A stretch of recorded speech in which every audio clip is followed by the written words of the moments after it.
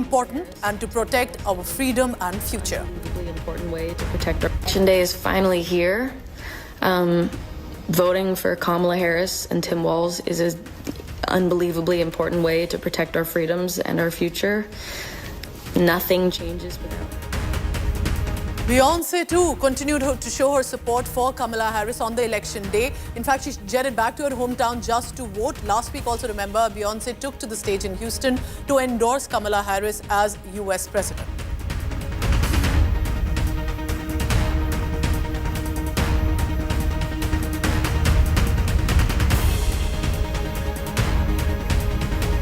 All right, so as the results continue to come in, all eyes will be on who gets to lead United States of America and what kind of relationship will they have with regard to India, other nations, and the geopolitical narratives. Will that change with regard to America? I want to thank all our guests, all our reporters on the ground, but it's our continuous coverage. I'm signing off for now. Stay tuned to India Today. Hope you're having a good day. Thank you very much for watching.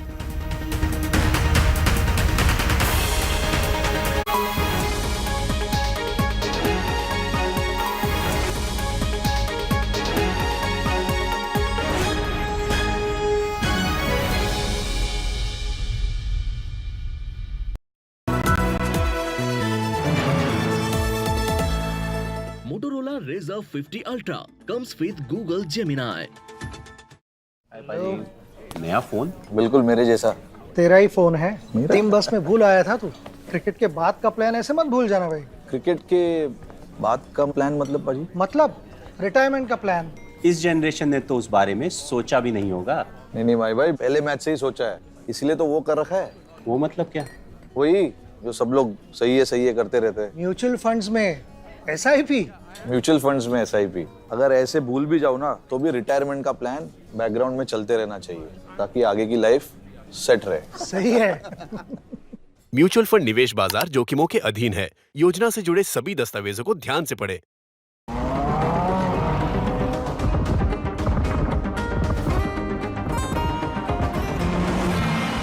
जमाने से हटकर बेबाक है मेरा signature. Signature finest cardamom seeds, a premium product from Dilbago.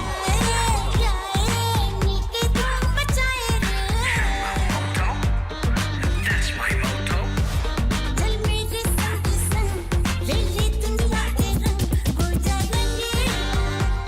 Ho ja rangila re with Motorola's incredible range of smartphones. Hello, Moto.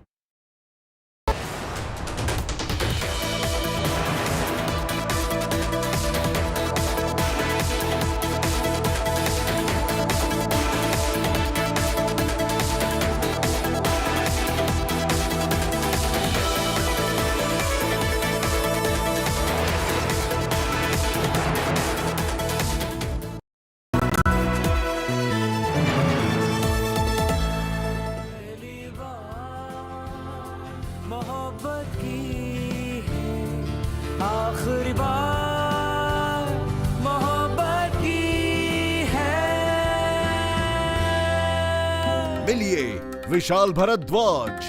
साहित्य आज तक दिल्ली में लाइव 22, 23 और 24 नवंबर major Dhyanchand national stadium, India gate, नई Delhi.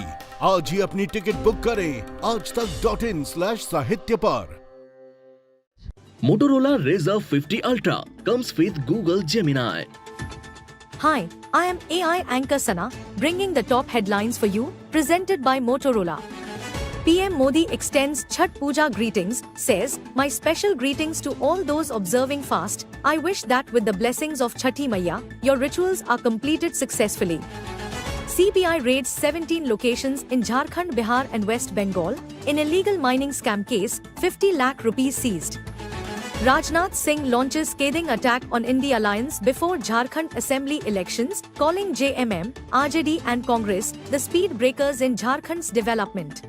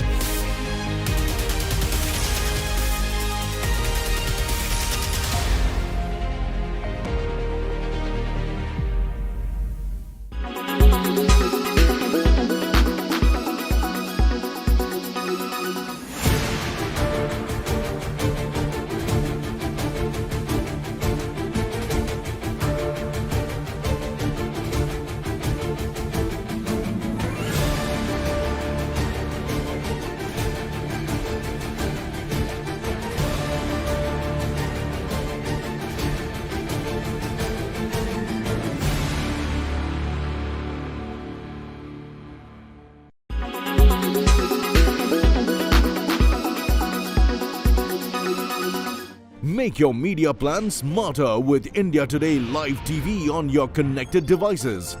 Amplify your brand with 100 million smart internet viewers. To advertise, mail us at sales@aajtak.com. Make your media plan smarter with India Today Live TV on your connected devices. Amplify your brand with 100 million smart internet viewers. To advertise, mail us at sales@aajtak.com.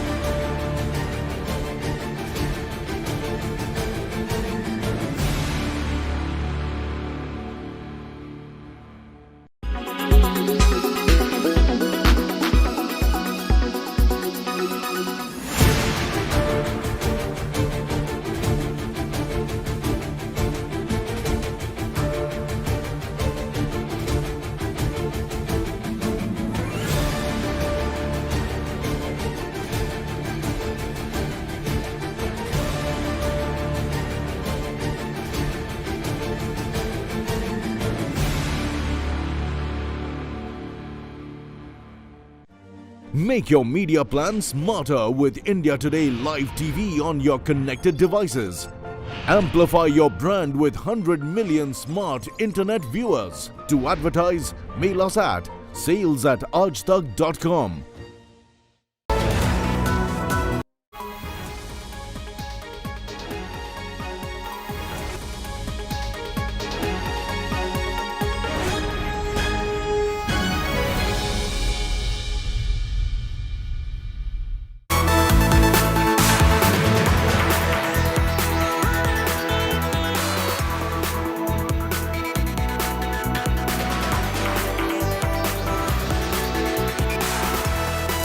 Well, it is the race for the White House and it is heating up even further.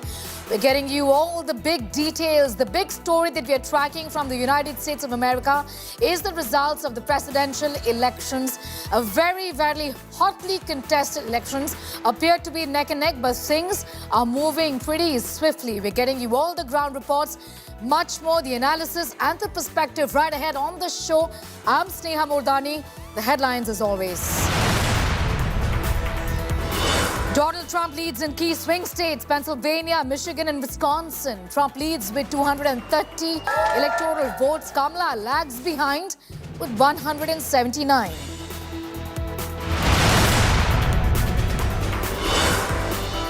From actor Anne Hathaway to singer Selena Gomez and Billie Eilish, celebrities urge voters to step out and vote.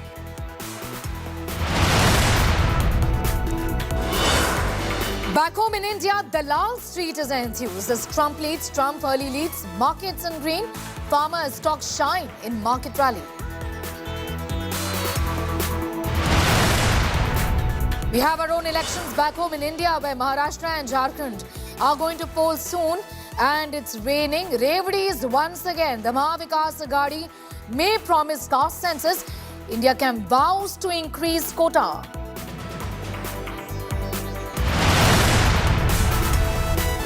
Patenge to Katenge continues to echo. Yogi Adityanath hams up the BJP clarion call. Opposition calls it divisive agenda.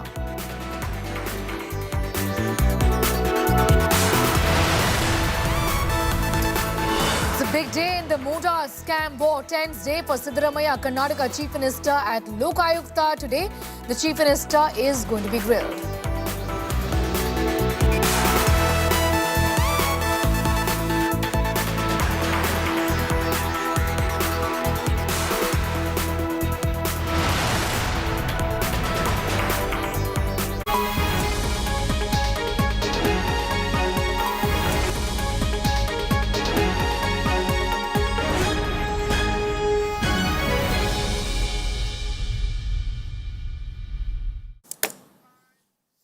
All right, we're getting you all the details of that big story that we are tracking. It's a race to the White House, and back home in India, the Dalal Street is enthused as well, as Trump seems to be leading. And that's the story that we are breaking at this hour.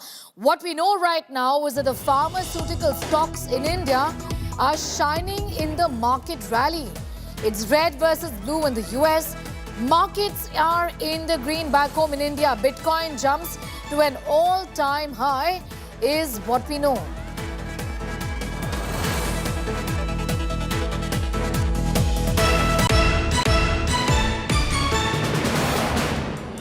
Going to go straight across to Business Today. Sakshi Batra for more details on that.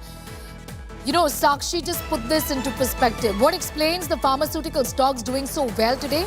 The markets are in the green as leads show that Trump, in fact, is doing pretty well in most of the states, isn't it?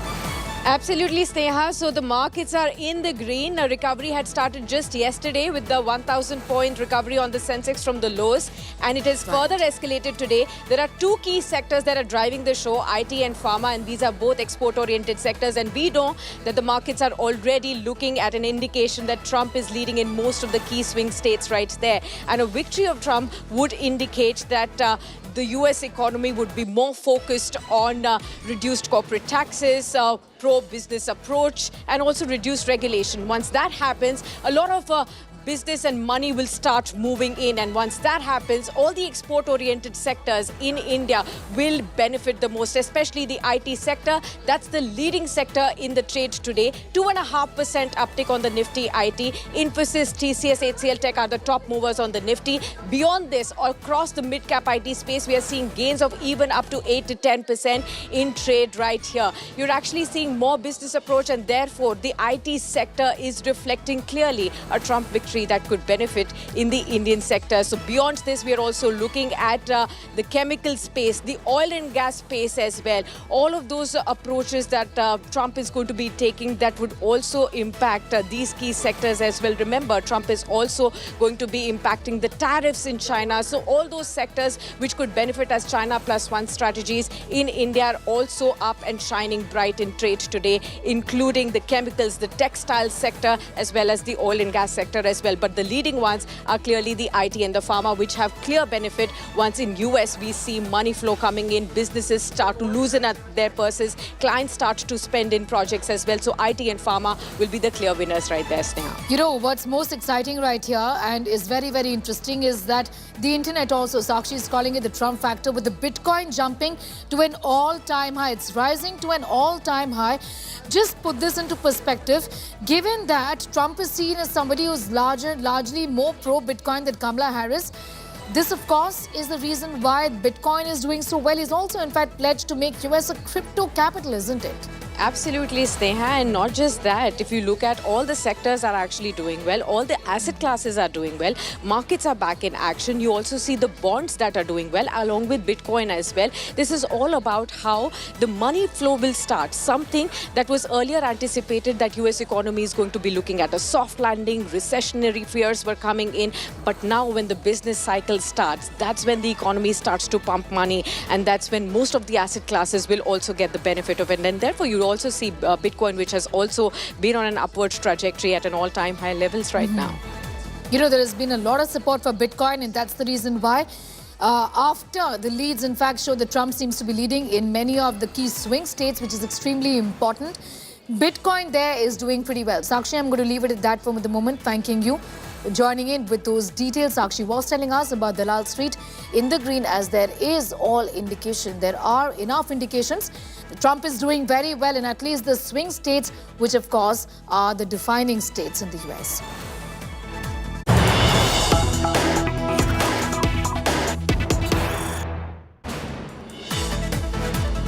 More news coming in. Trump is leading in most key swing states. That's the big story that we're breaking at this hour.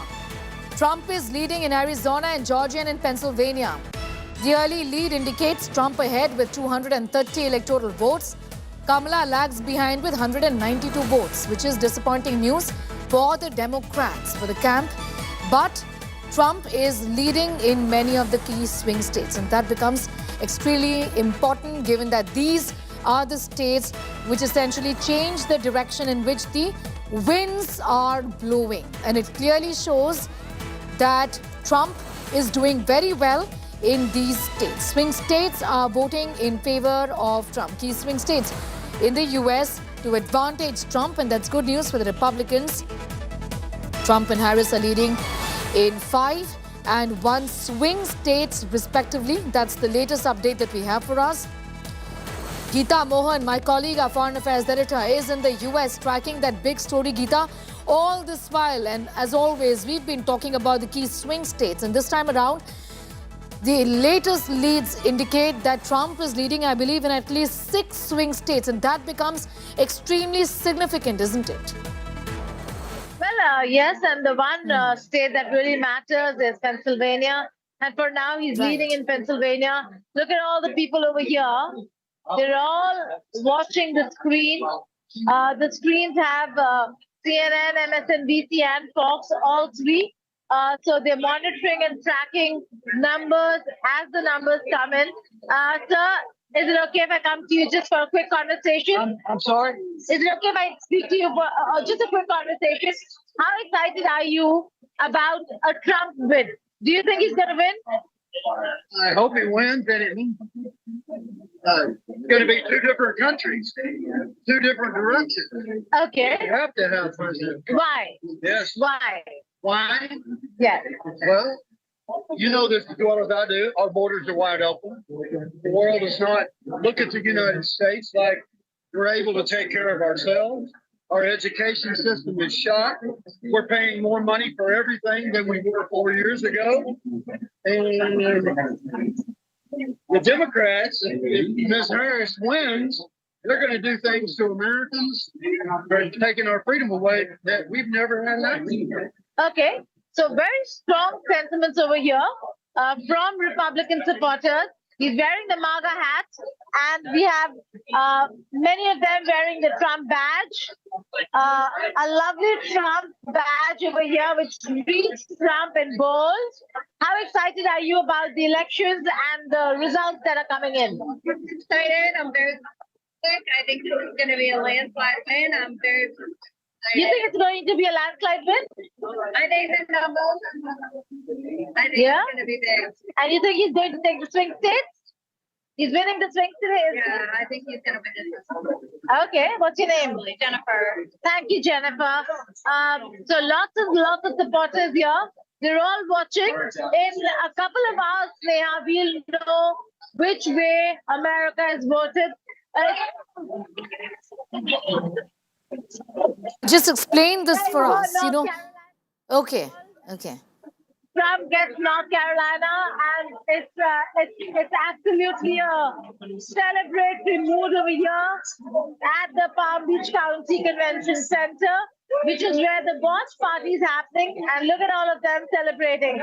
So in a couple of hours, we'll know. Okay, they're still celebrating North Carolina, Shreya. But Trump is ahead in most of the swing states, like you rightly pointed out. And that's certainly going to be something. Pennsylvania, yeah, see, he's ahead in Pennsylvania. It's gone up. It's 51.3% and 47.7% for Harris as of now. And CNN is projecting a Trump win in battleground North Carolina. So huge development for Trump and ahead in Pennsylvania as well. So in a couple of hours, we'll really know which way America has voted. The charts of USA have begun over here.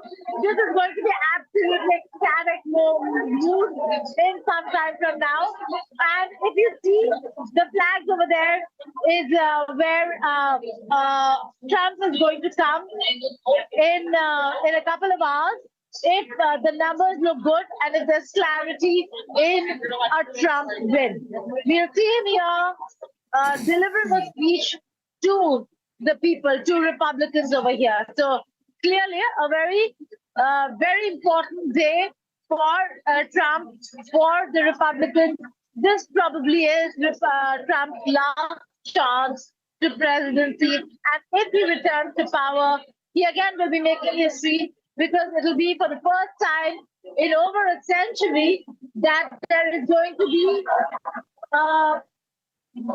non-consecutive winner in Trump, a non-consecutive term for a U.S. president. So that in itself is going to be history. They're rooting for Trump over here. They're all Republicans, and every moment, every chance they get, they either are hailing Trump. There's a lot of cheer, or when the channels call out a state for Harris, then you will hear a lot of booing as well. You know, Geeta, as we speak, Geeta, we are putting out these graphics for our viewers, just giving an idea about why these swing states are important and why the results are so crucial. Geeta, just put this into perspective as we stay with those graphics for our viewers. Often, it's taken at least up to 4 days for swing states to declare the elections and who the winner really is. And that's the reason why swing states matter. The final outcome of these elections actually may take even several days or so, isn't it? It's happened in the past. Well, that's right. Now, swing states matter not because they take a lot of time or their contestations. They matter because those numbers add up to a win. And these are the states that are not committed to a particular party. Whereas there are other states that are committed to a particular party. They're either red or blue. Some have over time turned red. They were initially blue. Florida, where I stand today, is one such state. It was a Democratic state, and it slowly turned red. And today, it has become a Trump bastion. So it is red. It is a huge number. It has 30 electoral votes and is a red state today. So just be with us. With Trump leading in Arizona, Georgia, Pennsylvania, and a win in North Carolina. Geeta just got that news for us a few seconds ago, and just to reiterate that for our viewers, that right now Trump essentially is ahead with 230, and he has won the swing state of North Carolina. That is, of course, the biggest headline at this hour. Geeta, you were telling about this earlier as well as the results were declared for North Carolina. I'm going to go straight across to India. Today's Rahul Kaval also. Rahul, a big and a very crucial development, a big boost in Trump's campaign, as it's clear that North Carolina clearly is in his kitty, isn't it?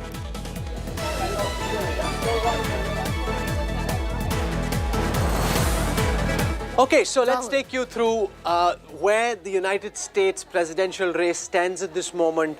The New York Times predicting that Donald Trump has an 89% chance of victory. If we look at all the votes that have been counted so far and project into the future, 298 electoral college votes is where Donald Trump could end up versus 240 for Kamala Harris. If I look at the big picture to give you a sense of where things stand at this moment, 246 electoral college votes at this time for Donald Trump, 204 for the Democrat candidate Kamala Harris, 88 electoral college votes currently up for grabs. If you look at some of the crucial states where polling numbers have started coming in North Carolina, for example, Donald Trump has 50.8% of the votes versus Kamala Harris at 48. This state already called by Associated Press in favor of Republican candidate Donald Trump. So these are the crucial battleground states. In Georgia as well, if we come across now to Pennsylvania, which was the most important battleground state, Donald Trump has actually been able to increase his lead. Earlier, the lead was just down to a few percentage points. From there, he's actually been able to consolidate his lead. 51.4% of the votes in Pennsylvania for Donald Trump versus 47.7% for Kamala Harris. If we switch over to Michigan, in Michigan, Kamala Harris at 64% of the votes versus 34.6% for Donald Trump. So this is one battleground state where Kamala Harris is in the lead. Apart from this, if we come to Wisconsin, here again, 51.1% of the votes for Donald Trump. Kamala Harris is 47.4% of the votes. The Republicans clearly having a great day at the hustings. So where is this coming from? I want to show you a quick sense of the big numbers, because if you look at the big numbers to get a sense of where this race stands, 303 is what Joe Biden had in the 2020 elections versus 235 for Donald Trump. At this moment, 16 electoral college votes have flipped taken from the blue category, brought to the red category. 88 are up for grabs in the balance at this moment, out of which 4 safe for Kamala Harris, 1 safe for Donald Trump, 18 likely for Kamala Harris, 4 likely for Donald Trump, 11 leaning towards Donald Trump, which essentially suggests that at this moment, with 270 being the asking figure, you've got Donald Trump at 262, Kamala Harris only at 226. This is a campaign where the Democrats seem to be running out of steam, and Donald Trump coming back to power potentially once again. It was last time in 1885 and then in 1893 that you had an American president who won with a gap in the middle. That was, of course, Grover Cleveland, who was the 22nd and 24th president of the United States. Not since 1897 have you had a situation where a man won an election, lost an election, and then came back. At this moment, the prediction is that there's an 89% chance of Donald Trump winning in the votes that have been counted so far. You know, Rahul, it's very interesting because what it really shows is that this wasn't that neck and neck as we believed it to be, isn't it? So yes and no. See, when you go out and poll in some of these states, let me take you through some of the states that we looked at. See, Michigan, this is one of the battleground states, 51% versus 48. That's a 3% gap between the winner and the runner-up. That's a very, very tight election. If you look, for example, at Pennsylvania, 41.4 versus 48, again, just about a 3+%. This is a very, very tight election. So when the polls were suggesting that this is a tight election, to that extent, the polls were correct. But the moment you come down to the gap between the winner and the runner-up being, say, 2 or 3%, it's very difficult for a pollster to be able to predict which side will it go on counting night because of just how close that race really is, Neha. All right, Rahul, be with us. In fact, I'm being told that there are certain pictures right now coming in. Let's go straight across to those pictures. I believe of Elon Musk, greatly seen as the biggest supporter of Donald Trump, has been rallying with him. Musk at Trump's Mar-a-Lago mansion party right now. Pictures of Elon Musk right now at the mansion of Donald Trump, where they are, in fact, he, at least, is being seen in these pictures on enjoying on what's supposed to be perhaps a dinner party that has been thrown by Donald Trump there. I'll, in fact, bring in Geeta Mohan for more on that. Geeta, the pictures are of the man who has been rallying from Donald Trump and perhaps seen as his most vociferous supporter, Elon Musk, there at a mansion, Donald Trump's mansion, and enjoying dinner right there. It clearly appears that this is early celebration for the Republicans and for those belonging to the Trump camp, isn't it here? That's right, Sneha. It was around afternoon that Elon Musk landed in Florida, here at the West Palm Beach, and he's been in Mar-a-Lago ever since then. So he started watching the election results trickle in with Trump, and he also did a Twitter space sitting in Mar-a-Lago, where he was talking about certain concerns regarding more women voters having come out to vote this time. Will that reflect in a Harris win in the swing states or something? We'll have to wait and see. But he did a long Twitter space from there, and he has been in Mar-a-Lago for a while. So he will come here with Donald Trump should there be clarity in the results that are coming out right now. If there is a clear picture in a couple of hours from now, then you will see Trump accompanied by all those important people, his coterie, as also those who've supported him, such as Elon Musk, on that stage in some time from now. Yes, but as far as celebrity support is concerned, Geeta, these were very interesting elections where there was very public support of, both the contenders on both sides, essentially, where we saw many celebrities endorse Kamala Harris as well, isn't it? Well, that's right. Celebrity endorsements are a thing when it comes to U.S. elections. It's happened over the years. A lot of big celebrities have endorsed. In fact, Taylor Swift's endorsement was something that was long awaited, awaited with bated breath. And finally, when it came through, it was a huge development for Kamala Harris. But have celebrity endorsements really turned or swayed voters? We do not really have real numbers to prove that, yes, they have actually swayed voters and converted a near loss to win. That certainly has not happened. We have seen, despite celebrity endorsements for Hillary Clinton, Trump winning. We've seen a lot of celebrity endorsements this time around for Kamala Harris as well, and Trump is leading. We do not know whether that's going to convert into a win or not, but we do see that the celebrity endorsements have become a thing in U.S. elections. They do wait, they engage, they woo celebrities to ensure that they endorse one candidate or the other. All right, Geeta, be with us. I'm just going to come back to you for more on that. Geeta is in Florida right now reporting on that big story that we are tracking to give just more perspective to our viewers and the latest information, latest leads at this point in time. Take a look at what is being now said as far as Pennsylvania is concerned. That's where Donald Trump is having a lead of about 51.4% as opposed to Kamala Harris's 47.6%. That's the latest figure from Pennsylvania.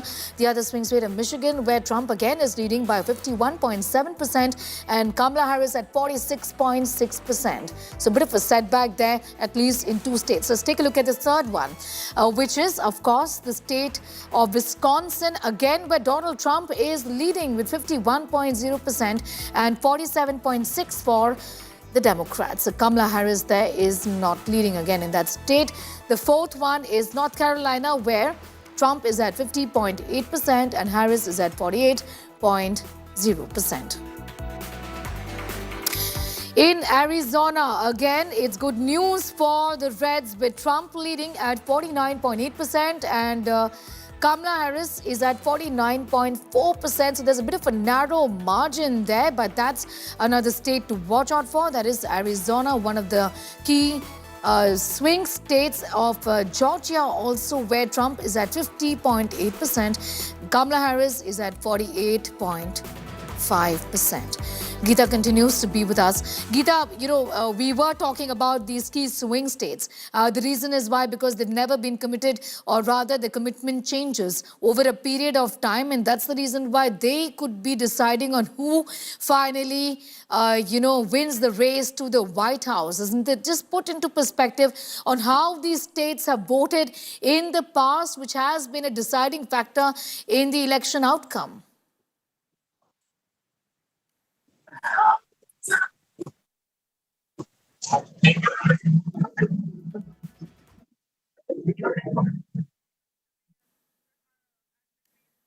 All right, Geeta, I'm going to ask you that question again. If you can hear me, apologize for that line with Geeta. But Geeta, my question to you was particularly about the swing states. And I just wanted you to put this into perspective for our viewers on how the swing states in the past have decided the outcome of the elections. Well, that's right. Swing states do decide the outcome of the elections. And it's not rare. It is very, very important, and it is a common feature when you see swing states really affect the result of U.S. elections. You have the Republican states, you have the Democrat states, you have Reds, you have Blues that are almost traditionally that vote for a particular party. You also have those states who are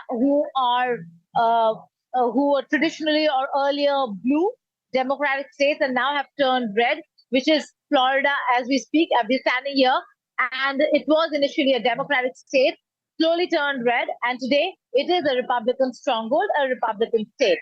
But the swing states are the ones that flip. They could vote Democrat or Republican, and every time they do that, the electoral votes matter. And those electoral votes add up to the win. So you have a number that's stacked up at the very beginning of the election, and then you have numbers stacked up for the Democratic Party also at the very beginning.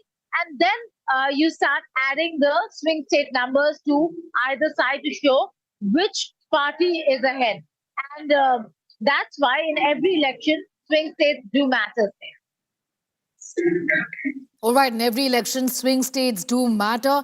What is clear right now is that Trump has the lead in most of the swing states. Also, Right. We'll just, in fact, go back to Geeta in a moment from now. But these are the details that we have with us as far as the voting is concerned. The voting patterns indicating that there is good news in the red camp, with Trump at least leading in the key swing states, which, like we've been talking about, are the deciding factors these elections. He's spoken about a range of issues that ultimately determine what could be the reason behind the candidate's victory, who will be winning the race to the White House. And one of that is, of course, that of the swing states. Discussing that and much more, also up ahead on the show, getting in more perspectives from ground zero and with our experts right ahead on the show, and how this campaign, this very hotly contested elections has been so far. America is our top focus story right here. We're pausing into a quick commercial break.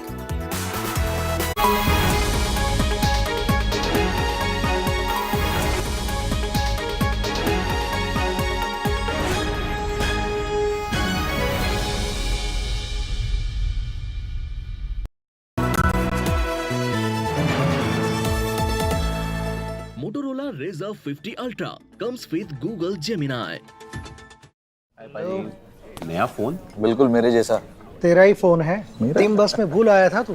Cricket के बाद का plan ऐसे मत भूल जाना भाई। Cricket के बाद का प्लान मतलब पाजी? मतलब रिटायरमेंट का प्लान।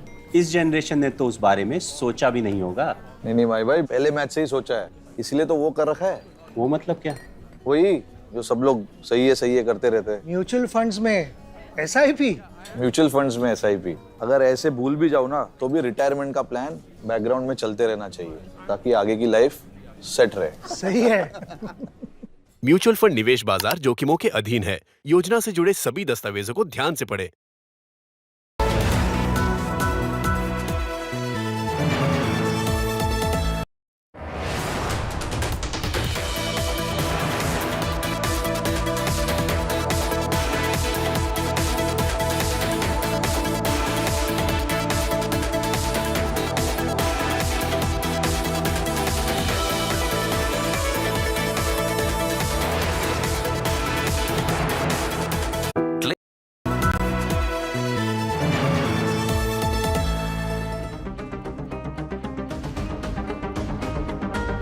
जमाने से हटकर बेबाक है मेरा सिग्नेचर।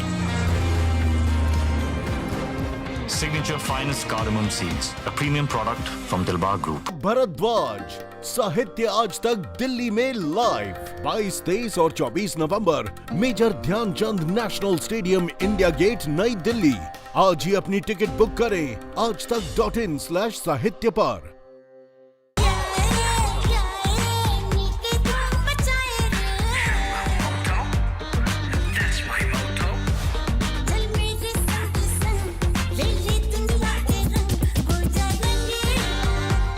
हो जा रंगीला रे with Motorola's incredible range of smartphones. Hello, Moto.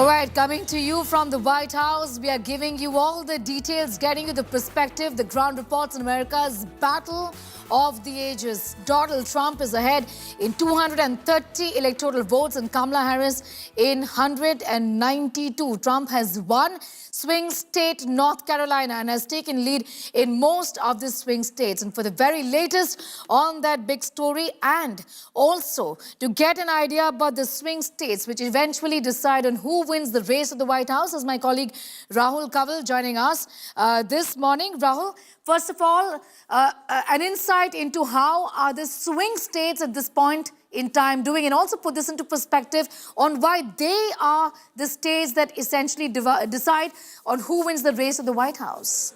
Well, it's turning out to be a bruising night for the Democrats in the United States. Donald Trump at this moment seems to be coasting to power. I want to show you some fascinating insights which capture the counting that's happened so far in the US. At a broad level, you've got 247 electoral college votes for Donald Trump versus 204 for Kamala Harris, 87 votes in the Electoral College still up for grabs. Let's just take you through some of the crucial battleground states. Remember, there are 7 swing states which will determine ultimately who ends up winning. I'll start with Arizona, where Donald Trump, with the narrowest of margins, 49.8 for the Republican candidate versus 49.4 for Kamala Harris. Just a 0.5% gap between Trump and Harris in Arizona. From here, if we come to Georgia, which has already been called by Associated Press in favor of Donald Trump, 95% of the votes already counted,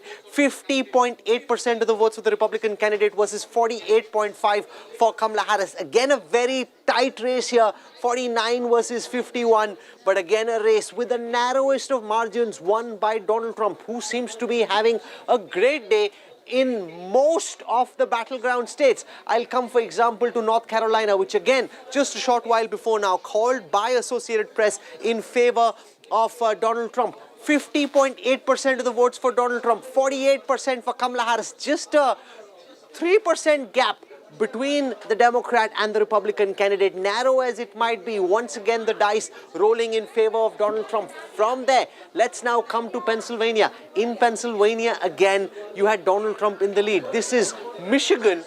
Michigan is a state where Donald Trump has 50.1% of the votes versus Kamala Harris, who has 48% of the vote. Again, a very, very tight race, just 2% there. But again, advantage with 49% of the votes counted for Donald Trump. I want to show you 2 insights which give you a sense of what's really at play over here.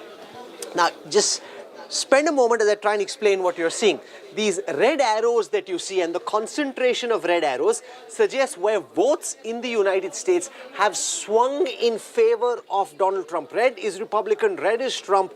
The blue arrows, and you see some of them, blue arrows are suggesting where the votes have gone in favor of Kamala Harris and the Democrats. Now you see the concentration of red arrows across the map of the United States in favor of Donald Trump. Now that's a big swing of votes. So it's not just the macro level data which has changed. If you look county by county, state by state, there is a big transfer of votes relative to the last elections in favor of Donald Trump. I want to show you this next data which gives you a sense of how these counties have voted. Now, even if you look at the big rural counties, you look at the metros, there's a big transfer of votes across different kinds of counties in favor of Donald Trump. And that really shows why, at this moment, Donald Trump has a very good chance, 89% chance, when we last looked, of Donald Trump coming back to power. In the next few hours, it'll become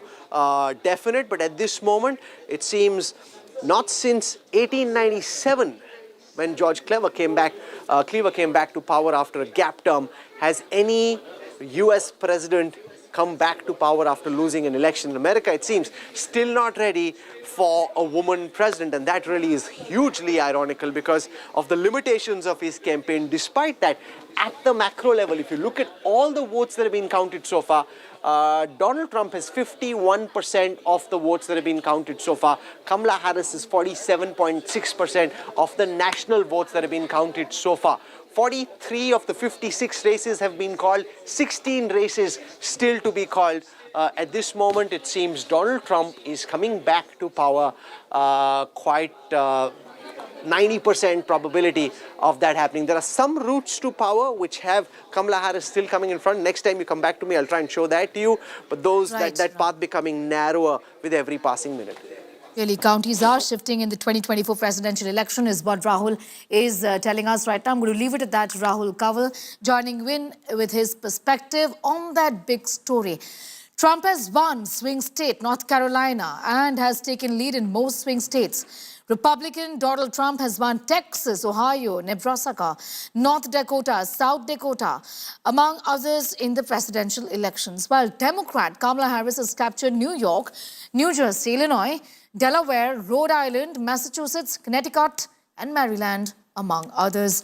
The 7 swing or battleground states of Pennsylvania, Arizona, Georgia, Michigan, Nevada, North Carolina, also Wisconsin are expected to effectively decide who will be the 47th president of the United States of America. It's the magic number of electoral votes needed to win the presidential election, and that stands at 270.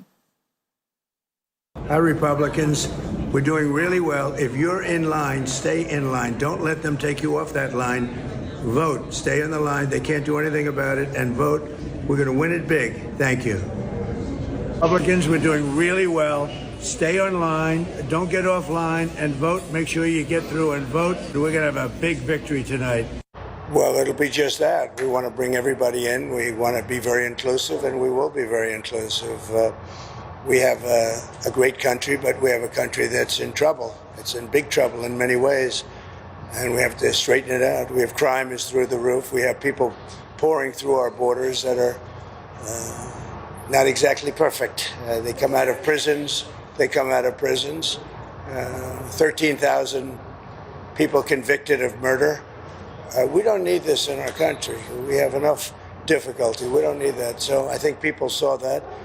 And it just seems that the conservatives are voting very powerfully. It should never happen. A thing like that should never happen. This election should be over. They spend all this money on machines. And frankly, if they'd use paper ballots, it would be over by 10 o'clock.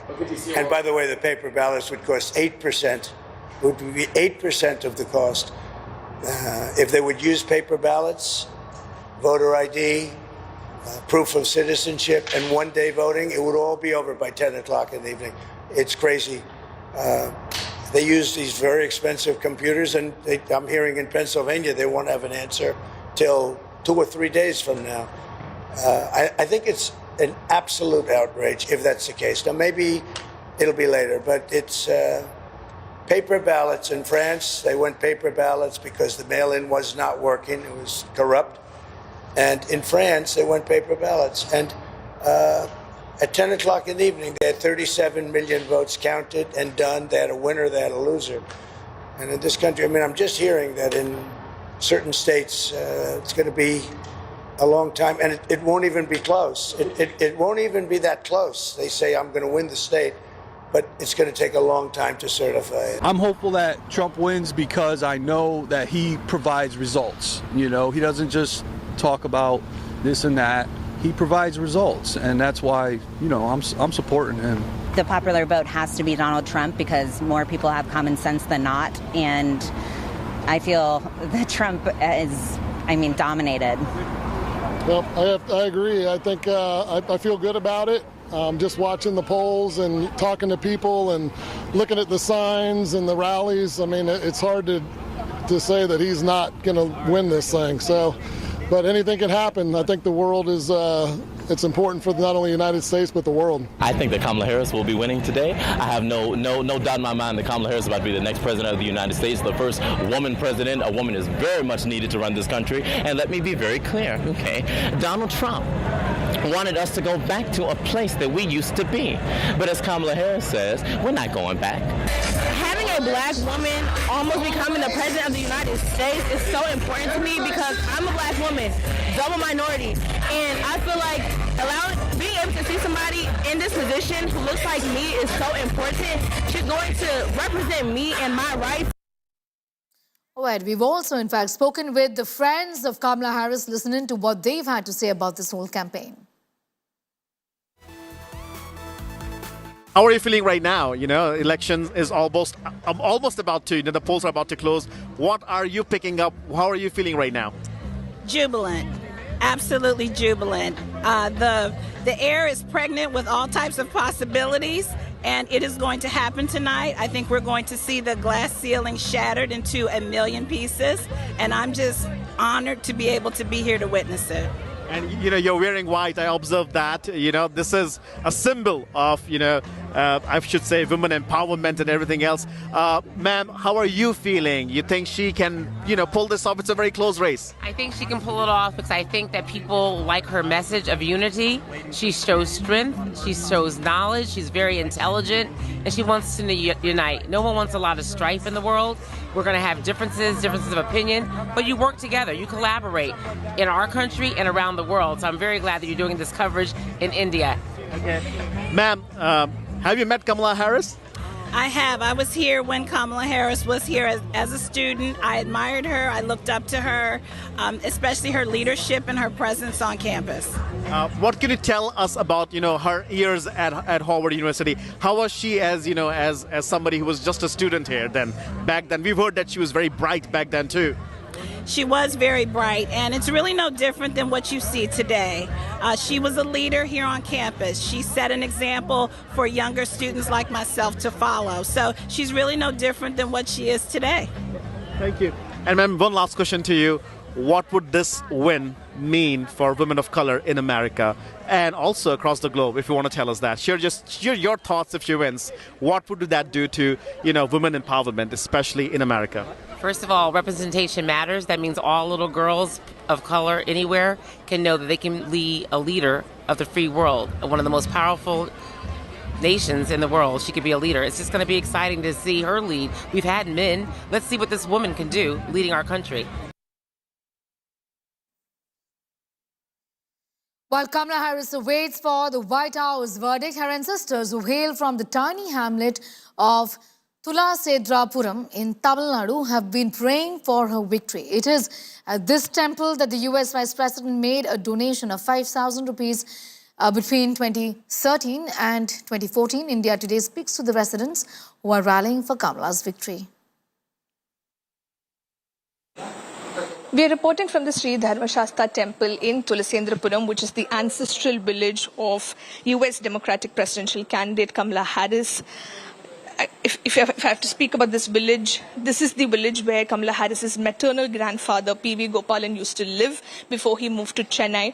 And this temple, it also has a stone board which mentions the name of Kamala Harris having donated rupees 5,000 for the temple consecration in the year 2013-2014. It also mentions the names of her aunt, Sarla Gopalan, and her grandfather, P.V. Gopalan, for donating money for the temple works and renovation works, etc.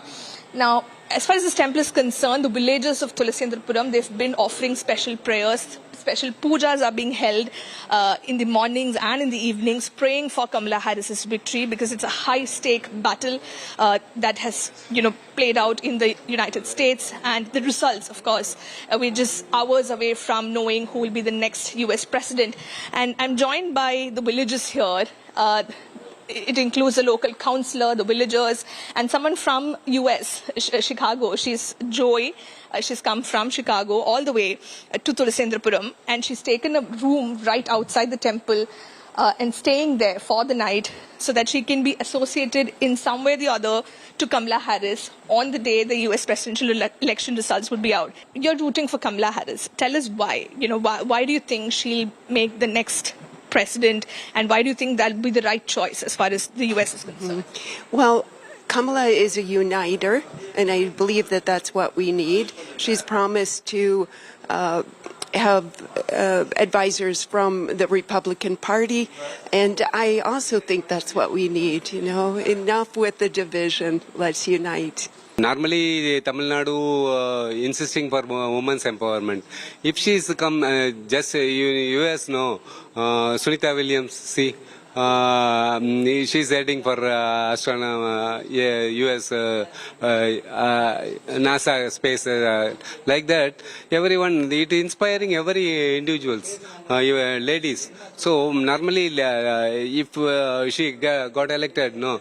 So Indo-US relation will be definitely improve. That, of course, is the sense from the ground, the mood on the ground. All of them really praying for Kamala Harris's victory. It was not an easy election, and it has huge consequences and implications, not just for the US, but for the rest of the world. And that's the reason why they say every prayer counts, and that's why we're stepping in, praying for Kamala Harris. And they say because of Kamala Harris, Thulasendrapuram has also, become more evident on the global map. With video journalist Daniel, this is Shilpa Nair for India Today. The most crucial election for the United States and the world, one of the key contenders, Donald Trump, cast his vote with wife Melania Trump in Florida. Trump says he isn't thinking about losing, but he doesn't have a victory speech just yet. Yes, Mom.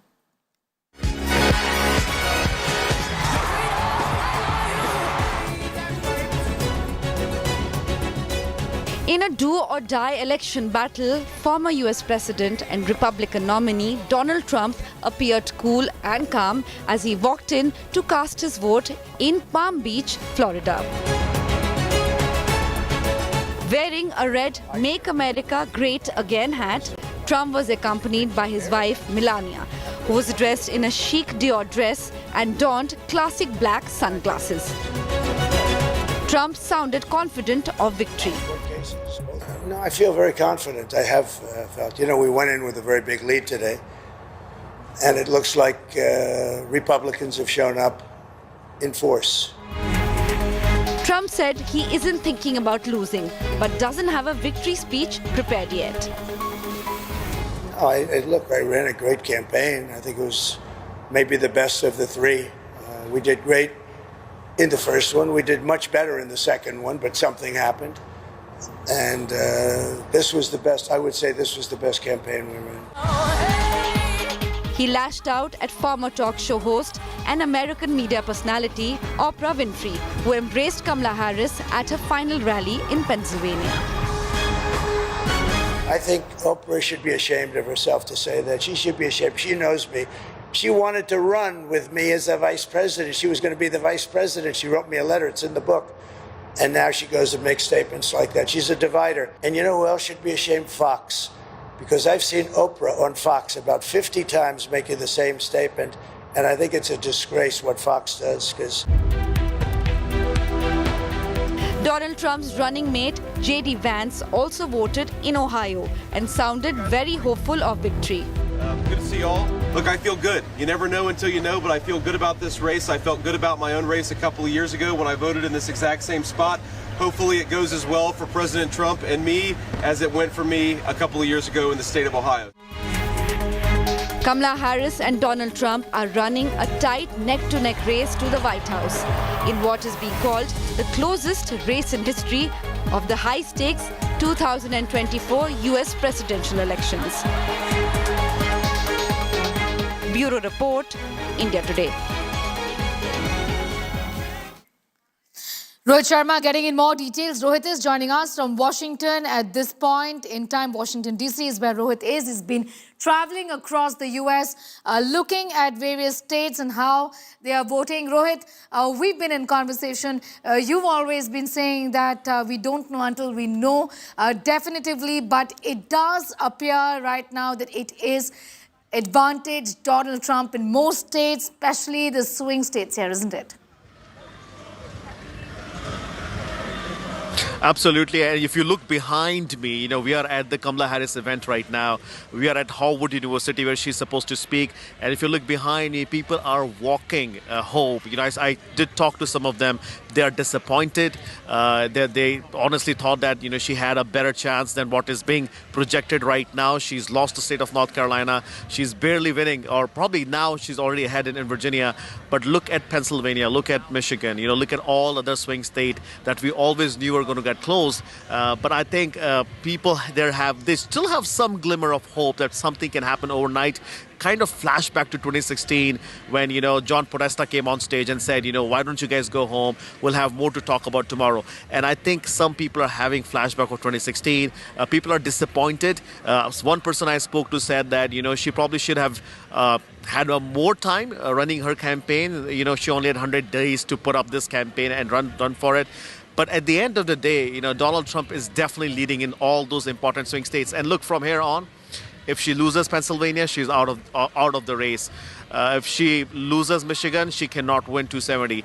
I mean, so Minnesota, Wisconsin, all those blue wall states, he's leading maybe by a fraction of point. But remember, those fraction of point is how Joe Biden got to presidency in 2020. He won by 10,000 votes and 12,000 votes in some of those states. So it's looking bleak for Kamala Harris and the campaign right now. The supporters are disappointed. They think that, you know, something will happen. Maybe the mail-in ballots will help her. One election official in Michigan told us that they are expecting the results to be out in the wee hours of Wednesday morning. So it could very well be over tomorrow or by afternoon tomorrow. We do not know. But looks like it's definitely advantage Trump right now. All right, I'm going to thank you for the moment. Rohit getting in those details from Washington, D.C., telling us about what is expected in the next couple of hours. The results will be declared possibly in a few hours, possibly by tomorrow is what we know. Let's now take you through the latest coming in from the elections in the U.S. Let's take a look at these pictures, though. Trump preparing to celebrate big at the Mar-a-Lago headquarters. He will be spending the evening at his resort in Palm Beach in Florida. The former president is also hosting multiple dinners. Elon Musk is among the first ones to reach the venue. Kamala Harris has hosted an election night watch party at Howard University in D.C. She will be spending the election night at the university, her alma mater.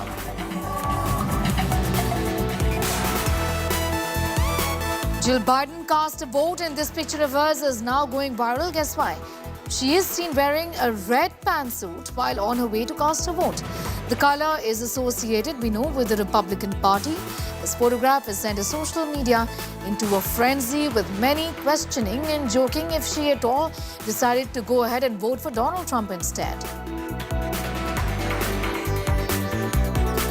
Actor Anne Hathaway encouraged voters in colleges and universities to stay in line and cast the vote to the tune of her own rendition of Sabrina Carpenter's Please, Please, Please.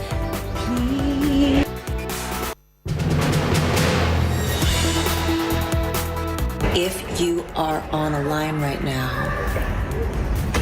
please, please, please stay on the line.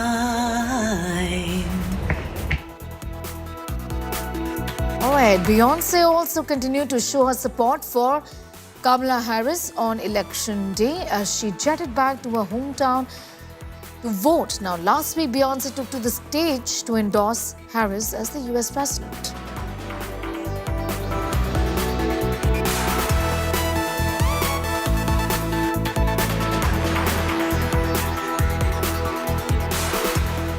Right, the race for America continues to be a top focus story right here.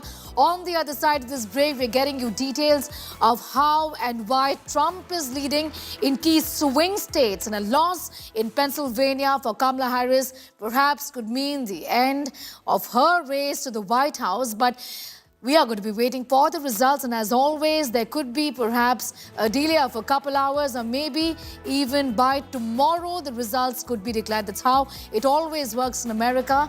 That continues to be a top focus story right here. Thanks for watching.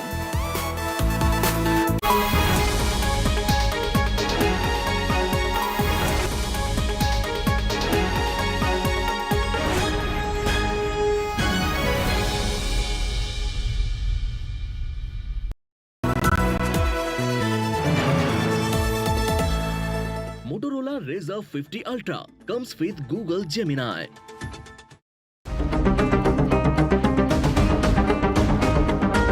जमाने से हटकर बेबाक है मेरा signature. Signature finest cardamom seeds, a premium product from Dilbar Group.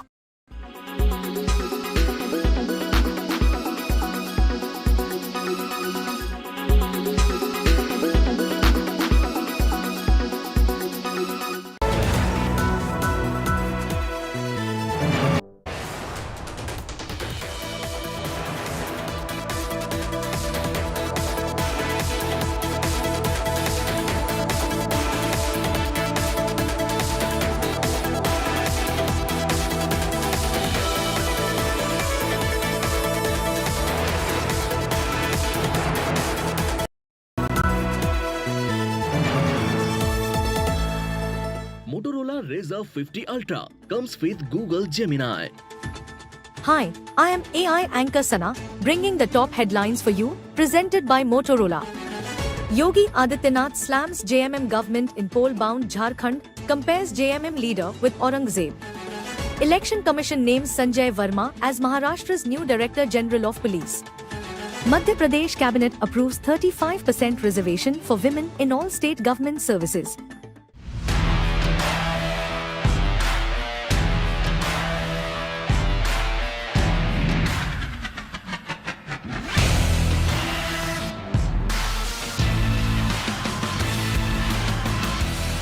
India Today, Making Sense of India. Subscribe now.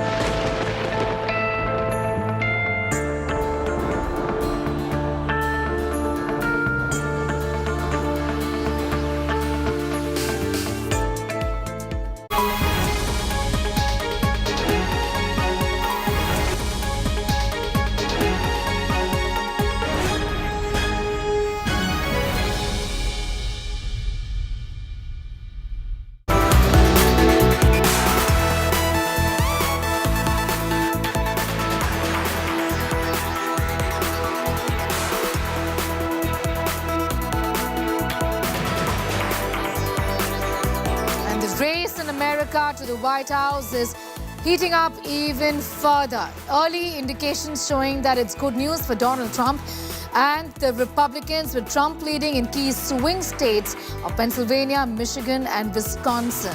But you're going to be waiting for the results, but getting new perspectives, ground reports and much more up ahead on the show. America and the presidential elections continues to be our top focus story right here. I'm Sneha Moldani. As always, the headlines first. Trump seems to be leading in key swing states. He's led with 230 electoral votes. Kamala Harris lags behind with 179.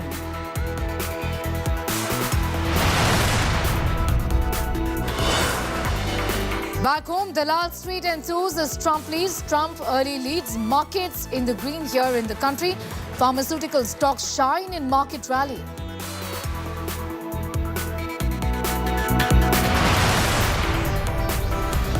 Images of Trump with Musk at the Mar-a-Lago mansion party emerges from actor Anne Hathaway to singer Selena Gomez. Celebrities urge voters to step out and vote.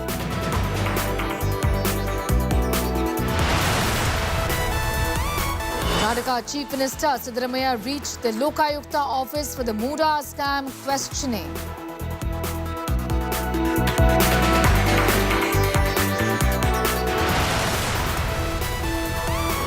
Elections in India and the key states of Maharashtra and Jharkhand, and it's raining Revadis. MVA Mahavikas Aghadi may promise caste census. India camp vows to increase the quotas.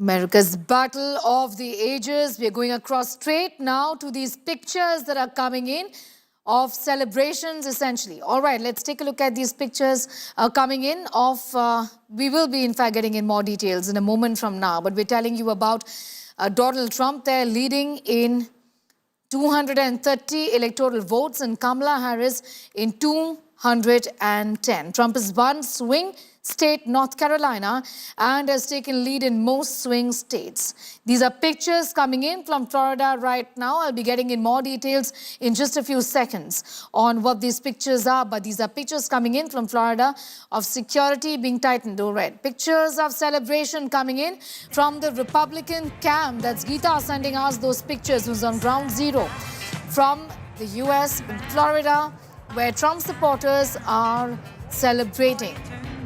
Visuals are from Florida, where Donald Trump voted early today, and celebration in the Trump camp has broken out.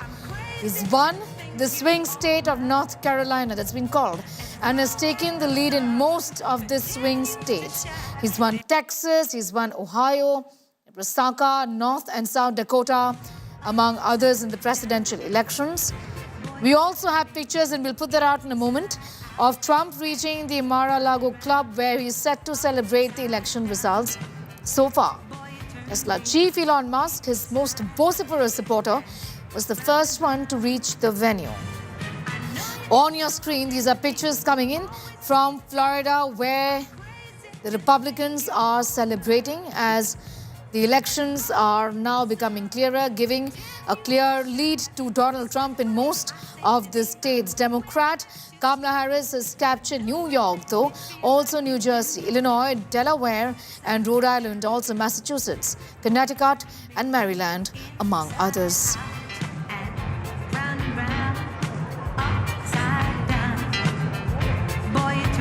Trump supporters, Republicans, are in fact celebrating. I'm going to go straight across to my colleague Rahul Kaval, getting in more details on that. Rahul, celebrations are broken out in the Trump camp, as we can see in these pictures, because I think we're getting a fairly clear picture about which way the wind is blowing right now, isn't it? There's not just a wind that's blowing, there's a Trump tufan that's blowing through the United States. I'll take you through the latest numbers to give a sense of where this election stands. At this point in time, the New York Times predicts that there's a 91% chance that Donald Trump will be president of the United States once more.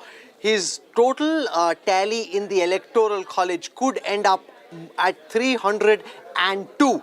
302, remember, it was Grover Cleveland back in the 18th century, in 1897, who was the last man to win after losing one election. Not since 1897 has anybody won after losing one election in the middle. So Donald Trump is set to break history. 302 is where he's likely to end up. 91% chance of Donald Trump winning. I want to give you a sense of the votes that have been counted and where things stand. At this moment, of the votes that have been counted, 51% of the popular national vote has gone to Donald Trump. 47.3% vote for Kamala Harris. That's a 4% gap almost between Donald Trump and Kamala Harris, suggesting, quite unlike what the polls were suggesting, which was saying it's a 1% gap, or that will be a very narrow gap nationally. Donald Trump quite comfortably in the lead. I have some more very insightful visualizations to show you, because a lot of the sense was that it would be in rural counties that Donald Trump would do well, which he has. If you look at small cities and rural areas, and so far there are voting trends for 1568 small cities and rural areas out of the 2,306. There's been a vote share swing in favor of the Republicans to the extent of 4.5%. So this has happened in small cities and rural areas. These are Trump counties and Trump bastions. However, even in core urban counties, we've got trends for 34 out of 68 counties so far. There's a big swing in favor of Donald Trump, 9.1%. So he's not just winning in the rural areas and the small cities, he's winning in core urban counties as well. Also in major suburbs next to the big cities, a 6.9% swing in favor of Donald Trump in comparison with the last election. In the medium-sized metros, a 5.2% swing in favor of the Republicans. What this suggests is that he's not just winning in the rural areas, which is what the polls had initially predicted. He's also doing well in the suburbs. He's doing well in the core urban counties. So where could this potentially end up? I want to give you a sense of where things stand. Remember, last time Joe Biden won 303 Electoral College votes. He needs 270 to win. Donald Trump last time at 235. At this moment, Donald Trump is already at 248, so he's crossed his tally from the last time. The Democrats are at 213.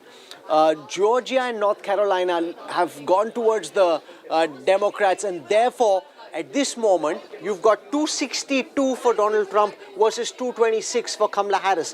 262 for Donald Trump means he's only 8 away from the magic finishing line. There are some more insights I want to show you, because this is to do with the 7 battleground states. In that big state of Pennsylvania, with 86% of the vote already counted, Donald Trump is at 50.9% of the vote versus Kamala Harris at 48.2% of the vote. So in that crucial state where Kamala Harris made such an effort in trying to go and mobilize voters, you've got Donald Trump leading. I want to come now to Arizona. In Arizona as well, again, look at the narrowness of the margin. 50% versus 49.2% for Kamala Harris, but a 0.8% lead for Donald Trump with about 55% of the vote counted. I want to come to Georgia, which has already been called in favor of Donald Trump. 95% of the vote counted there already. 51% of the vote cast for Donald Trump versus 48.5%. With the narrowest of margins, Kamala Harris trailing Donald Trump in the important battleground states, which is why Donald Trump could end up beyond 300.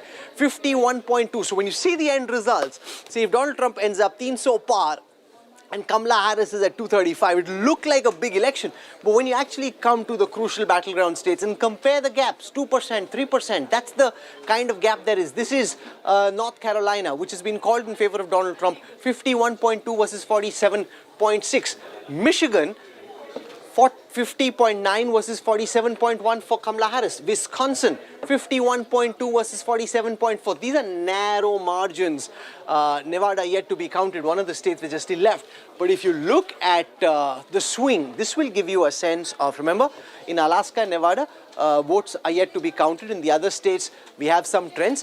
What these red arrows do, if you can see them on your screen, suggest where votes have gone in favor of the Republicans. Those are marked out in red arrows. Where votes have gone in favor of the Democrats, those are marked out in blue arrows. The lightness shows the less swing, the darkness shows the big swing. This suggests what a sweep election this has been.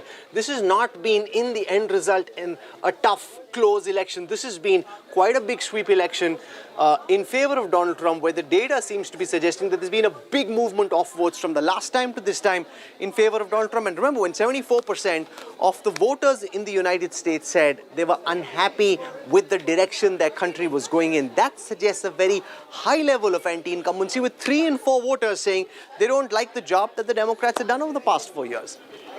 You know, Rahul, I also want to ask you, because the swing states are so important, presidential election recounts have happened in these states in the past as well.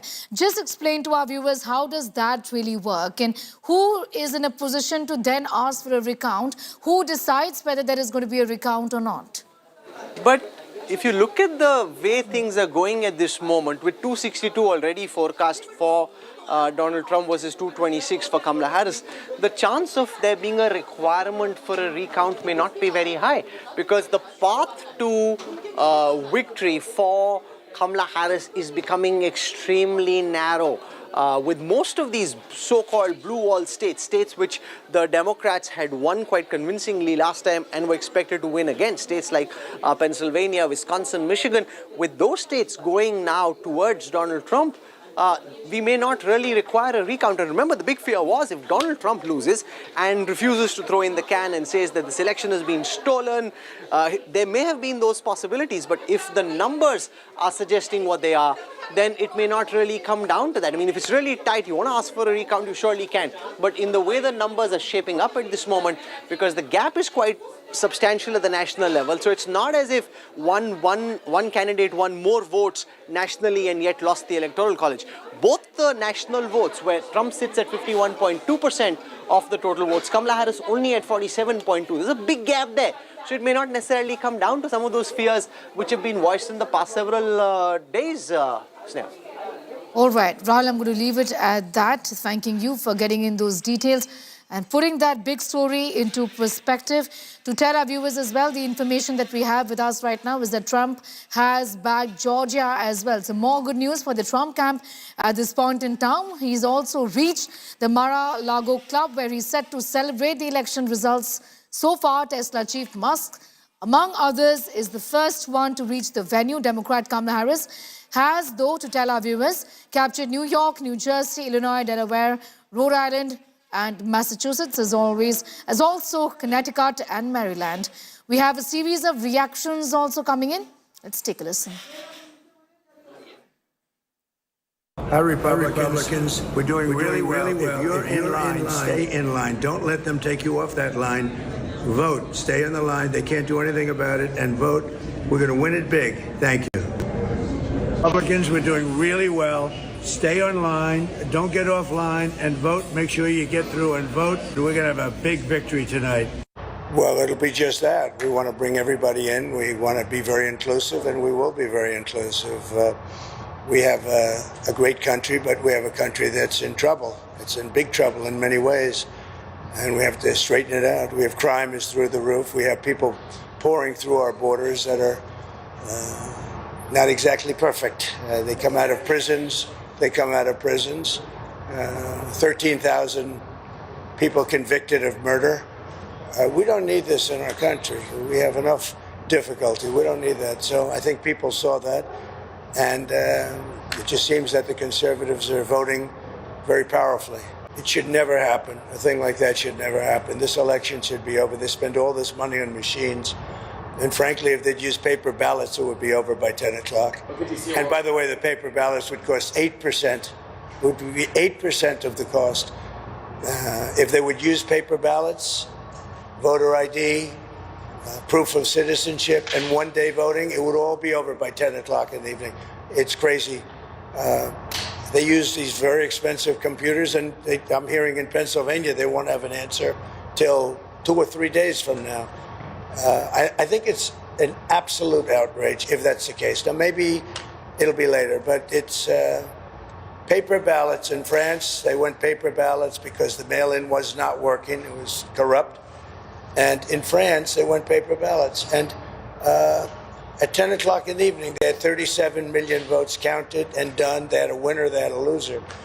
And in this country, I mean, I'm just hearing that in certain states, it's going to be a long time, and it won't even be close. It won't even be that close. They say, I'm going to win the state, but it's going to take a long time to certify it. I'm hopeful that Trump wins because I know that he provides results. You know, he doesn't just talk about this and that.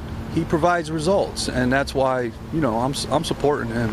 The popular vote has to be Donald Trump because more people have common sense than not, and all right, so we have, in fact, a confirmation right now, and this is through CNN, that Trump has bagged the second swing state of Georgia. Media reports, we're quoting CNN, say that Trump has won 2 of the 7 swing states. The first one being North Carolina, the second being Georgia, and this is through CNN. CNN has called it 2 of the 7 swing states has now been taken by Donald Trump. I'm going to go straight across to our foreign affairs editor, Geeta Mohan, is on ground zero. Geeta is in Florida with Donald Trump earlier. In fact, cast his ballot. It's great news. We have a confirmation, Geeta, of at least 2 swing states where Donald Trump has won. Well, it looks pretty bad for the Kamala camp right now. Cedric Richmond, who was the Harris campaign co-chair, just came out and spoke, and he said that they will wait till the last voice is heard, the last vote is counted. That clearly shows that they are in trouble. He's also gone ahead and said, you will not hear from the Vice President tonight. He will speak tomorrow, which means that they are going to wait for the last vote so that they are sure whether they're winning or losing. On the other hand, 2 important swing states have gone to the race when it comes to Pennsylvania, and we'll have to see how that goes for what local have. If you get to Australia, please start your dress.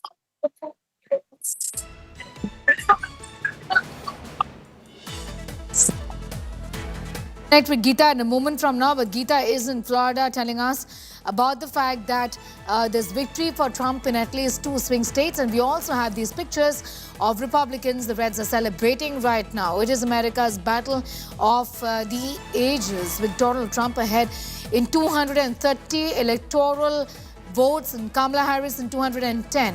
It's a big boost to Trump.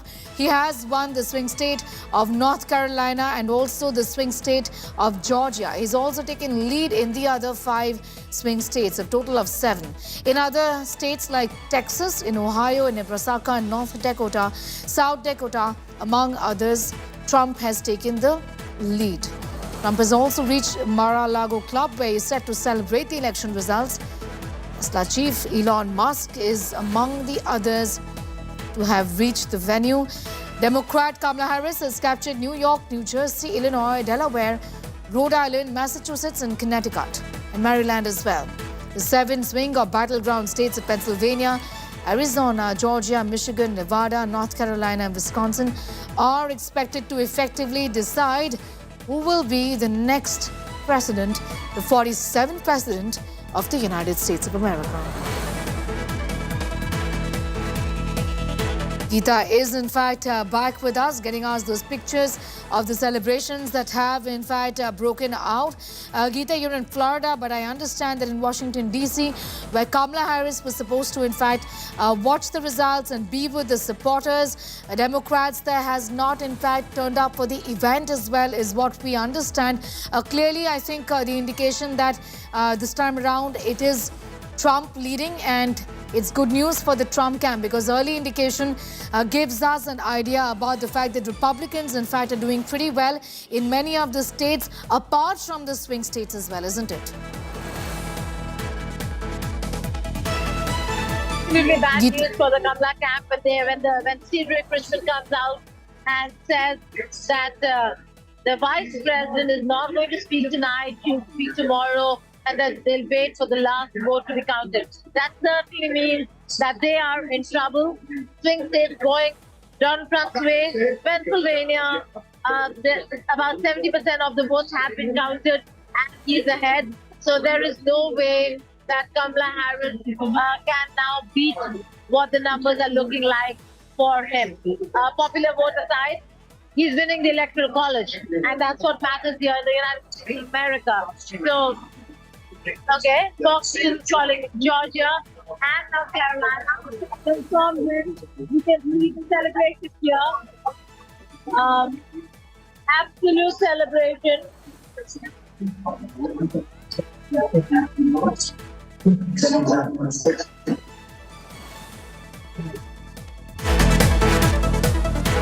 We'll go back to Geeta in a moment from now, but those are pictures that Geeta has sent us from Florida, where she is at this point in time, where the results are being watched very keenly right now. Georgia win for Donald Trump. He's also leading in the other 5 swing states is the latest information that we have with us. So it does appear that the race to the White House is in fact perhaps right now. All right, we have more information coming in at this point in time. Kamala Harris is not speaking at the Harvard University today, where she was supposed to. Large crowds have begun to leave, is what Rohit in fact was telling us earlier as well. So there's disappointment on, in fact, in the Democrat camp, with Kamala Harris there deciding not to speak at the Harvard where she was supposed to. Now staring clearly at a defeat, she is possibly... All right, pictures on your screen right now out of the supporters leaving Harvard where they were. In fact, they had gathered right there to listen to Kamala Harris. These are pictures coming in from Washington, D.C., where Kamala Harris supporters were there, keen to listen to her speak at the Harvard University. But she isn't doing it, is what we know. Staring at a defeat. She was in fact supposed to speak at Harvard, but she isn't going to be speaking there in Harvard University, her alma mater, where the supporters had also gathered. So there's disappointment for the Democrats. Kamala Harris not turning up at the Harvard University tonight, where she was in fact supposed to speak. There clearly is a somber mood at Kamala Harris's alma mater, Harvard University, as hopes there for victory seem to be dimming even further. Pictures, in fact, are on your left side of your screen of the Republicans celebrating there on what appears to be an inevitable victory there for Donald Trump these elections. On the right side are pictures, in fact, that we had previously put out. These are old pictures of Kamala Harris from the campaign. And right now what we know is that she isn't speaking at the Harvard University, her alma mater, where she was supposed to, as hopes for a victory only dim. This was Kamala Harris's watch party, where the supporters had gathered very keenly to listen in to her. However, we have pictures, and we'll put that out once again for our viewers, of the supporters leaving the Harvard University. Clearly, a somber mood among the students there, faculty and alumni, as the night wears on, with their hopes that Harris could possibly become the first president to graduate, is in fact dimming even further. Harvard, in fact, had prepared for a historic moment, what they hoped would have been a historic moment, but it wasn't to be. A long list of supporters was seen, and we have those supporters, as you can see in these pictures, who are leaving the university right now. The people, supporters stretching down the street as people gathered after casting their vote to listen in to her. This was a watch party that was organized. And this time around, there is disappointment, and they are leaving.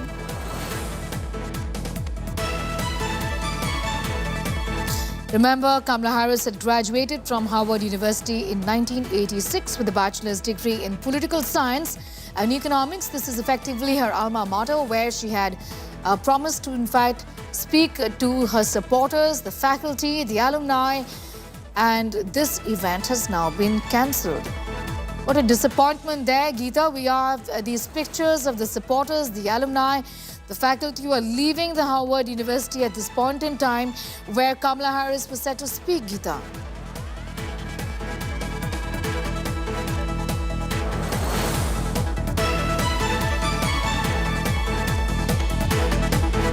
All right, we'll just go back to Geeta in a moment from now. Gaurav Sawant also joining in with the very latest on that. Gaurav, these pictures, I think, kind of sum up what to expect in the next few hours. Great disappointment for the alma mater, for, in fact, the faculty and the alumni who were ready to welcome their alma mater, Kamala Harris, but she's not speaking at that event in Washington, D.C. at Harvard. You know, the writing now appears to be on the wall. Elon Musk had called it out a couple of hours ago when he said it's game, set and match. But there were some who argued that it's perhaps a little too soon, and is he jumping the gun on this? But when you look at the trends in the 7 swing states and just look at the numbers, if you talk about Pennsylvania, 2016, the Republicans had it, 2020, the Democrats had it, but now 2024, Trump appears to be leading here. Georgia, 16 electoral college seats, Republicans in 2016, Democrats in 2020. Joe Biden, once again, Georgia, leaning very clearly in favor of Donald Trump right now. So just look at all these numbers and how they stack up. And perhaps, Team Kamala Harris was disappointed with the outcome, especially in Pennsylvania. Now, when you look at all these swing states and how they voted in 2020, so Pennsylvania was Democrat, Georgia was Democrat, North Carolina remained Republican even then, Michigan Democrat, Arizona Democrat, Wisconsin Democrat, Nevada remains Democrat 2016 and 2020. So, desperately to remain in the battle, Kamala Harris needed at least 3 of these 7 swing states. And many of her supporters still say it's too soon to call. The Republicans have popped the bubbly a bit too soon, even if informally. Formally, everyone's waiting for results. But then this disappointment at the university is for all to see. You know, Gaurav, also put this into perspective. How and why are these swing states important? We know that these aren't committed to any ideology, any political party, and they keep on changing. But these are the states effectively that in a way decide who wins the race to the White House. What has happened in the past? Put this into perspective. Oh, you're absolutely right. In fact, not just the swing states. In the swing states, the Americans are now going down to counties. Which county votes which way? And it also depends on the population. Now, the Democrats were hoping that the women voters would come out in very large numbers and cutting across whether, they're Latina voters or whether they're African American, whether they're Asian women or white American women. They hoped all the women voters would go, Kamala Harris's way or the Democrat way. Has that actually happened? The Republicans say clearly not. On the other hand, if you look at the African-American male voters or the Latino voters or the Asian voters, especially second generation, and the white Americans without college degrees. Now, look, they're going down to that fine line, the kind of degrees, the kind of education, the background, the blue-collar job, the white-collar job, and that is where Donald Trump made that big push and that last minute, that 11th hour push by Donald Trump, where he quoted Ronald Reagan and took that Ronald Reagan line, "Are you better off today than you were 4 years ago?" And when you vote, look at that answer. So are you saving more money in your grocery bill? Are you spending more money? The biggest question, that Rahul was also just talking about a short while back, 74% of the respondents said that they were unhappy with the way things are being run. And yet this battle was too close to call as far as pollsters were concerned. Though there were many in the United States of America who did say that Donald Trump has a much better chance to come back because of this answer. One, inflation, economy. Two, the immigration, the number of illegals who are entering the United States of America. So, in India, when you talk about that Ghuspaitiya issue in elections, the Ghuspaitiya, it seems very clearly, was also a major issue in the United States of America. Be with us, Gaurav. I'm just going to come back to you in a moment from now for more details on that big story that we are tracking very closely. Meanwhile, listening from the campaign co-chair of Kamala Harris and what they've had to say about the leads and about the elections, in fact, so far. Let's take a listen. Vice President tonight, but you will hear from her tomorrow. She will be back as spoken. So you won't hear from the Vice President tonight, but you will hear from her tomorrow. She will be back as spoken. So you won't hear from the Vice President tonight, but you will hear from her tomorrow. She will be back as spoken. So you won't hear from the Vice President tonight, but you will hear from her tomorrow. She will be back as spoken. So you won't hear from the Vice President tonight, but you will hear from her tomorrow. She will be back as spoken. So you won't hear from the Vice President. There's a short statement there from the campaign co-chair of Kamala Harris, who says the Vice President will not be, in fact, speaking tonight. You won't hear from her tonight, but tomorrow she will be speaking. So there was a short statement that has come in, not detailing on what is expected. But what's really clear right now is that this is, in fact, en road really for Kamala Harris, isn't it, Geeta? With enough indications and more that she indeed is staring, Geeta, at a defeat. Leah, could you repeat your question, please? Geeta, we've just heard from the co-chair of the campaign for Kamala Harris has confirmed that she isn't speaking in Harvard University, but we will hear from her tomorrow is what he says. I think the indication clear and there for us to see that this perhaps is end road, isn't it, as far as her campaign to the White House is concerned? Absolutely. That's what we've been reporting, that with Richmond coming out and saying that she's not going to speak tonight, and she will be speaking tomorrow. It's very clear that they do not want disappointed Democratic supporters waiting till 1 a.m. only to know that Pennsylvania will be called for Trump, and then they will have to go absolutely sad. There is no statement that Vice President Harris can make till all the votes are counted to even concede defeat. So if she cannot come out and make a statement right now, we do know that there will be a victory speech over here by Trump should Pennsylvania be called in some time from now. And Harris will have to wait till the last vote is counted so that she can actually come out and concede defeat. That will happen tomorrow. So a significant moment over here. Should Pennsylvania be called, it is going to be historic in many ways. It's over a century after that we'll have a president in the United States of America serving a non-consecutive term. So a very important event over here. It is no joking or laughing matter that Trump, who's been divisive, who's been polarizing, who's been somebody who's either loved or absolutely hated by the United States of America, is actually going to come back to power. And we are here at the Trump headquarters. Look at the visuals over here. Excited people waiting. That's where President Trump will come and address the crowd here. So be with us. I'm just going to, in fact, get in this piece of information for our viewers that you see also on your screens right now. And we're quoting the US media that indicates and reports that Trump has 95% chances of winning. That's New York Times, with Trump saying that, in fact, with New York Times saying that Trump has 95% chances of winning the elections. This, according to the New York Times. So we're reporting, in fact, quoting New York Times at this point in time, which has given enough indication and more that it is, in fact, a historic win for Donald Trump, who comes back, as the president of the US, Geeta, for a non-consecutive time, and this is historic in that sense as well. There were several odds that were stacked against Donald Trump, as we've seen over the last few years or so, but clear indication that he is in fact winning that race in the White House, Geeta.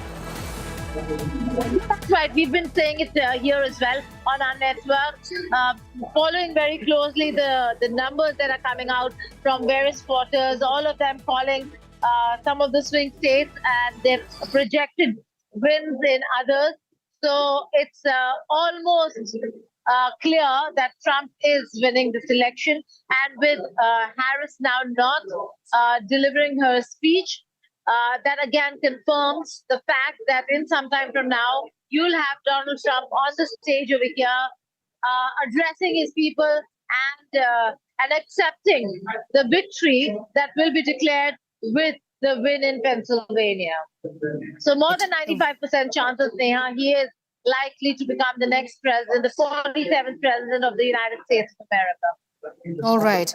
Though the counting, in fact, is on, still, Geeta, in 5 of the swing states, but he has the leads in many of these 5 swing states. In fact, in all of these 5 swing states, to put it correctly, 2 of the states where, and we're reporting from CNN, where in Georgia and in North Carolina, it is clear that Trump, Republicans have won those 2 swing states, isn't it? Wisconsin.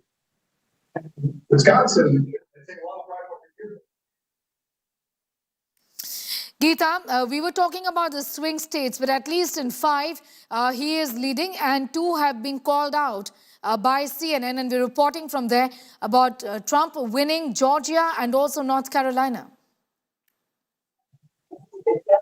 Is that question for me? Yes, Geeta.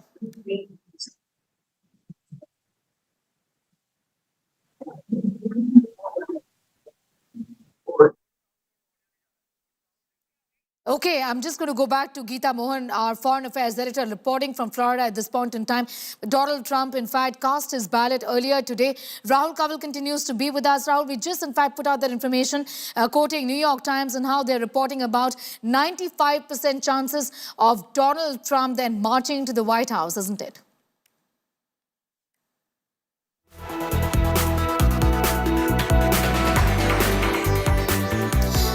It's a big boost for Donald Trump, winning in 2 swing states, North Carolina and Georgia. Not just that, he's also leading in other 5 swing states of Pennsylvania, Arizona, Michigan, Wisconsin and Nevada. Trump is ahead in 230 electoral votes and Kamala Harris in 210 right now. And 246 is what we have right now as far as the latest figures for Trump is concerned.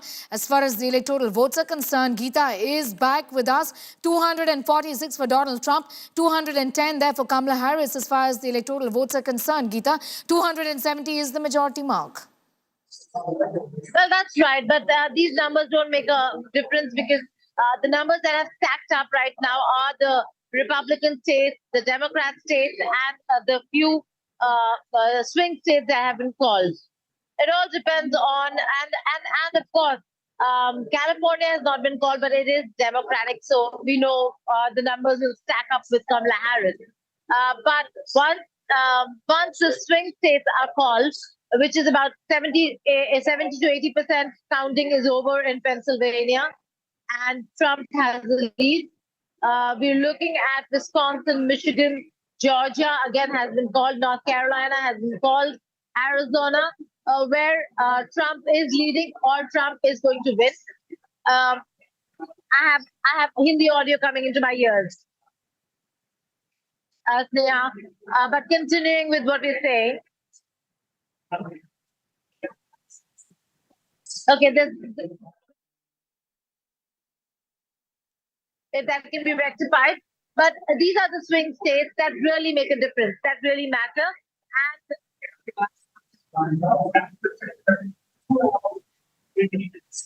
All right, we'll just try and fix that for you, Geeta, in a moment from now. But we can hear you loud and clear. So you were telling us about the fact that it's pretty clear that this is Trump's in fact, US media reporting on Trump. Very likely, so 95% chance of him winning elections. He's got 95% chance, Geeta says, perhaps more than that. It is very, very clear. He is leading right now with 247 electoral votes. That's the latest figure. And Kamala Harris, in fact, lags behind with 210 electoral votes. Is very likely to win the White House, according to the New York Times. 270 viewers is the majority mark, and it seems that Trump is going to be reaching that magic figure. Geeta explaining to us why it's very, very apparent now that there is going to be nothing else to, in fact, really speculate on at this point in time, given that it's clear Donald Trump is winning the elections. For the non-consecutive time, perhaps Donald Trump is set to be the president of America. On your screen, pictures of Trump supporters right there. Right now, who are in fact celebrating. These are in fact Indians, in fact, who are celebrating at this point in time. A huge Indian community that resides in the United States of America, and jubilant mood is what we can see on the ground, with celebrations that have in fact broken out. In fact, there's a party which has been hosted by Donald Trump already. Is leading with 247 electoral votes. पूरी South Asian community, Sikh community,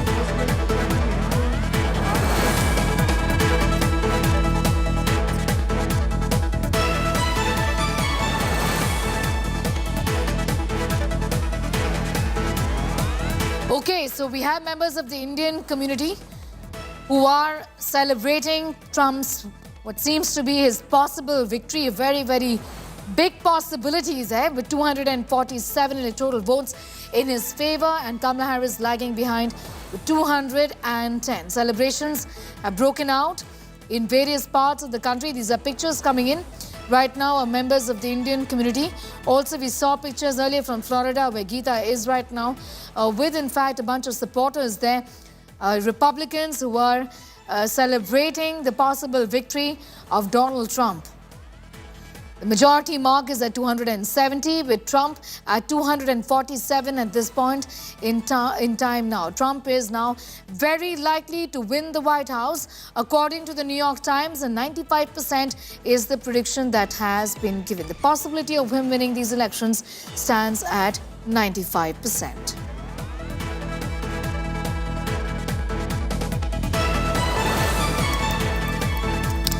Geeta, in fact, is back with us. Geeta, we have these pictures, in fact, of members of the Indian community who are, in fact, celebrating. On your screen are pictures of celebrations that have, in fact, broken out. With Trump, New York Times says, very likely to win. The prediction is that of 95%. Well, that's right. It's now a decision that only has to be called on Pennsylvania, and then you'll have Trump come out here. It will be followed by massive celebrations across Florida, particularly here at the Palm Beach, the West Palm Beach, and it is going to be ecstatic moments that you see and witness from the Republican supporters and Republicans who are here. The Trump camp right now is in Mar-a-Lago. They're watching all these channels very, very closely. He is accompanied by Elon Musk as well, and many others who supported Trump. And they are going to then come to the convention center, which is where the watch party is underway, which is where we are, the only Indian channel to be here. And then again, after addressing the people and the supporters over here, we will go out to see how people will continue taking the party from the convention center out into the streets of Florida. So an important day. It is a foregone conclusion with most of the swing states going Trump way. But again, Michigan, Wisconsin, and Pennsylvania, 3 swing states that are critical and are yet to be called.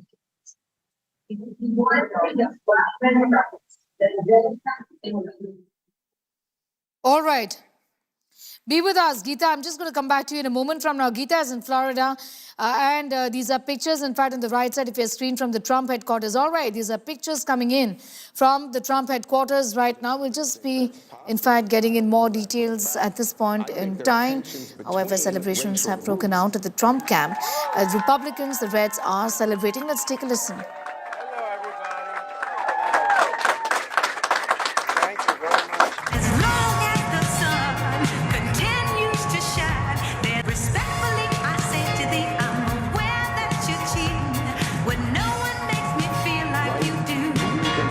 Politics that he has used to great success in this country. Carl, I think he's trailing his prior 2020 numbers with whites. All right, celebration have broken out at the Trump camp. As you can see, these are pictures from the Trump headquarters right now in Florida, where these pictures are coming in from. Geeta, you were telling us that Trump is soon expected to speak with the supporters, isn't it?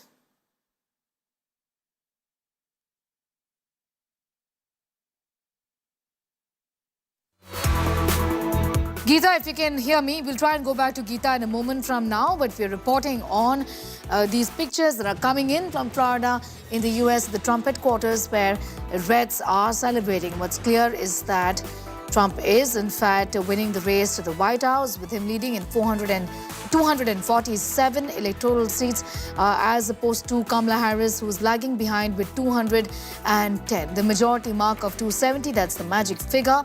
And it seems to be pretty easy right now. It is inevitable, is what is being said. Very, very likely.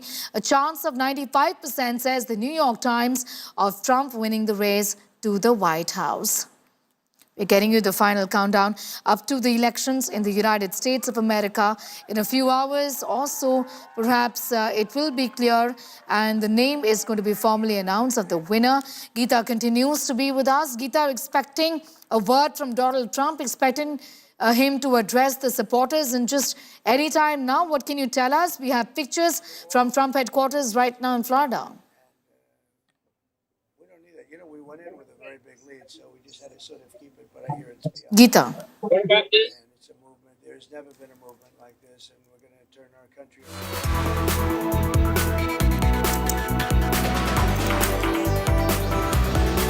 Trump prepares to celebrate at Mar-a-Lago headquarters, is what we know. We are putting out these pictures from the Trump headquarters.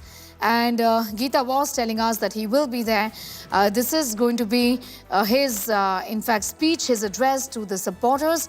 On the other hand, in a stark contrast, there Kamala Harris has, in fact, refused, in fact, to speak with her supporters. This event was planned at Howard University in Washington, D.C., her alma mater. And right now, what we know is that she isn't speaking, is what her campaign manager has clearly indicated. You'll hear from her tomorrow, says Cedric Richmond. On the other hand, Trump is celebrating and telling our viewers a little about the 7 swing states, which was always, we know, give an indication about who could be winning the race to the White House. The 7 swing states and how they are looking at this point in time. As far as North Carolina is concerned, it's a victory for Donald Trump there, which has in fact been said by CNN. So it's victory in North Carolina. In Arizona, which is one of the 7 states Donald Trump is leading, is what we know.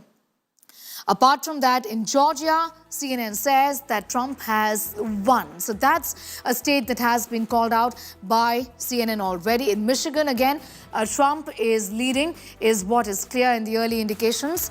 And in Nevada, the result, of course, is awaited. So counting is underway, and the results in the other swing states of Nevada is expected. Pennsylvania, considered as the entry point to the White House, really is where Trump seems to be leading, is very, very clear. Wisconsin, where Trump is leading, once again, these are swing states that we're talking about, which do not conform to any political ideology, which do not have a permanent commitment of sorts to any political party, but seem to be swinging in their opinions and the patterns in which they vote. And that's how the swing states look at this point in time. That aside as well, even for half a second, Geeta, if we were to look at the other states, not just the swing states, where we know how things are at this point in time, Geeta, Trump is leading, isn't it? It's clear, and the writing is pretty much on the wall, isn't it, Geeta? Well, that's right. The writing is on the wall. He is leading. The other states counting is still on, and which is why Richmond has come out and said that they'll wait for every vote to be counted, the last vote to be counted, because only then can she concede defeat. She cannot concede defeat before the votes are counted, and that in itself spells disaster for the Kamala camp. It means they've read the writing on the wall. She's gone back home. She's not going to address the people tonight at the Kamala headquarters, and that in itself shows that once Pennsylvania is called, in moments from now, Trump is going to emerge on that very stage. The party over here has begun. The coverage that was live over here for now hasn't stopped. The music is on, drinks are on, food is on. So it is certainly turning into a party place. And it's not just here. There are hotels here in West Palm Beach which are now booked. Bars, the terrace bars, all of them, they were booked to full capacity to party, and which is what we're going to see. All of them are partying, and when the Trump speech gets over here, then he is certainly going to leave the space, and then people from here are also going to move the party not just to their respective hotels, but to the street as well. So we'll cover that as well. So the writing on the wall, Sneha, it's quite clear that it is going to be Trump. Okay, that's Pennsylvania for you. That's Pennsylvania for you. Pennsylvania has been solved. That's the mood now here in the Trump headquarters. Pennsylvania has been solved. Breaking news here in Florida. Fox News has just called Pennsylvania. There you see. And in Pennsylvania, it is a win through and through. In moments from now, just Look at what's happening around me. It's almost announced. There you go. The 19 electoral votes that Trump requires has now been taken, and Trump has bagged it. USA has begun to cheer. Look at that. Look at that. That's the goal of the team here. And the Trump headquarters.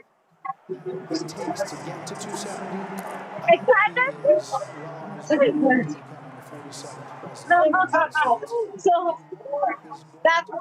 that's how excited the people over here are. That's just news that's coming in. Pennsylvania has been called, and Trump is going to be the 47th president of the United States of America. You can't miss the visuals here. Look at that. Look at that. You just can't miss the visuals. Okay. Geeta telling us about another swing state of Pennsylvania. It has been called and Trump has won that too. So we have a confirmation right now on. Geeta is telling us about Pennsylvania. CNN has reported on Georgia and North Carolina. He's won Georgia, North Carolina, and also Geeta is telling us Pennsylvania, which has been called. That's the big story that we are breaking at this point in time of the 7. Trump has won 3 and is leading in the other 4. A big victory for the Reds with Trump winning yet another swing state of Pennsylvania.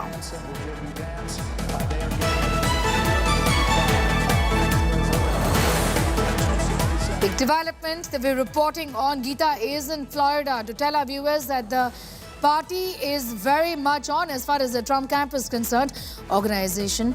In fact, the party has been organized already by the Republicans who are already celebrating early celebrations there, but enough indication that it is undoubtedly perhaps a win for Donald Trump this time around. We'll continue to get you more on that big story even as we get you the very latest of Donald Trump winning another swing state of Pennsylvania apart from North Carolina and Georgia. Elections in America continues to be our top focus story right here. For the moment, we're pausing for a quick commercial break.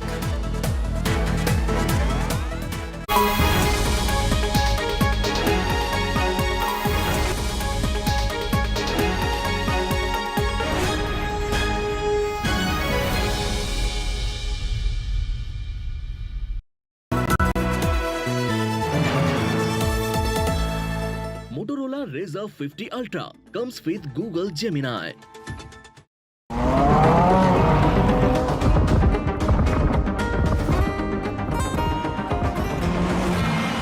जमाने से हटकर बेबाक है मेरा signature. Signature finest cardamom seeds, a premium product from Dilbar Group.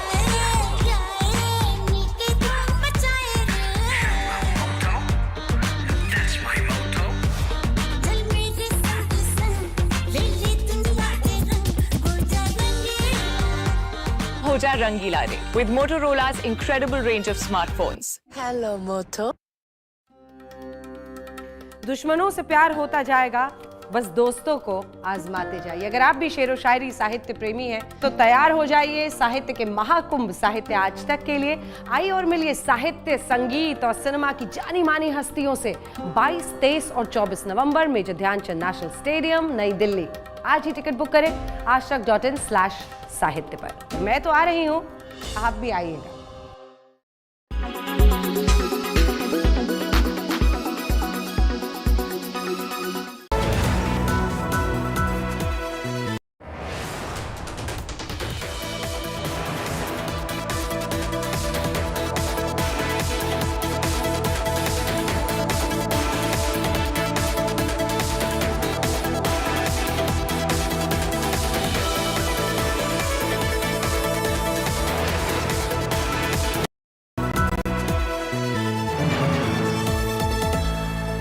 Motorola Razr 50 Ultra comes with Google Gemini.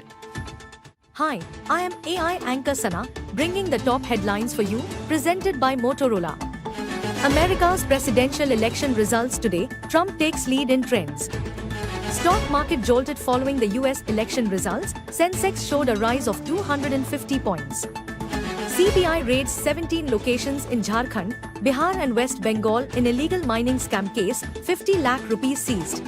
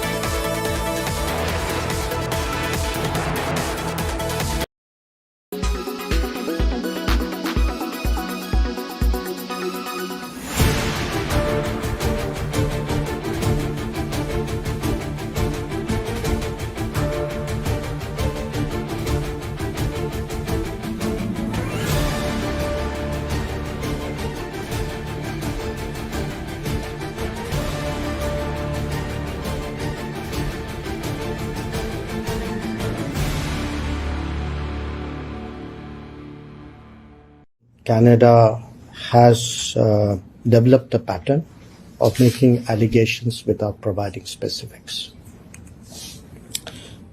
Secondly, when we look at Canada, for us, the fact that they're putting our diplomats under surveillance is something which is unacceptable.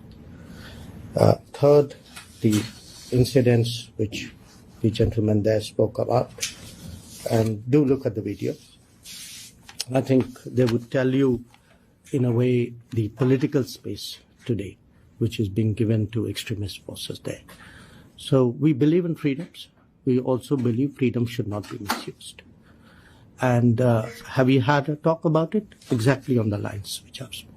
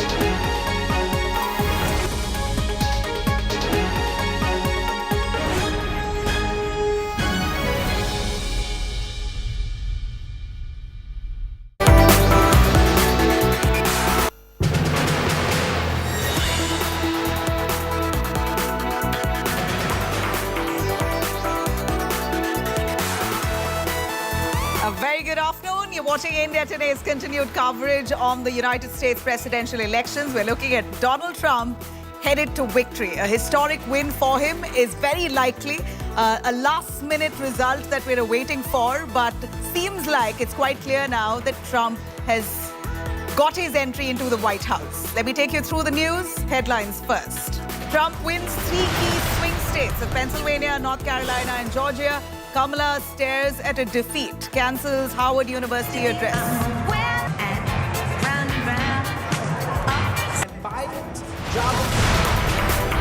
The Wall Street enthused as Trump leads. Trump's early leads, markets in the green. Pharma stocks shine in Indian market rally.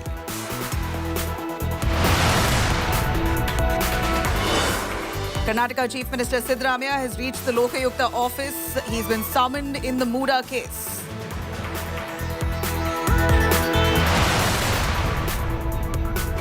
Maharashtra to Jharkhand, it's raining Revdis yet again. Mahavikas Aghadi to promise a caste census. India camp to increase their quota as well.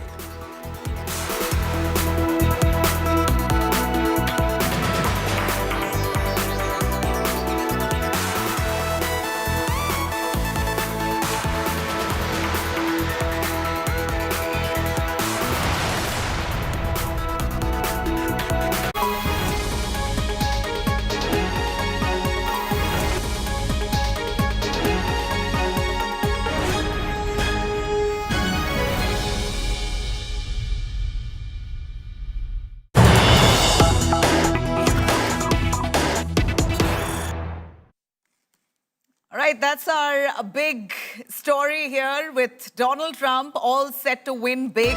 He could likely be the president of the United States. Trump wins the biggest swing state, Pennsylvania. Donald Trump clinches 3 key swing states, and this clearly is sounding his victory already with Kamala Harris. In the latest we hear, her supporters have already left the Howard University address venue. She was to be addressing that venue. It appears that Kamala Harris's team has decided she will not speak today. She is not going to appear at that venue. Many of the supporters there leaving that venue early, several teary-eyed, very upset. But on the contrary, we're looking at Trump supporters, a bunch of them, Indians there doing the bhangra, holding the Trump flags, the banners with Trump's name on it. This is Donald Trump, who's likely to be winning this presidential election. He is, in fact, at this point, at a very crucial stage where a few more seats will decide. 270 is the decider.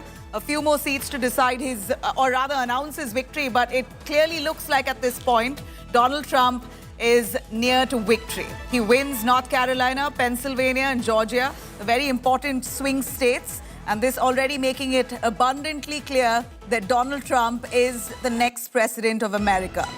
Where we know that there was immense support for Kamala Harris all through the weeks of this presidential elections. We had huge pop stars, many celebrities. The list could only go on, those who came out in support for Kamala Harris. And yet we did know that this was going to be a neck-and-neck fight, but it appears for the moment, the numbers that are stacked, 214 for Kamala Harris, while 247 for Donald Trump. And that's showing a huge lead for Donald Trump. Unlikely that Kamala Harris could catch up. And the fact that he's managed to win the biggest swing state of Pennsylvania itself giving a huge indicator that Donald Trump could clinch victory. He is likely to be the president of the United States. The biggest swing state of Pennsylvania itself was where all eyes were on, and it appears that Donald Trump has managed to win this big. So this is a US election that will go down in history, and undoubtedly the 2019 elections that Donald Trump lost, almost was pushed out of the election race itself on many cases that were leveled against him. It was at one point deemed as unlikely that he could even contest the US presidential elections. But the man has really come out of that storm, literally manages to clinch victory. In moments from now, we'll hear an announcement, but it's quite clear here that Donald Trump has inched closer to victory. Very unlikely that Kamala Harris will catch up. The numbers as it's stacked right now is Kamala Harris shown at 216 with Donald Trump at 247. 214 Kamala Harris. There you have the numbers on our screens itself. 214 Kamala Harris with Donald Trump at 247. And the fact that he's managed to win the swing states itself is a big telltale. At this point, we know that Donald Trump has promised several trade policies, lower taxes, and the fact that he's been opposing immigration, ensuring hard walls along the borders.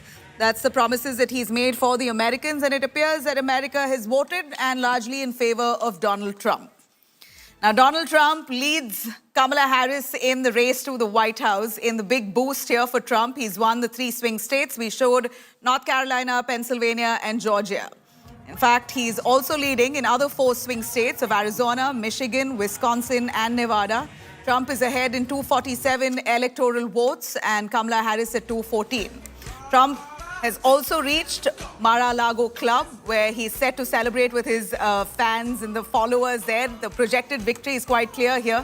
So he's already deciding, while Kamala Harris decides to withdraw from that victory speech. It was supposed to be a sign-off. In a way, she was supposed to be engaging her followers at the Harvard University, but that has now been cancelled.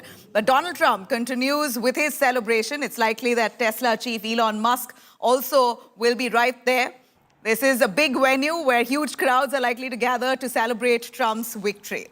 And staring at defeat is Kamala Harris here. She's cancelled all her public appearances for today. Let's hear it. Voices coming in from America. Just that. We want to bring everybody in. We want to be very inclusive, and we will be very inclusive.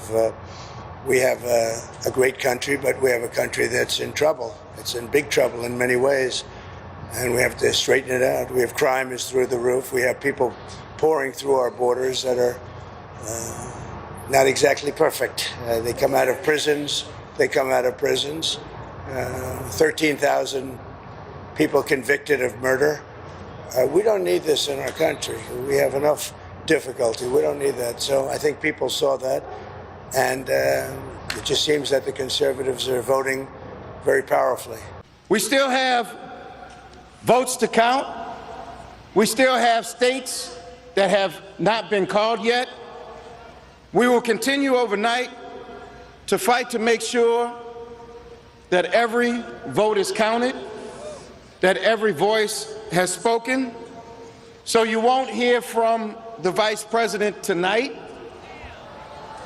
but you will hear from her tomorrow. She will be back here tomorrow to address not only the HU family, not only to address her supporters, but to address the nation. What we can expect early आके किसी भी moment आज या कल वो victory declare कर सकता है. That is expected क्योंकि that he has done that in 2020, but that will be nullified once we get the final results. So picture अभी बाकी है, game खत्म नहीं हुआ है, is continuation because क्या होता है कभी urban vote पहले आते हैं, कभी rural votes पहले आते हैं, कभी किस कैंडिडेट के वोटर्स है, तो that goes on and that's what is going to go on with this 4 battleground states. I am very hopeful. कहते हैं जब तक एक लास्ट वोट काउंट ना हो जाए तो हमको होप नहीं छोड़नी चाहिए. And I am still keeping the hope क्योंकि मैंने लास्ट 3 महीने I have toured 17 states in last 12 weeks. हम 17 स्टेट्स में गए हैं. Every weekend I was out. कम से कम 1000 से ज़्यादा हमने डोर नॉक किए हैं as part of South Asian for Harris. So I am still very hopeful कि जब तक अभी वोट्स आने बाकी हैं, अर्बन और रूरल वोट्स आने बाकी हैं, जब तक पूरा काउंटिंग हो जाता है, I am not losing hope. All right, those are large numbers of Indians who are speaking to India today. Exclusive ground reports coming in as Trump is on his way to victory. I'm going to take you through all the states that has already declared its results and those that are awaiting at this point, clearly showing signs of Trump taking it away to become the next president of America. North Carolina, if I could take you through, starting with a swing state, Trump has won and that declaration has already been announced. And then you have Arizona, where Trump is set to be leading. Next, you have Georgia, where Trump has already won, and these are very important states. As we see Michigan, on the other hand, where Trump again has managed to lead so far. There's no result that's been announced, but he's leading there. Nevada, on the other hand, the results are yet to be announced. Pennsylvania, a very strong, big swing state. Trump is said to be leading. In fact, we hear now that Trump has managed to win Pennsylvania. And also Wisconsin, where Trump is currently leading. So these are the 7 swing states that really act as a decider. In fact, the election itself was hinging on these 7 swing states. So Trump wins the biggest swing state of Pennsylvania. That's the latest we have. While Elon Musk hailing his victory, Donald Trump clinching 3 key states. So it's important to see here that the biggest supporter and the man who's really been through thick and thin with Donald Trump is Elon Musk, Tesla CEO. He hails Trump's win in Pennsylvania. Musk says, soon you'll be free to build America. America is a nation of builders. Musk putting out this post there in support of Donald Trump, saying America is a nation of builders. Soon you will be free to build America. Donald Trump now eyeing all those battle states, the battleground states, the 7 key states, and he manages to win 3 of them. And that's a big, big win for him already. That really clearly indicates that Donald Trump at this point is on his way to victory. Elon Musk putting out that post itself, man who's really supported Donald Trump through and through, has now put out this post in confidence, almost likely that he too understands, soaking in that Donald Trump has managed to win this presidential race, a real historic one for Donald Trump indeed. For the Republicans itself, this may have been a real neck-and-neck fight, but from what we see, the results as we come closer to the end here is showing how Trump is really leaps ahead. It wasn't a real neck-and-neck fight. At least from the numbers that we have here, this clearly shows Trump in big lead. The fact that he's managed to win Pennsylvania is a big indicator that this wasn't really a close election. Trump, of course, promised to ensure that he ends illegal immigration. That was one of his strongest calls, as he asked for Americans to stay united and ensure that he cuts down on immigration and illegal immigration, put a hard stop to it. Also spoke of trade policy and lowering taxes for America. These 3 key points seem to have really worked in favor of Donald Trump. And as for India, of course, Donald Trump is seen as India's friend. He's more often than not called Modi his very close friend. At any given opportunity, would hail India, would hail the Prime Minister Narendra Modi. There were pujas that were carried out for Donald Trump in India extensively by some of the priests in India who prayed for his victory. And it appears that Donald Trump has really managed to clinch it. He's eyeing the 7 battleground states, of which the declaration for 3 has already come through. And it appears that he's managed to win the biggest one, and that's Pennsylvania. This is, of course, a big disappointment for Kamala Harris, a last-minute pick for the Democrats. It was Joe Biden all the way until the fag end when the Democrats made that hard decision to push Vice President Kamala Harris in the running. Of course, Donald Trump, with his age and health issues, it was a last-minute decision for him to drop out. Could that have been a factor here for the Democrats to lose out on their key votes? These last-minute votes, only time will tell, and maybe further deliberations into what led to the Democrats' loss here were established. But for now, it appears that the promises Donald Trump made to the people of America, be it anti-immigration, stronger trade policy, and lowering taxes for the country, seems to have really worked in his favor. This is the 7 key battleground states that at this point is in contention, of which it's quite clear here that Donald Trump has managed to win already the 3 key states, particularly that of Pennsylvania. The latest numbers that we're showing for you here, 2014, that Kamala Harris has managed to win out of the 270, which is the majority mark there, 247 Donald Trump. So that's really a big gap there, and very unlikely, as we hear from political experts coming from America and our reporters telling us, highly unlikely that Kamala Harris will be able to pick up her numbers to the fag end. Well, this is certainly a big day for America. We are looking at Trump supporters, many Indians largely there, who are celebrating for Donald Trump. And I'm going to quickly bring in Rohit Sharma, our correspondent, who's currently joining us live with. If Rohit, if you can hear me, are you right near the White House? Give us your location. Tell us a little more about the pulse on the ground with Trump nearing victory. I could not hear you, Nabila, for some reason. But I think, hello? Yeah, go on.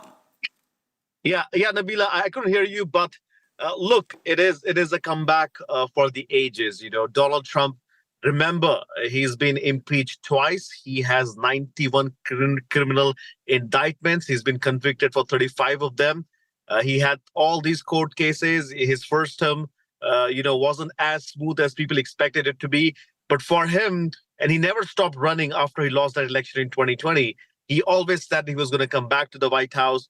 He ran a primary campaign, a very unconventional primary campaign, where he did not go and debate any of his primary competitors. He went to a debate with President Biden and literally obliterated President Biden in that debate.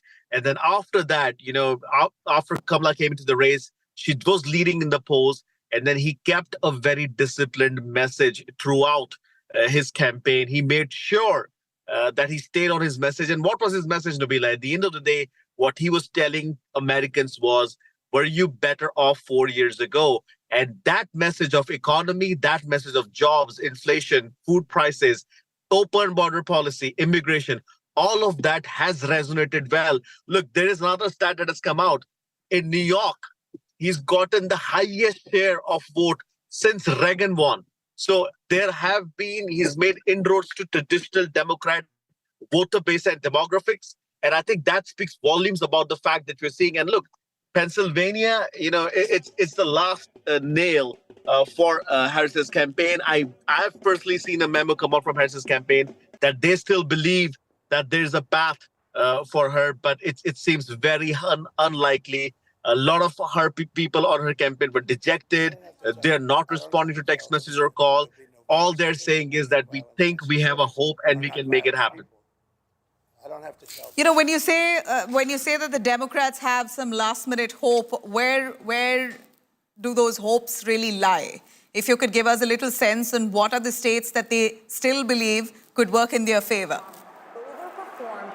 That Arizona, Michigan, Wisconsin, Minnesota, and maybe even Pennsylvania for them, could turn out like it did for President Biden in 2020. I think they're trying to say that, look, during the 2020 election, President Trump came out and claimed victory. But after all the votes were counted, after everything had happened, it was Joe Biden who was declared the winner in that presidential election. So they are trying to remind people that there is still a mathematical way that this can happen if all the ballots are counted. But it looks very unlikely, given the lead that he is in right now, that Kamala Harris can pull this one off. Again, anything can happen. We should wait. But again, these are not final results, Nabila. These are projections. American elections have always been called on these projections, and the projections right now seems really bad for Kamala Harris. We're bringing for our viewers, Rohit, stay with us, but we're bringing for our viewers the images coming in from the Florida Convention Center, where Trump is really due to have this big speech, a victory speech, very likely, for him. Huge crowds there that have already gathered cheering for Trump, awaiting his arrival. This is certainly historic for Donald Trump, a man who lost out the previous election to Joe Biden, the Democrats, and now has managed to come back in how. It appears that he has defied all those cases and the number of criminal cases that were leveled against him, several cases that are still ongoing. And there were bids and attempts that were made to push him out of the electoral race itself, of course, as per legal provisions itself, owing to some of the issues that he had to face, the legal cases. It was very unlikely that Donald Trump would even be the Republican candidate. But look how he's managed to turn that around, and he's very close to victory this time. So this is certainly historic. Rohit could probably break it down for us on how, Rohit, Donald Trump was in fact unlikely to be even contesting this presidential elections because of the kind of cases he had against him. But somehow the courts cleared him right in time. Well, look, forget about, President Biden or Vice President Kamala Harris. Nikki Haley was basing her campaign off of the fact that these court cases could be career ending for Donald Trump. 3 court cases, all right before the election year, leading into the election year. They all believed that these court cases, he'll probably get sentenced, he'll end up in jail, and people will reject a candidate who is serving jail time. We're in appreciation for Hillary Clinton for her service to our country. So people there really hinging the election campaign itself based on that. Nikki Haley was an example that Rohit has quoted, hoping to be the Republican candidate if at all Donald Trump was pushed out of the race. That's what you mean, right? Rohit, a little more on why Donald Trump is considered or presumed to be good for India. He's seemingly been very friendly with Prime Minister Narendra Modi, calling him his close friend on every given occasion, trying to pick up Hindi words to speak so he could impress the Indian American audience there. So in every way, he's really shown that kind of warmth towards Indians, Indian community, towards India, even be it with regards to defense deals that he pulled off during his tenure with India. Give us a little more on why he's perceived to be good for our country. He has, he always touts about the fact that he has a great relationship with Prime Minister Narendra Modi. I remember during the campaign, he was asked about some of the foreign leaders. Nobody asked him particularly about Prime Minister Narendra Modi. The question was about, tell us about some of these world leaders that you admire and work with. And the first name that popped up in his head, and he said, was Prime Minister Narendra Modi. And that made headlines across the globe, when he said, he's a tough man and, he's a great friend. And he said that. And we saw the same theme play out not too long ago on the day of Diwali when he tweeted a long tweet talking about his friendship with India, with Prime Minister Narendra Modi, talking about Hindu Americans, appealing to Hindu Americans to vote for him. So I think, President Trump has always seen as somebody who appreciates friendship. He's somebody who likes loyal people around him. He's somebody who believes in investing in the right kind of relationship, be it, business or politics. And I think that is why, he probably, if he assumes the office, which we are all thinking that he will eventually, he will, in a sense, be able to do that and work with the Indian counterparts. The other important thing is, like, India-US relationship is bipartisan. It has a bipartisan support. So it really wouldn't have mattered much if, Vice President Kamala Harris would have won this election, or if she gets got to become the president of the United States. The only thing would have been approach. Trump, could be unpredictable at times, and he could talk about his great friendship. But he could also, talk about, trade and being tough, especially, he's always brought up Harley Davidson and tariffs on those. So he could probably do that. With the Democratic candidate, and in this case, Vice President Kamala Harris, we would have had a very nuanced approach, measured approach, which we've seen.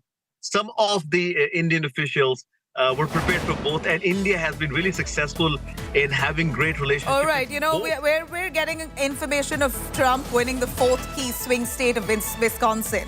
Rohit is still patched with us. Out of the 7 battleground states, we're looking at 4 that have gone in the way of Donald Trump. Announcement coming in for Wisconsin. Why is this important? 4 states out of the 7, that's already a victory right there.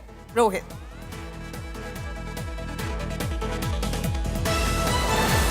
Honestly, it looks like there's no mathematical path for Vice President Kamala Harris. If Wisconsin is gone, that means the blue wall has been breached. The all-important blue wall, the states of Wisconsin, Michigan, Pennsylvania, this is exactly the repeat of 2016. Even in Minnesota, she's running behind, and she picked up a vice presidential candidate from the state of Minnesota, and she's still running behind in Minnesota. So, I mean, look, when I was in India, I met some of you guys in the newsroom, and I said, some of you had asked me, and I said, it is Trump. I think people want to vote for President Donald Trump. And that is exactly what we picked up on this campaign trail. All these months we've been covering a race for the White House. President Trump had, he probably didn't have a lot of ground game, but he was connecting with the voters. Voters that we spoke to personally have expressed that he's a guy, who would probably bring jobs back. He's a guy who would bring inflation down. He's a guy who would have economy in check. And I think that message of Donald Trump, he doesn't talk, too many policy details. He doesn't get into the nitty-gritty of things. His message was very clear. I will make sure you have jobs. I'll make sure inflation is down. I'll ensure economy is great. Rohit, if I could really take this to our viewers here, Fox News, which is a news broadcaster in the United States, has already declared Trump as the 47th United States president. This is Fox News that's perceived to be pro-Republicans. Either way, has already declared 47th US President Donald Trump. This is Fox News report that's coming in, and it very likely looks towards that direction itself, considering that here, Wisconsin, another swing state, just moments ago we hear Donald Trump has managed to win that. So out of the 7 swing states, Donald Trump winning 4, with Fox News already declaring that Donald Trump becomes the 47th President of the United States. So it's a declaration that's coming in nice and early from none other than Fox News, as expected though, but it's going by the trend. Even though the results are still tricking in, we don't have an official confirmation, but all the trends and the announcements coming in from various states showing very clearly that Trump is on a huge lead. No kind of mathematics here can reverse that at this point. Do you think, Rohit? Look, I'll also remind our viewers, Nabila, it was Fox News in 2020 that said President Biden had won Arizona and Georgia, and nobody else was calling that out.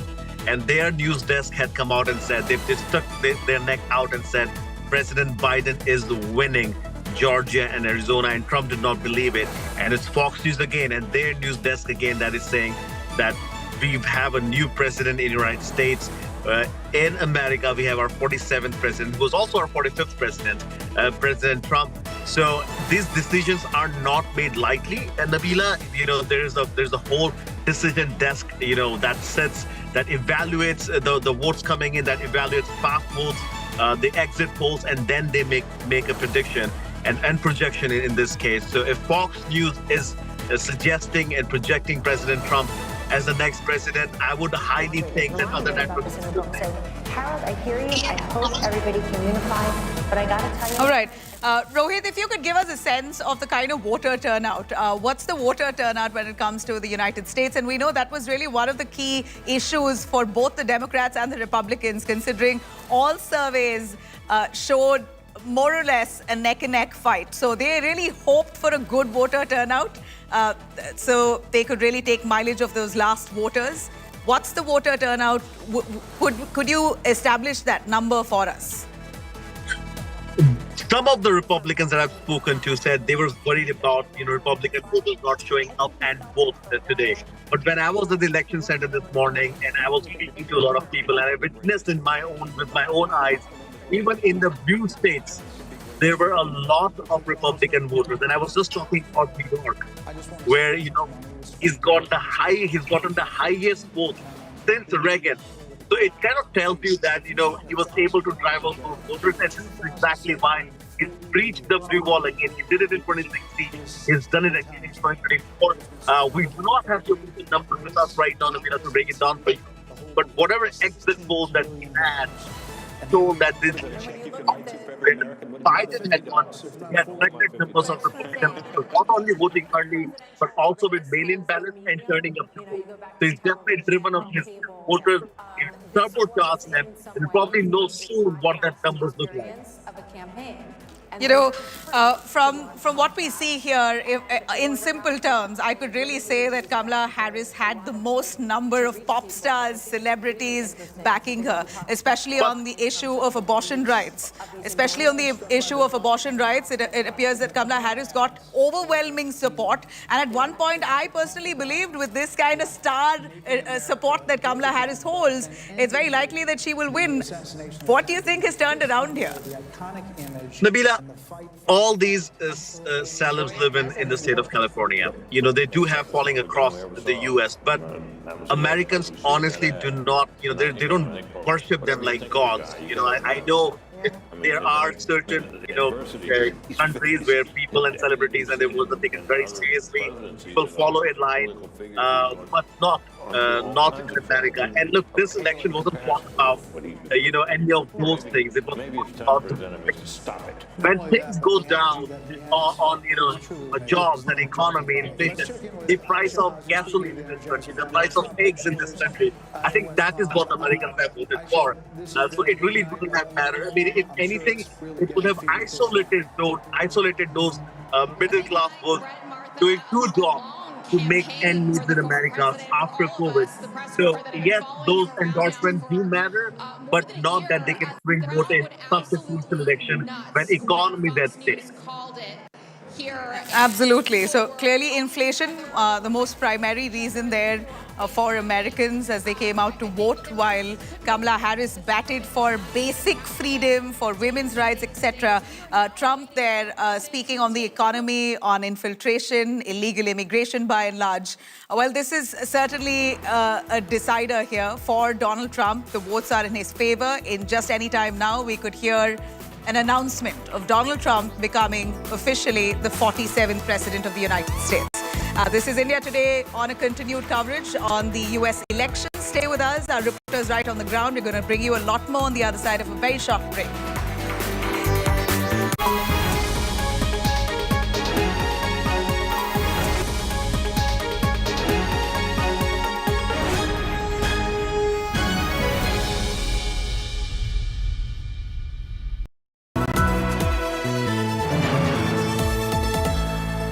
Motorola Razr 50 Ultra comes with Google Gemini.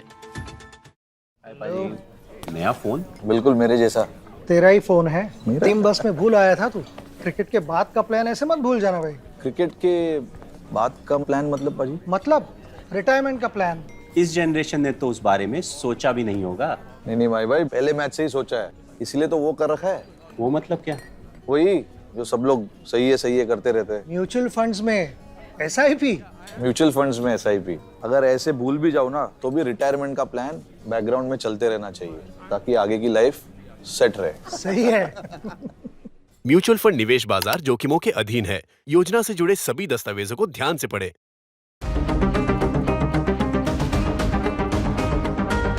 जमाने से हटकर बेबाक है मेरा signature Signature finest cardamom seeds, a premium product from Dilbar Group.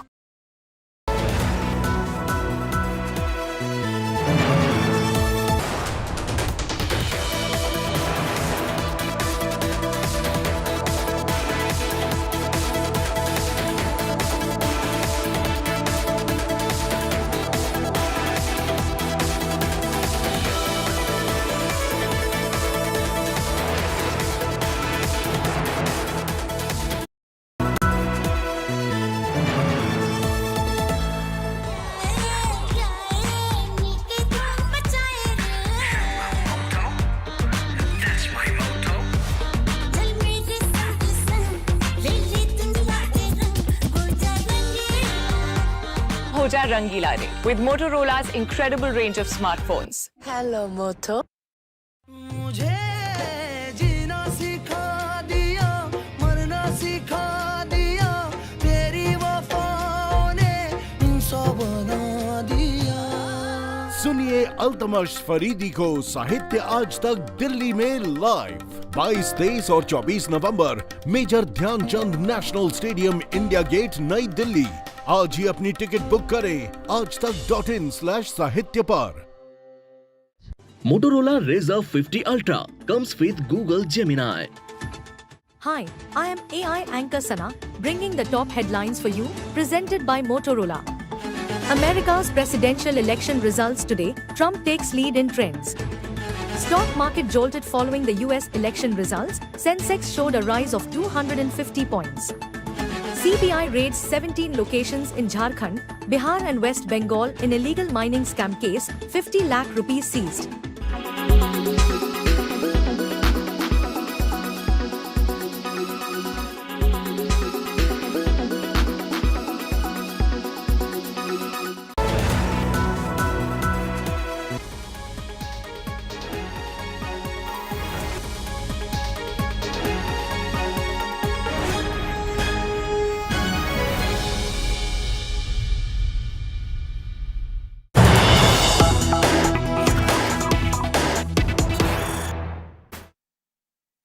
All right, and here we're tracking the United States presidential elections. It's very likely that Donald Trump could become the 47th US president. Against all odds, despite all the court cases and a risk of dropping out as the presidential candidate for the Republicans, he now emerges almost victorious. In the latest we hear, he's won the swing state of Wisconsin, which adds to yet another state. The 3 states that he won earlier, including Pennsylvania. Now you also have Wisconsin that has announced Donald Trump's victory in that state. These are the 7 key states where Donald Trump's performance will really matter. Of course, for Kamala Harris's team, they still believe there's last-minute hope.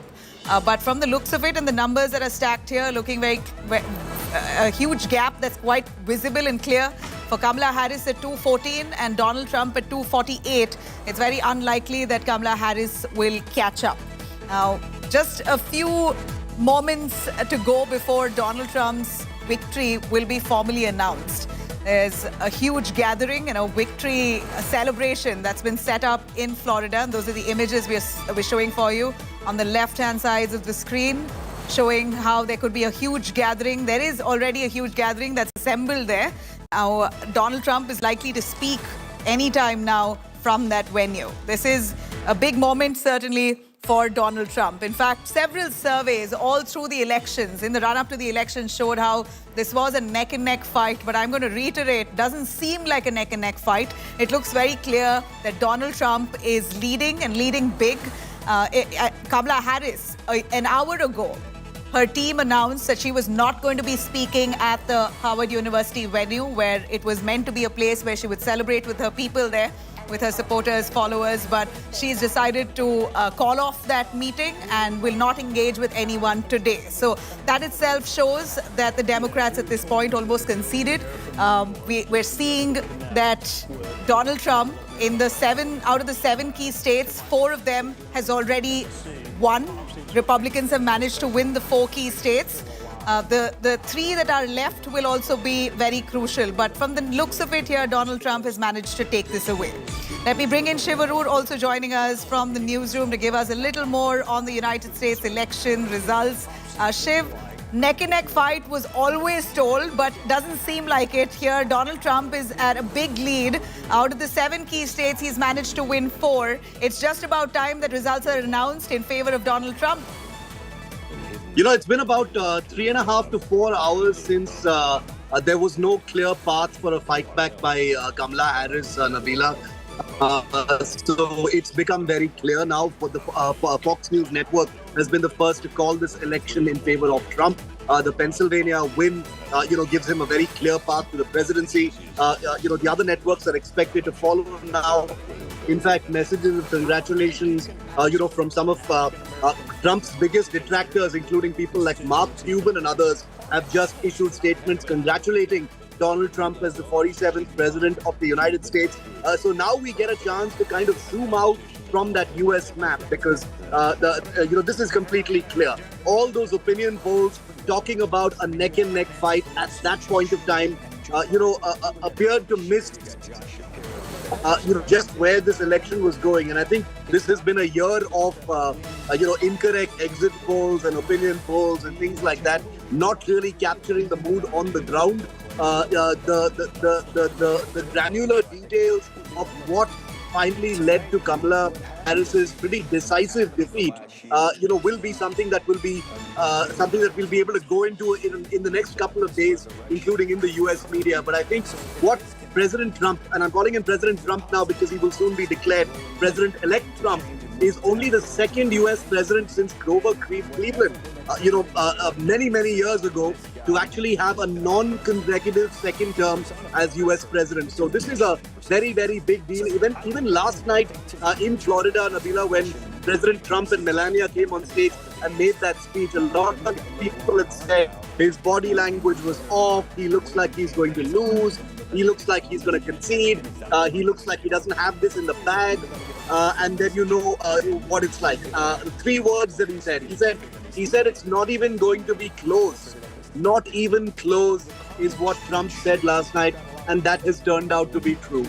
So all preparations for a neck-and-neck fight, all possible preparations for the long haul extended counting, possible violence in the Capitol Hill, all of that goes out the window now. This is a decisive decision that American voters have made.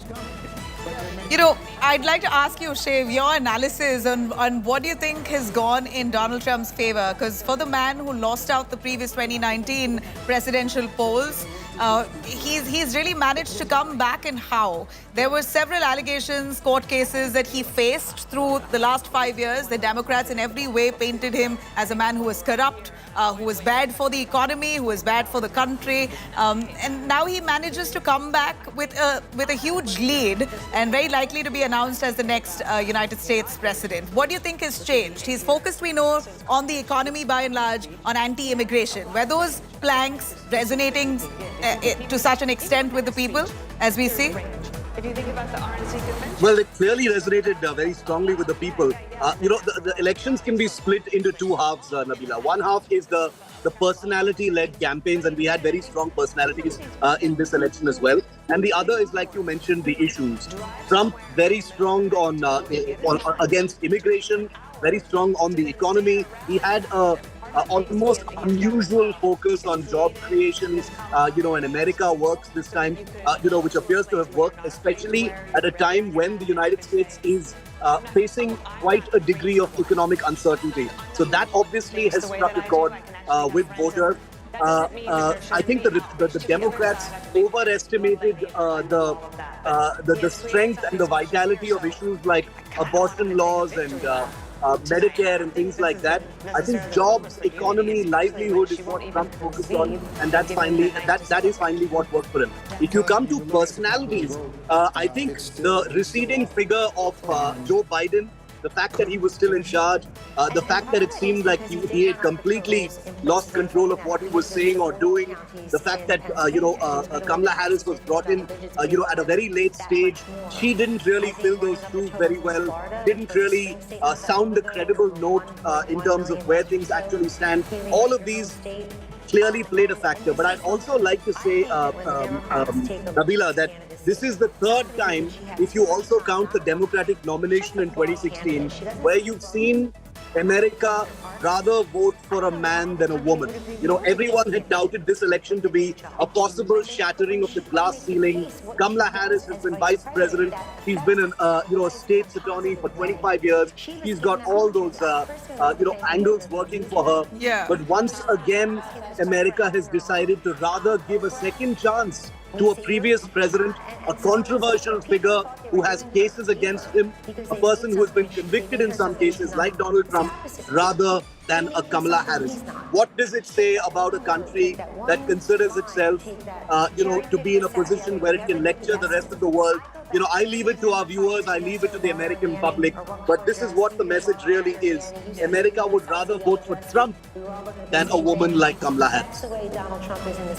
There are also many other parameters, Shiv. Would you agree? Kamala Harris also a woman of color.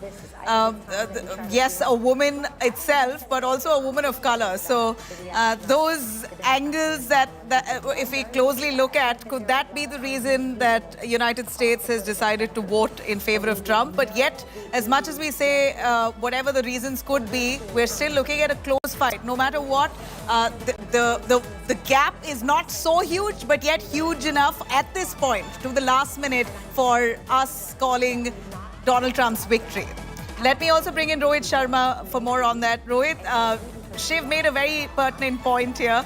Could this be that America has decided not to vote for a woman? I mean, I know I'm simplifying it, but give us a little bit of the background here on America voting for Donald Trump yet again, a man who they dumped the previous election, now decides to bring him back.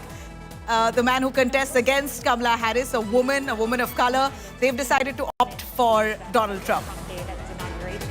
In my mind, automatically actually went to the unity speech that Biden... Well, look, is America, is misogyny deep-rooted in America? Yes. This is the second time Americans have rejected a female candidate for president. So, absolutely, I think that is one of the points. I don't, when I was at the DNC in Chicago, I'd spoken to a few people over there, and white women had told me at that point in time that they don't see a female leading United States, especially given the fact that they've never had one, and they don't think Kamala Harris was the more deserving candidate to be.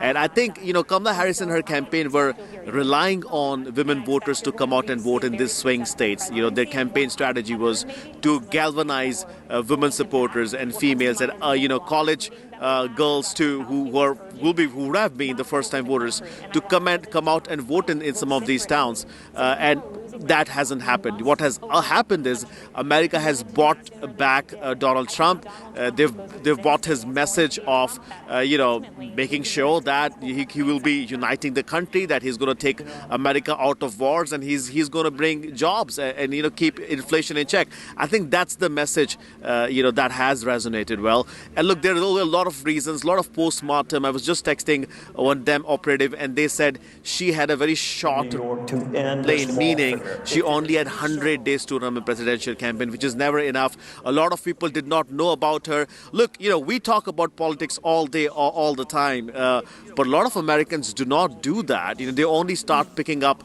and trying to understand who is running and whatnot after Labor Day, which is September of an election year. So her campaign was literally launched in August. People did not know much about her. She's a vice president candidate. It's a pretty nominal role. She hasn't done a lot, did not have a lot of achievements that she can tout for. And then, unfortunately enough, Joe Biden had tasked her with fixing the border and immigration, which she could not. She's a vice president. She couldn't do anything with that. And the message of Donald Trump about immigration, about open borders, resonated well with the voters, and he named her immigration czar. Rohit, we have information that Donald Trump now readies for his victory speech. It's already the Republicans there calling out this elections in favor of Republicans. You have Donald Trump gearing up for his victory speech, and that's the first image we have there. The Donald Trump who's looking rather composed, poised, running through that speech sheet. In the last minute before he takes to the stage. That's the image right here on India Today that we bring for you. Donald Trump to be speaking at a venue in Florida in front of a huge gathering. The Republicans there really betting big on Donald Trump seem to have come to fruition here. There was a lot of talk around the Republicans initially not finding any other candidate, no other candidate that they thought was fit. Donald Trump, despite the cases, despite some of the convictions in some criminal cases, still managed to be the Republicans' pick. And guess what? He's right here inching close to victory. It's just about time for that formal announcement. But here's the big image of Donald Trump there reading off his speech sheet. That paper, which likely has his victory speech etched on it. This is a certainly historic image, a historic moment for Donald Trump as he's managed to win 4 swing states. It's just a few moments to go before the formal declaration to come in. Very unlikely that Kamala Harris would be able to pick up at this point. And looking at the numbers here, in the latest what we have, out of the 270 mark, Donald Trump is showing at 266. And Kamala Harris at 188. This is certainly a shocker for the Democrats. And all the surveys that all along call this a neck-and-neck election at this point seem debunked. For the numbers that are stacked here, it clearly shows that Donald Trump has gained with a huge lead, a massive lead there, 266 versus 188. It's not even a comparison. A clear victory there for Donald Trump. And we're calling this a victory for Donald Trump and the Republicans. Donald Trump, the 47th president of the United States. He's getting up for that victory speech. And this is that image which will be etched in history. Here is that image where he's holding that speech sheet where his victory speech has been penned down. He's glancing at it the last moment before he takes to the stage. Rohit Sharma, our correspondent, who is right there in America, bringing us those angles from the election-bound country. Rohit, that image here is so telling. Donald Trump looking rather composed and reading off that sheet where his victory speech has been penned down.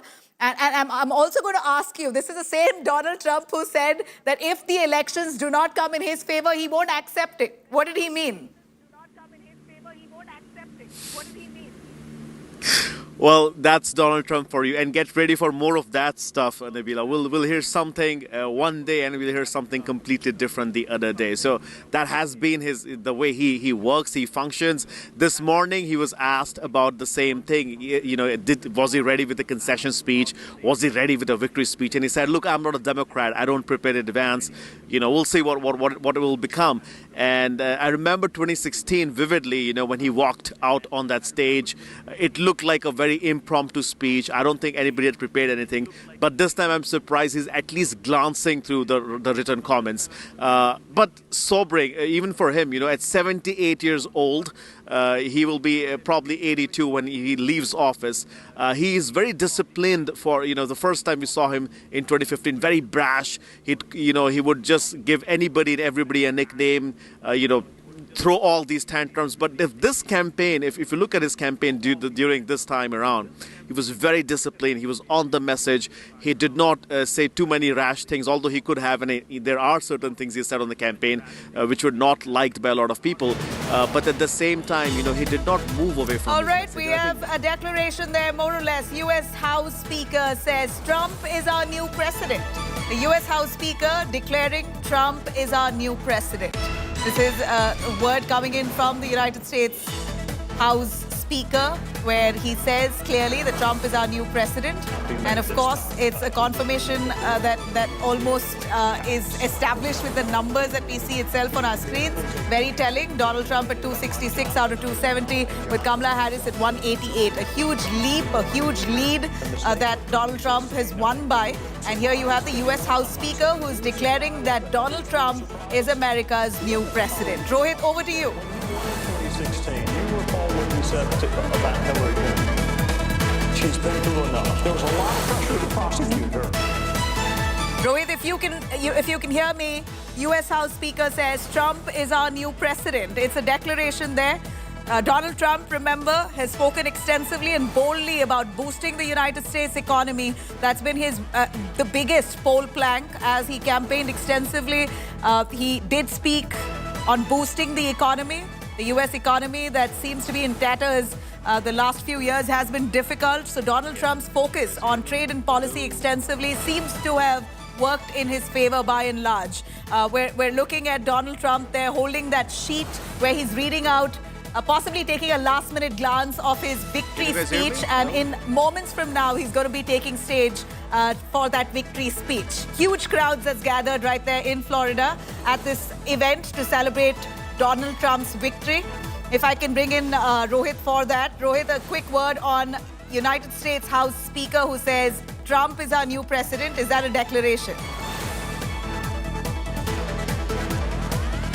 Well, Mike Johnson has been a supporter. He's a Republican. He's probably also looked at the same polls, same numbers. He's looked at Fox News and he said, you know what, if Fox is calling it, I might as well go ahead and do this. And you want to be in the good books of Donald Trump. You do not want to wait. You want to call him. You want to be around. I know for a fact that Vivek Ramaswamy is going to be there as well. He is in Florida and I was told that he will be on that stage as well. Elon Musk is already there as well. So all the people that have helped Donald Trump to get to become the next president will be there. Mike Johnson he was struggling with his speakership. Republicans had a lot of infighting and Donald Trump intervened and installed him as the next Speaker of the House. So it's not surprising at all that Mike Johnson would write something like this and issue a letter and say that, we've got a new president in the House and that's Donald Trump, the 47th president of the United States. So a lot of these moments will happen now. Nabila, we'll see a lot of things going on. Look, Elon Musk wants to open up a new office, the Department of, I think it's called DOGE, governance enhancement or something like that. I forget what it is. So there will be a lot coming out from Washington, D.C. in the next few days. He hasn't really set up his transition team yet. We're taking you through those live images of Donald Trump taking to the stage at an audience, in front of a huge audience there. Is that Ivanka Trump? All right, no, that's his wife. Donald Trump and his wife, likely the First Lady here, who've taken to the stage. They're going to be speaking.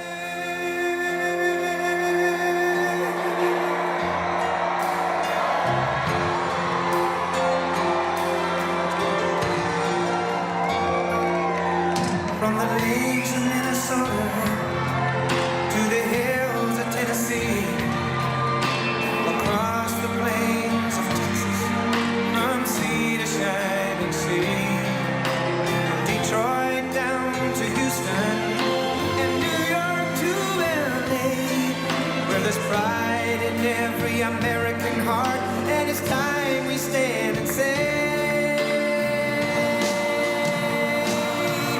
that I'm proud to be an American, where at least I know I'm free, and I won't forget the men who died, who gave that right to me, and I gladly stand up next to you and defend her still today. 'Cause there ain't no doubt I love this land. God bless the USA.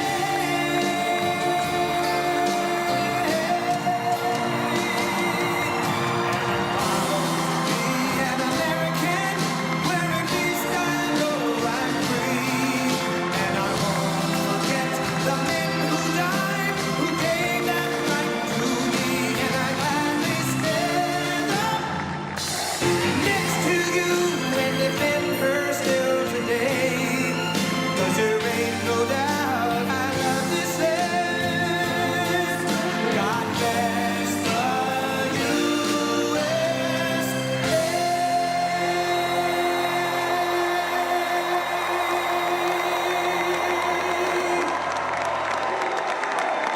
Thank you very much. Wow.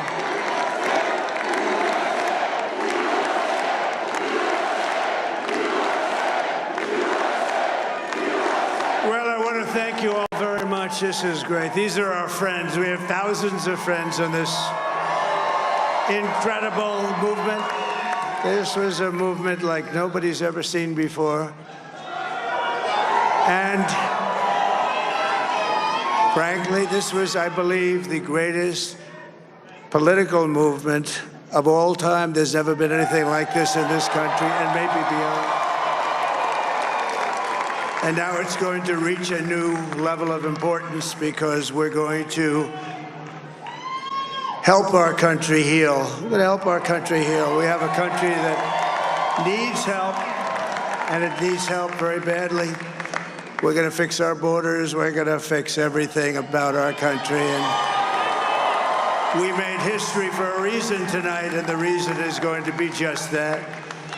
We overcame obstacles that nobody thought possible, and it is now clear that we've achieved the most incredible political thing. Look what happened. Is this crazy?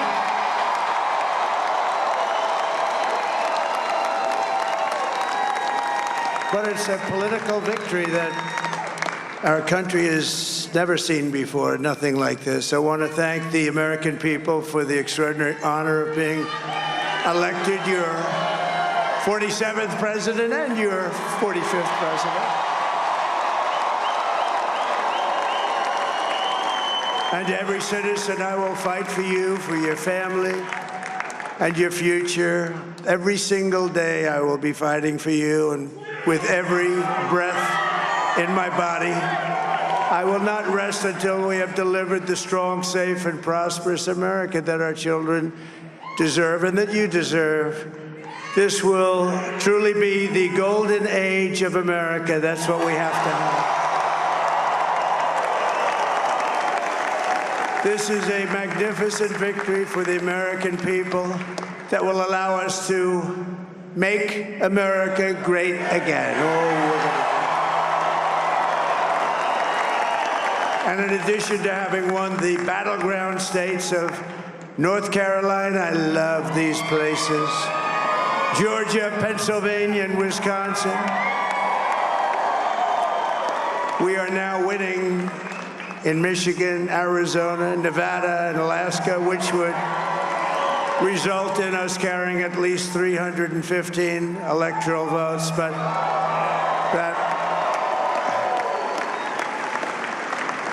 it's much easier doing what the networks did or whoever called it, because there was no other path. There was no other path to victory.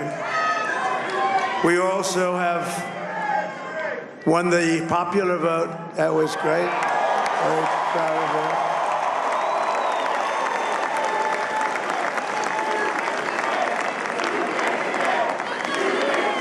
Thank you.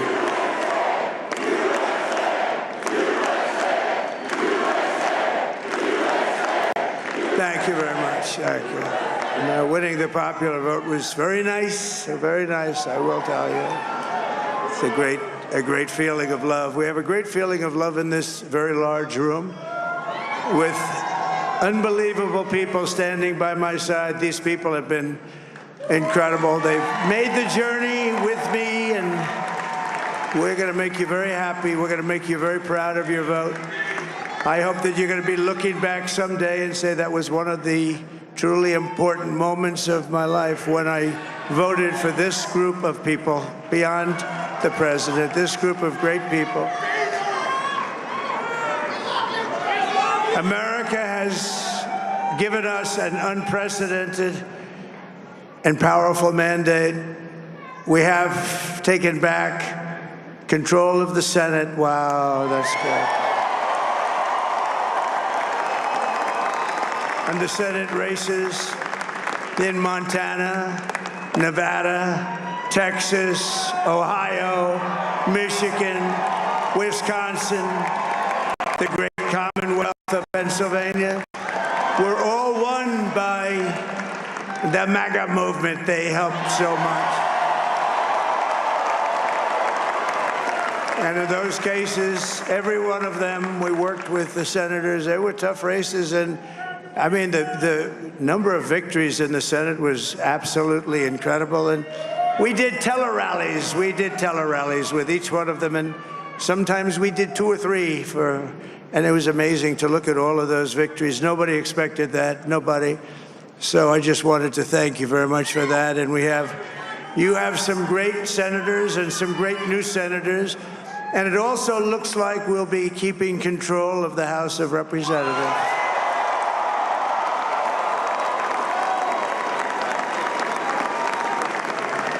And I want to thank Mike Johnson. I think he's doing a terrific job, terrific job. I want to also thank my beautiful wife, Melania, First Lady.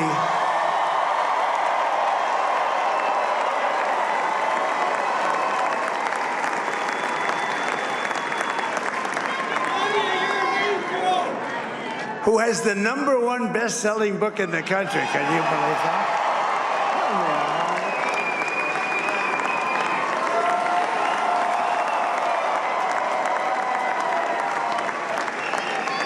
Oh, no, she's done a great job, works very hard to help people. So I just want to thank her. But I want to thank my whole family, my amazing children, and they are amazing children. Now, we all think our children are amazing. Everybody here thinks their children are amazing, but that's a good thing when you think they are. But Don, Eric, Ivanka, Tiffany, Barron, Laura, Jared, Kimberly, Michael, thank you all. What a help. What a great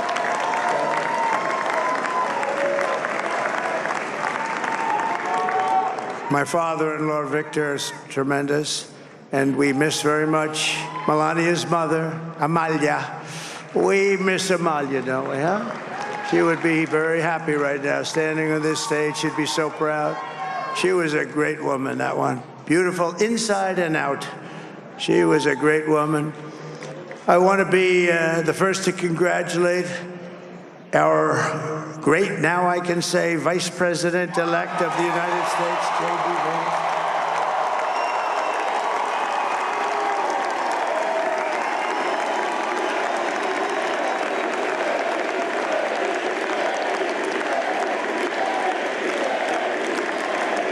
And his absolutely remarkable and beautiful wife, Usha Vance. And he is a feisty guy, isn't he? You know, I've said, go into the enemy camp. And you know, the enemy camp is certain networks. And a lot of people don't like to, sir, do I have to do that? He just goes, okay. Which one? CNN, MSDNC? He'll say, all right, thank you very much. He actually looks fine. He's like the only guy I've ever seen. He really looks forward to it, and then he just goes in and absolutely obliterates them. Say a couple of words.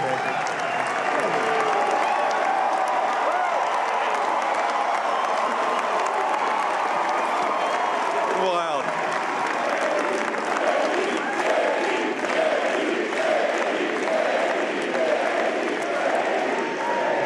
Mr. President. I appreciate you allowing me to join you on this incredible journey. I thank you for the trust that you placed in me. And I think that we just witnessed the greatest political comeback in the history of the United States of America.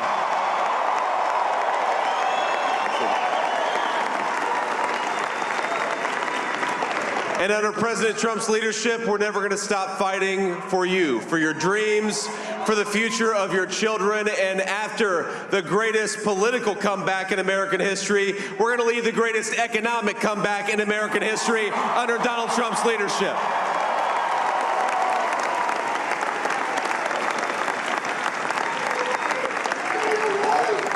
Thank you very much. He's turned out to be a good choice. I took a little heat at the beginning, but he was, I knew the brain was a good one, about as good as it gets. And we love the family, and we're going to have a great 4 years, and we're going to turn our country around, make it something very special. It lost that little thing called special. We have to make it so. We're going to make this so great. It's the greatest country and potentially the greatest country in the world by far. And right now, we're going to just work very hard to get all of that back. We're going to make it the best it's ever been. We can do that. If we had to wait longer, I don't know. It was going bad, and it was going bad fast. We're going to have to seal up those borders, and we're going to have to let people come into our country.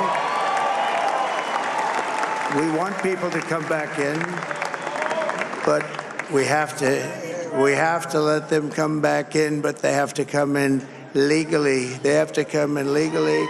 Let me also express my tremendous appreciation for Susie and Chris, the job you did. Susie, come here. Come here, Susie. Chris, come here, Chris. Susie likes to stay sort of in the back, let me tell you.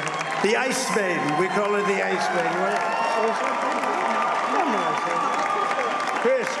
Come here, Chris. Susie likes to stay in the background. She's not in the background. Come here, say something. Say something. This wasn't expected, but I just want to thank, obviously, President Trump for this journey. It was a great one, and he's a hell of a candidate, and he's going to be a hell of a great 47th president. And this team that we had, the best team, and, of course, even my boss, Susie Wiles, the best. Thank you. Thank you, and thank you, Susie. Look at her, she's shy. I've never seen her be shy before. Susie. They're great. Everybody up here is great. Everybody up here is very special. But the Trump, who did you say? Oh, let me tell you, we have a new star. A star is born, Elon.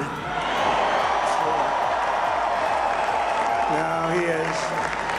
Now he's an amazing guy. We were sitting together tonight. You know, he spent 2 weeks in Philadelphia and different parts of Pennsylvania campaigning.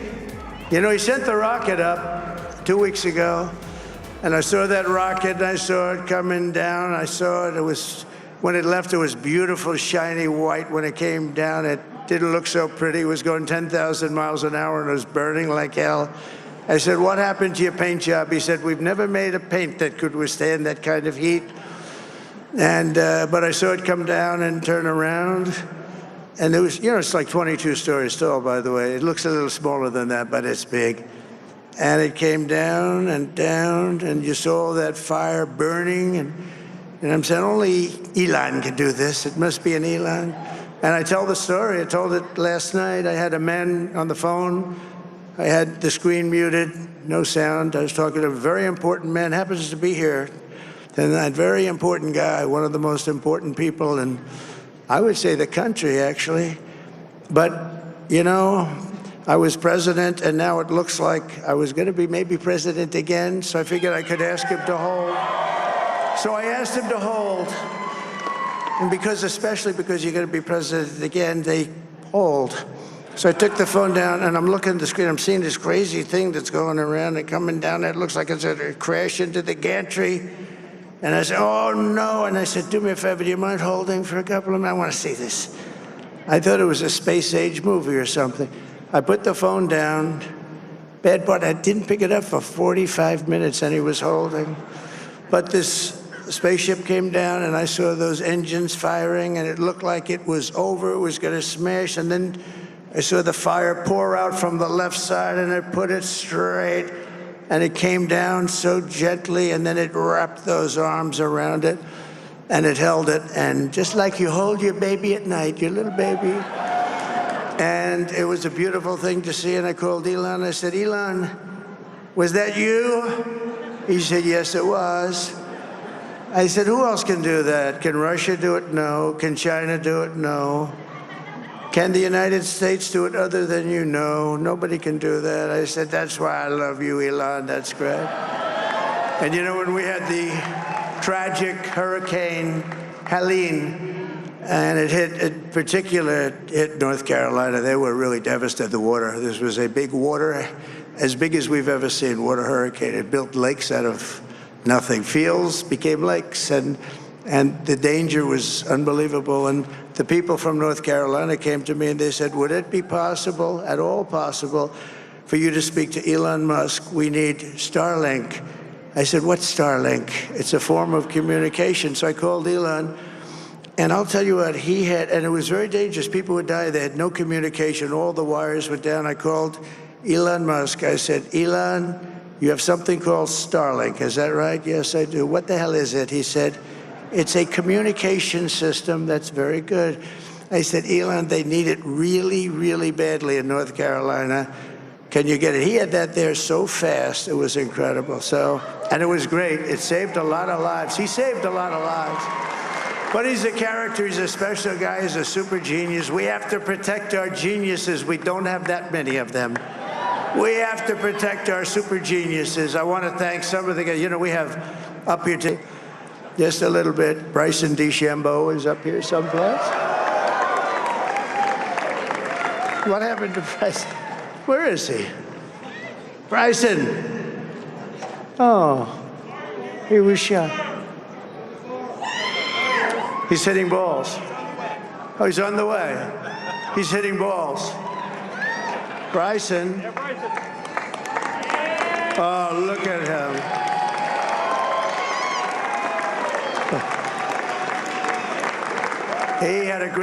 He's got a great career going. Great U.S. Open, Bryson. That's a fantastic job. And we also have a man, Dana White, who has done some job. He's a tough guy.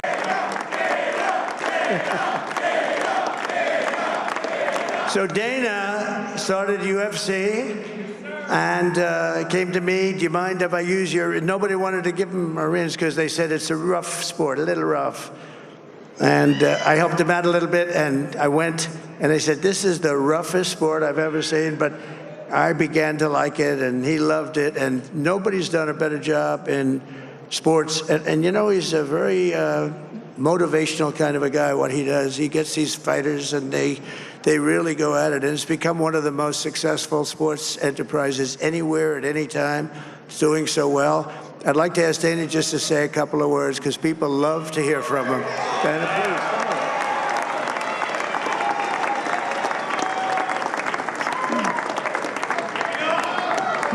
please. Nobody deserves this more than him, and nobody deserves this more than his family does. This is what happens when the machine comes after you. What you've seen over the last several years, this is what it looks like. Couldn't stop him. He keeps going forward. He doesn't quit. He's the most resilient, hard-working man I've ever met in my life. His family are incredible people. This is karma, ladies and gentlemen. He deserves this. They deserve it as a family. I want to thank some people real quick. I want to thank the Nelk boys, Aiden Ross, Theo Vaughn, Bussin' with the boys, and last but not least, the mighty and powerful Joe Rogan. And thank you, America. Thank you. Have a good night.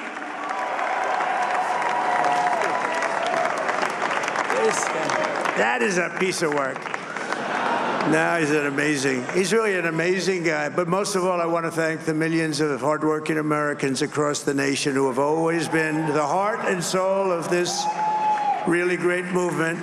We've been through so much together, and today you showed up in record numbers to deliver a victory like probably like no other. This was something special, and we're gonna pay you back. We're gonna do the best job. We're gonna turn it around. It's got to be turned around. It's got to be turned around fast, and we're gonna turn it around. We're gonna do it in every way, with so many ways, but we're gonna do it in every way. This will forever be remembered as the day the American people regained control of their country.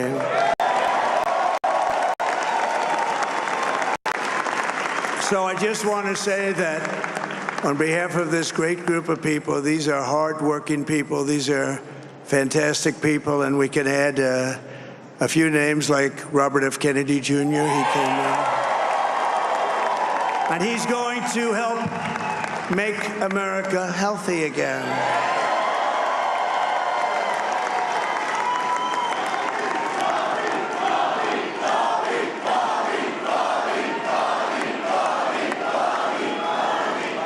And now he's a great guy, and he really means it. He wants to do some things, and we're going to let him go to it. I just said, but Bobby, leave the oil to me.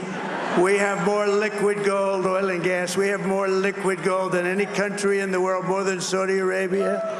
We have more than Russia. Bobby, stay away from the liquid gold. Other than that, go have a good time, Bobby. We're going to be paying down debt. We're going to be reducing taxes. We can do things that nobody else can do. Nobody else is going to be able to do it. China doesn't have what we have. Nobody has what we have. But we have the greatest people also. Maybe that's the most important thing. This campaign has been so historic in so many ways. We've built the biggest, the broadest, the most unified coalition. They've never seen anything like it in all of American history. They've never seen it. Young and old, men and women, rural and urban. And we had them all helping us tonight. When you think, I mean, I was looking at it, I was watching it. They had some great analysis of the people that voted for us. Nobody's ever seen anything like that. They came from all corners, union, non-union, African American, Hispanic American, Asian American, Arab American, Muslim American. We had everybody, and it was beautiful. It was a historic realignment, uniting citizens of all backgrounds around a common core of common sense. You know, we're the party of common sense. We want to have borders. We want to have security. We want to have things be good, safe. We want great education. We want a strong and powerful military, and ideally we don't have to use it. You know, we had no wars. 4 years we had no wars, except we defeated ISIS. We defeated ISIS in record time. But we had no wars. They said, he will start a war. I'm not going to start a war. I'm going to stop wars. But this is also a massive victory for democracy and for freedom. Together, we're going to unlock America's glorious destiny. We're going to achieve the most incredible future for our people. Yesterday, as I stood at my last stop on the campaign trail, I'll never be doing a rally again. Can you believe it? I think we've done 900 rallies approximately from them. Can you imagine? 901 something, a lot of rallies. And it was sad. Everybody was sad. Many people, I said, this is our last rally. But now we're going on to something that's far more important, because the rallies were used for us to be put in this position where we can really help our country. That's what we're going to do. We're going to make our country better than it ever has been. And I said that many people have told me that God spared my life for a reason.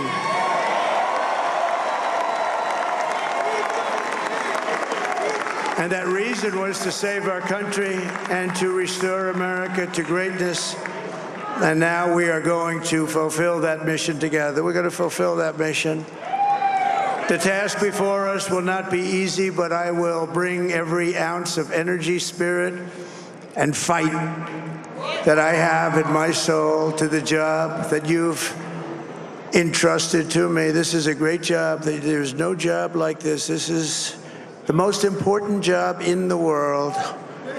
Just as I did in my first term, we had a great first term, a great first term. I will govern by a simple motto: promises made, promises kept. We're going to keep our promises. Nothing will stop me from keeping my word to you, the people. We will make America safe, strong, prosperous, powerful, and free again. And I'm asking every citizen all across our land to join me in this noble and righteous endeavor. That's what it is. It's time to put the divisions of the past 4 years behind us. It's time to unite. And we're going to try. We have to try. And it's going to happen. Success will bring us together. I've seen that. I saw that in the first term. When we became more and more successful, people started coming together. Success is going to bring us together, and we are going to start by all putting America first. We have to put our country first for at least a period of time. We have to fix it, because together we can truly make America great again for all Americans. So I want to just tell you what a great honor this is. I want to thank you. I will not let you down. America's future will be bigger, better, bolder, richer, safer, and stronger than it has ever been before. God bless you, and God bless America. Thank you very much. Thank you. To the camp, you have Christ. When you believe in Jesus Christ, you know for a fact God never let you down. Donald Trump is anointed. He's the one, the soulmate for America. And now we have a real president who's going to prosper America and give us hope for our children. We love you, Donald Trump. Many thanks for the prayers of the righteous man. All right, and that was take on Kamala Harris's victory. Okay, and there you go. The dancing continues. Quite excited over here. You heard the president-elect. What was your biggest takeaway from his speech? Biggest victory ever. We love it. Okay. What about you? She should be out there. She should be out there where? Okay. So over here, you can see all of them dancing. This is how the convention center is looking like. It's a party place right now. You heard the president-elect. What was your biggest takeaway from what Trump said tonight? The biggest takeaway is a sentiment of healing, bringing us together, and really take hands. Okay. Doing some great things together. That's exactly what President-elect Trump said. He wants to fix the economy. He said he wants to fix things that have been wrong about America. He was very confident of a win. So let's just go across to what did you make? Okay. There you see, celebrations continue. There you go. And this is how the convention center is looking. That over there, Pooja, is the entire media contingent that is covering this convention, the watch party that was underway over here, and they all waited. Not just for the results, but they knew that should the results turn positive, Donald Trump himself is going to be here, and very excited to listen to the president-elect, the 47th president-elect. And now, in some time from now, the party will move from this place to various other hotels that have been booked and to the streets of Florida, of West Palm Beach. There are many dignitaries who continue to remain over here. So we'll just go across and see if there are a few who are still here.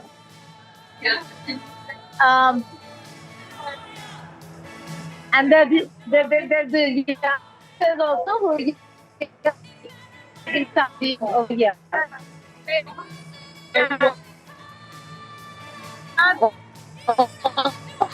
You about the win? Yeah, bro. Okay. Quite a few of them over here. Reluctant to speak. Most of them, again, are part of the as well, and therefore, side from the Trump camp and might not want to speak, but rather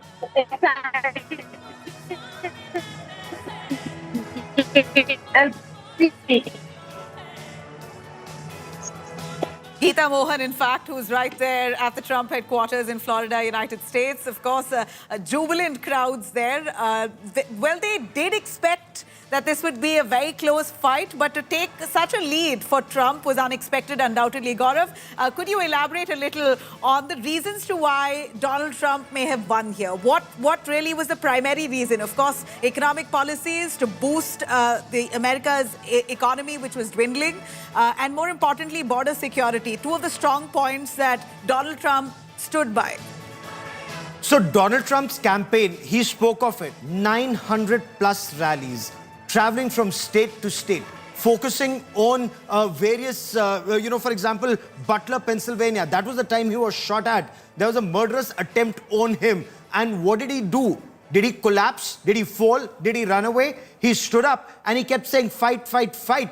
That seemed to have worked with Pennsylvania. That's what we are being told. Point one. Point two, Ghuspaith here is a major issue, whether it's India or the United States of America. And he repeatedly raised the issue of safety of women, of spiraling crime. He even went to the extent of saying that all these illegals who are coming in, not even pets was safe, not even dogs and cats were safe. And this was repeatedly countered by the Democrats. It was repeatedly countered by big networks in the United States of America. And today he actually hit out at those big networks, saying that it was a victory that seemed almost impossible, well, if not improbable, because of the odds that he was facing. So many very, powerful people. Democrats had more than 3 times the money. State support, network support. That's what he's claimed. And yet, on the issue of economy, that very famous Ronald Reagan line in 1980, are you better off today than you were 4 years ago? Just before polling started, he posed that question, and that struck a chord with not just his core voters, but his new voters that he reached out to, which were African American men, which were Latino men, which were Asian American men, second generation he was reaching out to. He said there was more money in their pockets when he was at the helm of affairs. There were no wars that he was waging. All of that seemed to have had an impact, it seems. I was in fact coming to that next question of war. What's been Donald Trump's stance on the Israel-Gaza war, on Russia-Ukraine war? Has he taken a hard stance against it? He said so, and so very clearly, and I want to quote what Donald Trump said. He said, there will be no war. I'm going to stop wars. And he's very clear about that. His entire campaign is about building economy, to make America great again. What did he say? Unlock the glorious destiny of the United States of America. Bigger, better, stronger America for the future generation. So that's what he's promising Americans: more money in their pockets. Their grocery bills will be lower. They will not be funding, at least that is what a section of the United States felt, that their hard-earned money was fueling the Joe Biden's war on Russia through Ukraine. So did America actually want that? Now it remains to be seen what pans out over the course of next several months, because remember, in the run-up to elections, he said even before the inauguration on the 20th of January 2025, the war in Ukraine would have stopped. He'll speak to Russia, he'll speak to Ukraine and ensure that war stops. Will it? Remains the big question. You know, at this point, what we see of Kamala Harris, who pushed for women's rights, largely against abortion, that she spoke of extensively. She had a host of celebrities, the most popular pop stars, be it Taylor Swift, Beyonce, J-Lo, the best of the faces there who came out in support of her. But yet, it seems like Donald Trump has taken this away. There could be several allegations against him, calling him a sexual predator. There's been allegations against him on that. Be it, for that matter, someone who is accused of leaking confidential information of the White House. There were several allegations of corruption against him. But despite that, he's managed to tackle that storm to come out and emerge victorious, to become the 47th president of the United States. How do you think he's done that? What was his campaign on? And, you know, the fact that Kamala Harris reached 214 of the 538, electoral college votes or seats goes on to show that all those who campaigned for her, it seemed to have worked to bring her to 224 at this stage. And again, unfortunately for Kamala Harris, she came into this race very late. What went against her, and several Democrats voiced that in their conversations with India Today's Rohit Sharma again. And I do want to say that India Today's Rohit Sharma and several conversations that I've had with him, both on and off camera, had predicted and based on facts, numbers, his reporting on ground, that it would be Donald Trump. And we were doing number crunching across 50 states on the basis of a lot of information that was filtering in. Even he, felt it's going to be extremely close. Not the margin that Donald Trump is talking about, 315 against 224, because that's actually spectacular. And when you look at that heat map that Rahul Kanwal will be putting out just moments from now, on that heat map you'll say there are red dots virtually across the United States of America, and not restricted just to parts of the East Coast. So, it's from coast to coast that Donald Trump has been able to make that impact about economy, about infiltration, about putting more money in pockets, about stopping wars, and about making America great again. So ultimately, it all boils down to whether you have more money in your pockets and whether you're a safer country. You know, we're looking at Indian markets booming. It's been on the green since the trends showed in favor of Donald Trump. Why do you think India is ecstatic to see Donald Trump win? In fact, we see that business owners in India particularly believe that Donald Trump will bring in more business to India. Why? What are the reasons for them to believe that, Gaurav?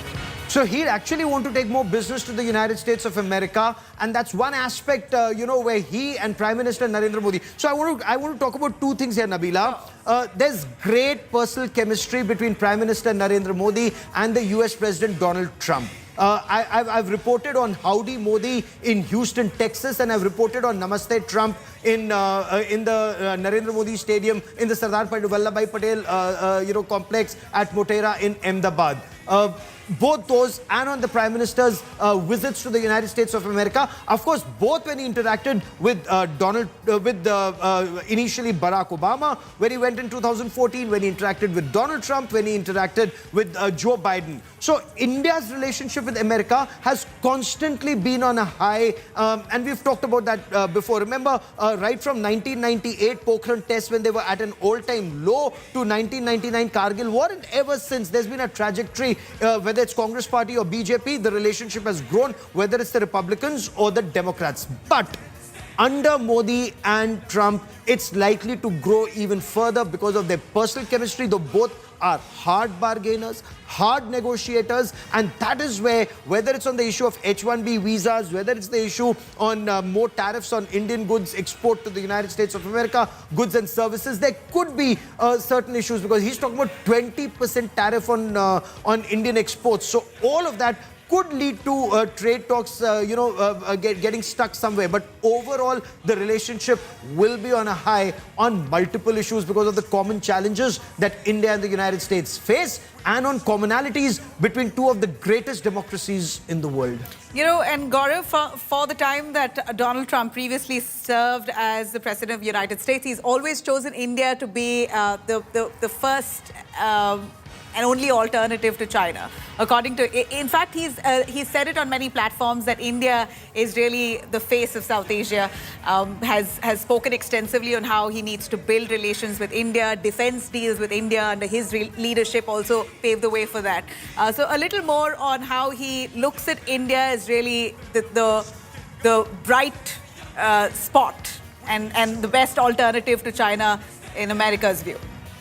India is the bright spot across the world. And No, of course, without a doubt. But, but I'm asking for, in perception coming from an American president, while Donald Trump was in power, often spoke about India being the only option right now. Not even, in compared to China, I mean, particularly. So, if I may, that pivot to Asia and pivot to India actually started under Barack Obama. And America realized that. America realizes that the real threat to democracies comes from an expansionist China. And you really have to be an ostrich burying your head in sand if you choose to ignore this fact. Unfortunately, when Joe Biden was president of the United States of America, he chose to focus on Russia and Ukraine, thereby, unfortunately, actually empowering an expansionist China. Because the real threat to the world comes from China, whether it's in the South and East China Sea, or whether in the Himalayas or in the Indian Ocean region, and to the United States of America. And it's only India that's able to withstand the Chinese expansionism, the Chinese bullying tactics, and not just by words, but by hard action. Barack Obama realized it. Donald Trump knows it. Now, Joe Biden knew it.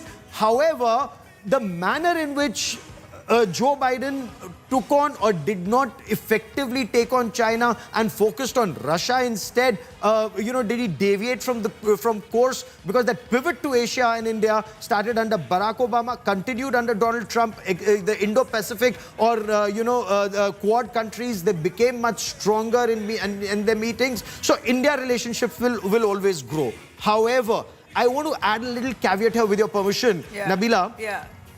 In the last days of Joe Biden, unfortunately, America started interfering a little too much in India's internal affairs. And the apprehension was that under Kamala Harris, had she become president, it may have increased on issues of Citizenship Amendment Act, for example, or Article 370 in Jammu and Kashmir, or graver threat to India's security is Joe Biden's support to Professor Muhammad Yunus and radical Islamists taking over Bangladesh, overthrowing a democratically elected government of Sheikh Hasina. So that was a major threat to India's security. Again, in the case of, terrorists like Gurpatwant Singh Pannu, or, encouraging Canada without evidence on cases like terrorists like Hardeep Singh Nijjar and the support to Khalistan terror. All of that were more than just niggles between India-US and India-Canada relationship, and that perhaps under Donald Trump, the relationship will come back on an even keel. I'm going to quickly cut to Donald Trump. He's, of course, given a big thank you speech there to his people in Florida. This is certainly historic for him. After that assassination bid, I'm going to touch upon that as well, to ask Gaurav if this could have added to the favor that Donald Trump has received. But nonetheless, the very fit, hale, hearty, and enthusiastic Trump. Well, I want to thank you all very much. This is great. These are our friends. We have thousands of friends on this incredible movement. This was a movement like nobody's ever seen before. And frankly, this was, I believe, the greatest political movement of all time. There's never been anything like this in this country, and maybe beyond. We're going to help our country heal. We're going to help our country heal. We have a country that needs help, and it needs help very badly. We're going to fix our borders. We're going to fix everything about our country. And we made history for a reason tonight, and the reason is going to be just that. We overcame obstacles that nobody thought possible, and it is now clear that we've achieved the most incredible political thing. Look what happened. Is this crazy? This will truly be the golden age of America. That's what we have to have. This is a magnificent victory for the American people that will allow us to make America great again. It's a political victory that our country has never seen before, nothing like this. I want to thank the American people for the extraordinary honor of being elected your 47th president and your 45th president. And every citizen, I will fight for you, for your family, and your future. Every single day, I will be fighting for you, and with every breath in my body, I will not rest until we have delivered the strong, safe, and prosperous America that our children deserve and that you deserve. I want to be the first to congratulate our great, now I can say, Vice President-elect of the United States, J.D. Vance.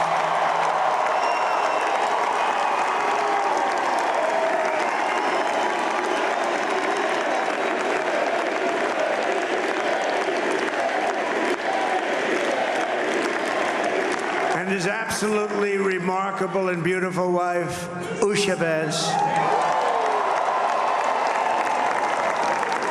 And he is a feisty guy, isn't he?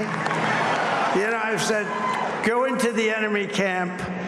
And you know, the enemy camp is certain networks. And a lot of people don't like this. Sir, do I have to do that? He just goes, okay. Which one? CNN, MSDNC? He'll say, all right, thank you very much. He actually looks fun. He's like the only guy I've ever seen. He really looks forward to it. And then he just goes in and absolutely obliterates them. Let me tell you, we have a new star. A star is born, Elon. Now he is.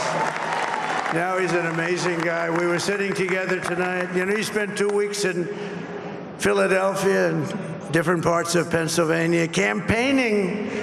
You know, he sent the rocket up 2 weeks ago, and I saw that rocket, and I saw it coming down. I saw it. It was... When it left, it was beautiful, shiny white. When it came down, it didn't look so pretty. It was going 10,000 miles an hour, and it was burning like hell. I said, what happened to your paint job? He said, we've never made a paint that could withstand that kind of heat. And but I saw it come down and turn around. And it was, you know, it's like 22 stories tall, by the way. It looks a little smaller than that, but it's big. And it came down, and you saw that fire burning. And I'm saying, only Elon can do this. It must be an Elon. And I tell the story. I told it last night. I had a man on the phone. I had the screen muted, no sound. I was talking to a very important man, happens to be here. And that very important guy, one of the most important people in, I would say, the country, actually. But, you know, I was president, and now it looks like I was going to be maybe president again, so I figured I could ask him to hold. So I asked him to hold, and especially because you're going to be president again, they hold. So I took the phone down, and I'm looking at the screen. I'm seeing this crazy thing that's going around and coming down. It looks like it's going to crash into the gantry. And I said, oh, no. And I said, do me a favor, do you mind holding for a couple of minutes? I want to see this. I thought it was a space-age movie or something. I put the phone down. Bad part, I didn't pick it up for 45 minutes, and he was holding. But this spaceship came down, and I saw those engines firing, and it looked like it was over. It was going to smash. And then I saw the fire pour out from the left side, and I put it straight. And it came down so gently, and then it wrapped those arms around it, and it held it. And just like you hold your baby at night, your little baby. And it was a beautiful thing to see. And I called Elon. I said, Elon, was that you? He said, yes, it was. I said, who else can do that? Can Russia do it? No. Can China do it? No.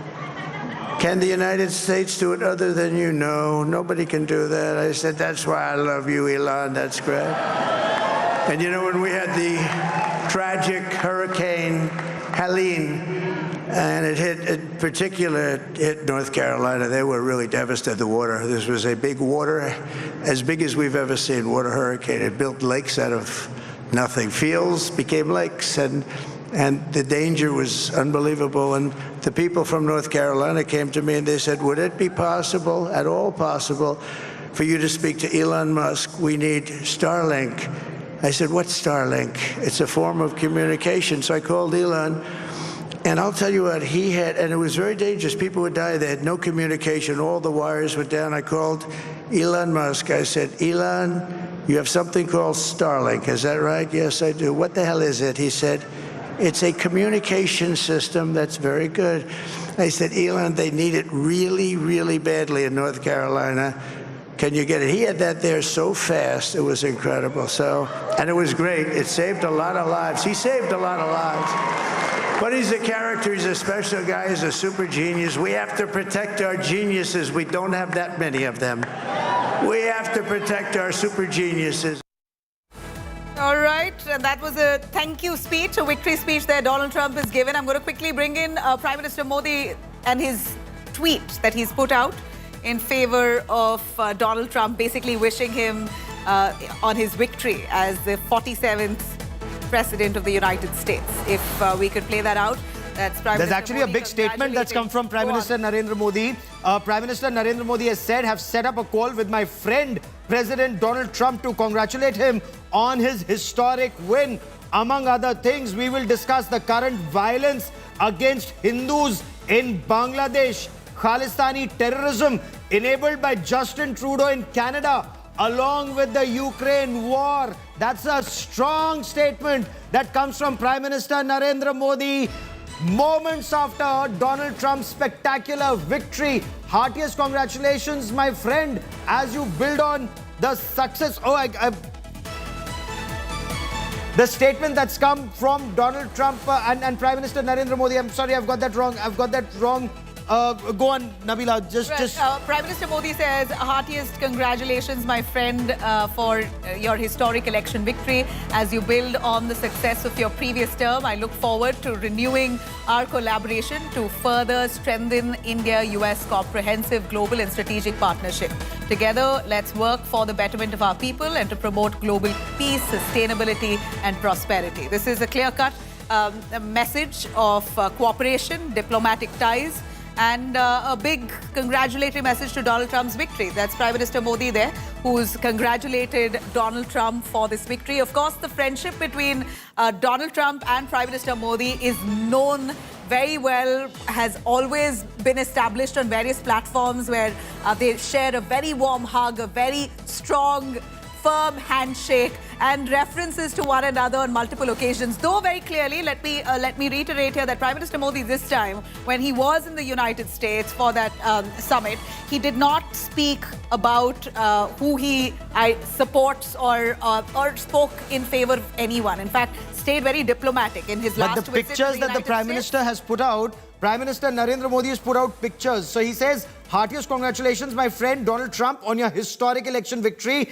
As you build on the successes of your previous term, I look forward to renewing our collaboration to further strengthen the India-US comprehensive global and strategic partnership. Together, let's work for the betterment of our people and to promote global peace, stability and prosperity. The pictures that he's put out include from, the Namaste Trump visit, the visit of the US President to Gujarat, the Indo-US, partnership, their meeting in G7 at France, and also the Prime Minister at Howdy Modi at Houston, Texas. So those four pictures that signify India-US relationship, point one, and point two, the personal chemistry between Prime Minister Narendra Modi and the US President-elect Donald Trump. Yeah, and that picture of that hug itself establishes what kind of warm relationship they both share. A big Howdy Modi event that Donald Trump had organized during his tenure itself had shown the kind of admiration he has for the Prime Minister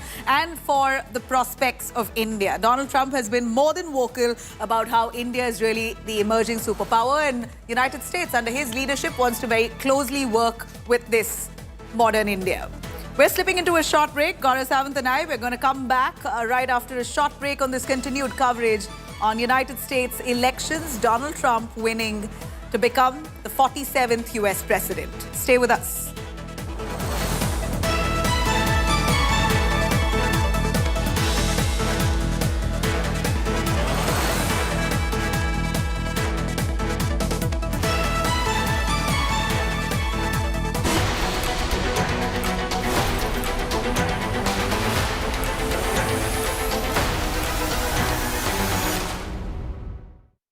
Invest.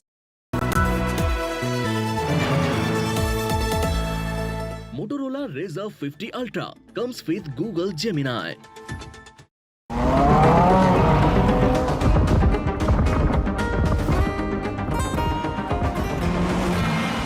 जमाने से हटकर बेबाक है मेरा signature finest cardamom seeds, a premium product from Dilbar Group.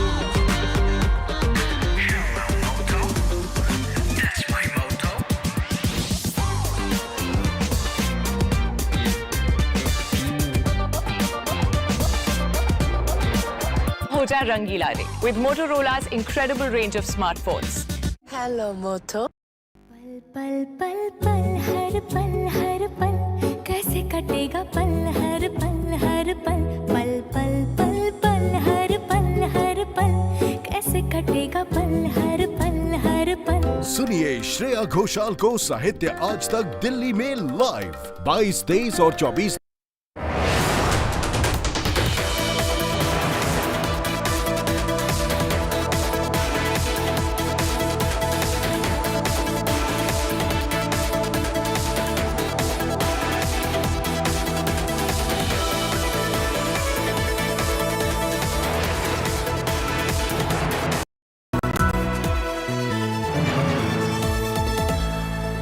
Motorola Razr 50 Ultra comes with Google Gemini.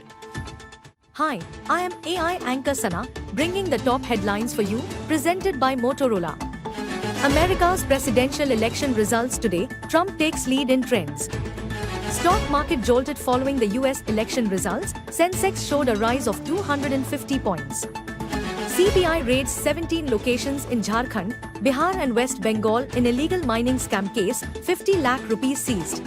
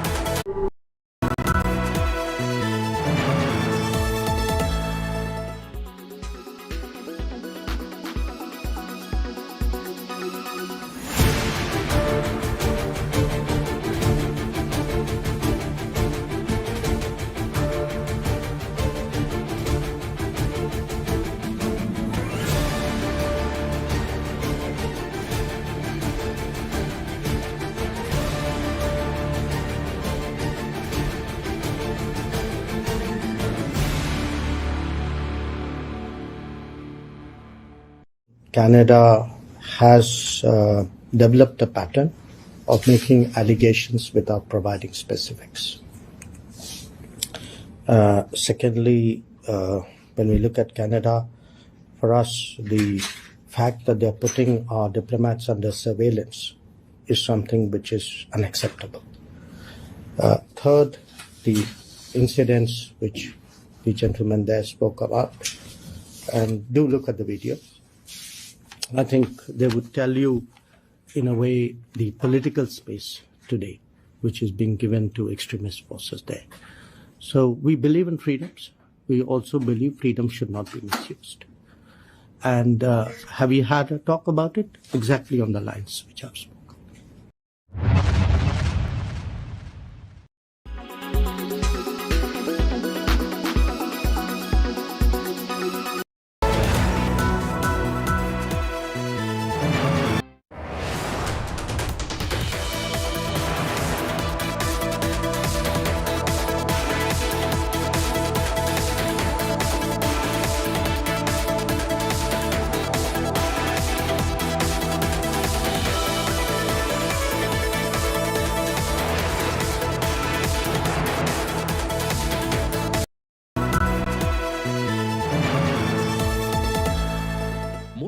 Razr 50 Ultra comes with Google Gemini. नया phone? बिल्कुल मेरे जैसा। तेरा ही फोन है। टीम बस में भूल आया था तू। क्रिकेट के बाद का प्लान ऐसे मत भूल जाना भाई। क्रिकेट के बाद का प्लान मतलब पाजी? मतलब रिटायरमेंट का प्लान। इस जनरेशन ने तो उस बारे में सोचा भी नहीं होगा। नहीं भाई पहले मैच से ही सोचा है, इसलिए तो वो कर रखा है। वो मतलब क्या? वही जो सब लोग सही है करते रहते हैं। म्यूचुअल फंड्स में SIP। म्यूचुअल फंड्स में SIP। अगर ऐसे भूल भी जाओ ना तो भी रिटायरमेंट का प्लान बैकग्राउंड में चलते रहना चाहिए ताकि आगे की लाइफ सेट रहे। सही है। म्यूचुअल फंड निवेश बाजार जोखिमों के अधीन है। योजना से जुड़े सभी दस्तावेजों को ध्यान से पढ़ें।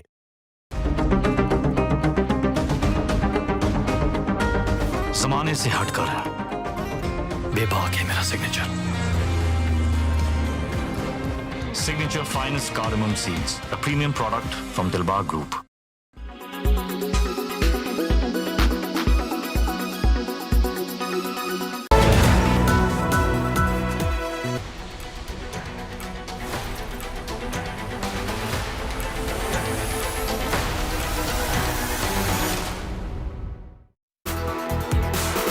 It's a historic second term for US President-elect Donald Trump after a gap of 4 years. Donald Trump has just told his supporters and voters that it's a spectacular victory of more than 300 electoral college votes against 270. That's the minimum requirement. 321 is what Donald Trump says. But big story right now on India Today. Prime Minister Narendra Modi has congratulated his friend Donald Trump. Narendra Modi, the Prime Minister of India, in his message on social media platform X said, will further strengthen India-US ties. The Prime Minister has said, let's work for the betterment of our people. He said, and I quote, let's promote global peace. Heartiest congratulations, my friend Donald Trump, on your historic election victory. As you build on the successes of your previous term, I look forward to renewing our collaboration to further strengthen the India-US comprehensive global and strategic partnership. Together, let's work for the betterment of our people and to promote global peace, stability, and prosperity. There is tremendous personal equation and chemistry between Prime Minister Narendra Modi and the US President Donald Trump. They're on this big backslapping, hugging terms. And I would quickly cut across to India Today's Foreign Affairs editor Geeta Mohan, joining us live from the United States of America. Geeta, describe how India-US relationship may be on a higher trajectory with Donald Trump at the White House. Well, the understanding, the rapport and the camaraderie that Prime Minister Modi and Donald Trump share, the president-elect of the United States of America, it has been very different, has been talk of the town. They've not just hosted each other, they have ensured that they do events on the sidelines of visits, and they have managed to take the relationship to a real strategic level when it comes to defense and strategic cooperation between the two countries. On the trade front, there would be some niggling areas and issues. Tariffs could become a concern, but should Donald Trump look at tariffs against China, then the big alternative for US is going to be India. So, Geeta, stay with me for a moment. I also want to bring into this conversation Samir Saran, president of the Observer Research Foundation, who joins us on this special broadcast. Samir Saran, your first take on this victory of Donald Trump, only the second person in the history of the United States of America to come back to White House after a gap of 4 years. This is historic in a sense. He's the the comeback kid in many ways, the biggest gainer in American political history, who was actually restake claim to lead the nation once again. And of course, you must realize that this has happened in the backdrop of him being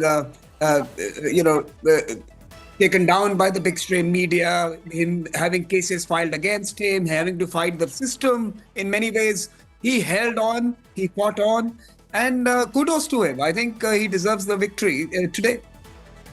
But, everyone was saying it's going to be close. Do you think it will be this spectacular? 321, he says, as against 270 that was required? It could be spectacular. In fact, they are suggesting that this might be as big, if not bigger, than Ronald Reagan's victory. He's going to win the popular vote, and if that happens, it would be astounding that for someone who was down and out and who was castigated by the mainstream media in the United States. By the way, I think the American media today needs to reflect. I don't know where have they been living. He is winning a popular vote in a country, and that media was completely out of touch with what their people wanted.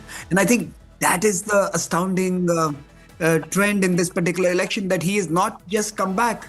He has come back stronger, bigger, and with greater credibility. And perhaps him winning the popular vote and the Electoral College and perhaps the House and the Senate would heal America. I think you would have a clear-cut head of the proud American democracy finally.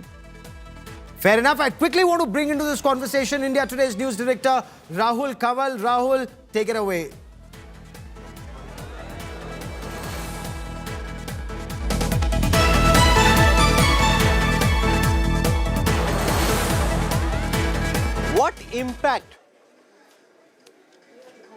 What impact is Donald Trump's presidency likely to have on the India-America relationship and on the global geopolitical order? To talk about this, we're joined live from Canberra by the president of the Observer Research Foundation, Samir Saran, one of India's sharpest thinkers in foreign affairs. Samir, thank you for taking our time on a big day. Donald Trump once again beating pollsters, all predictions being proven wrong. He's going to come back as the 47th president of the United States. On balance, do you think Donald Trump is likely to be better from India's perspective, from Prime Minister Modi's perspective, than Kamala Harris would have been? Well, my view on that has always been that India does well with each American presidency. And I think that is not going to change. Our relationship is going to be strengthened. Every president has contributed to the furtherance of this bilateral. And I have no hesitation in suggesting that we are going to see the best 4 years. And by the way, to be fair, Biden did contribute to the bilateral, even as some of his colleagues in Congress continue to induce some irritants into the relationship. But Donald Trump will be good. We know his views on a number of key important geopolitical questions, especially concerning the Indo-Pacific, China, and of course, the importance of the India-US bilateral. I think what is to be watched is how Europe reacts to this, how Europe responds to the Trump presidency, and how the transatlantic partnership plays out. That is important because there is a war which is ongoing in Europe. And Trump may have his own design for how to bring that to a closure or to proceed with it. So I think it is the transatlantic relationship that is the interesting dynamic to watch out for. India-US relationship will be strengthened. We are, of course, going to face headwinds of tariffs. But if we play our cards smartly and we align well, we could actually benefit from it. Because believe you me, if we add a certain tariff to all, there is a level playing field, and those who he believes have been perversely benefiting, he's going to probably add an additional layer of the Trump tax on them. So I think there is an opportunity here for India not to get too hassled by the conversations around trade and tariffs, and to ride out this particular new transition for its own purposes. Samir, candidate Trump called India tariff king, spoke about wanting to raise tariffs against India. He's also planning to do that with China. But let's just for a moment deal with the potential negatives of having Donald Trump as the next American president. He's mercurial, less predictable, more transactional. So what are the pitfalls that you think India and Prime Minister Modi need to look out for? Exactly those, that he is unpredictable, he is transactional, and he is going to seek a fair deal. And we will have to be on our toes negotiating at the best of our capabilities, safeguarding what is important for India and offering him something that he believes is important for the US. I think, let's be honest here, there are no free lunches. If anyone believed that the previous administrations in the US are offering India some largies, it's rubbish. we always had to fight and claw for every space that we were able to claim under any US presidency. With Donald Trump, it will be more vocal, it will be more visible, it might be more louder. But the texture of American desire to benefit from economic growth that India is bringing to the table is going to allow us to negotiate a fair deal. And I think I'm confident that at the end of the day, he wants a deal. When Donald Trump was elected president the first time, he took the tariff battle to China, spoke about wanting to make America great again, bring manufacturing back to the United States.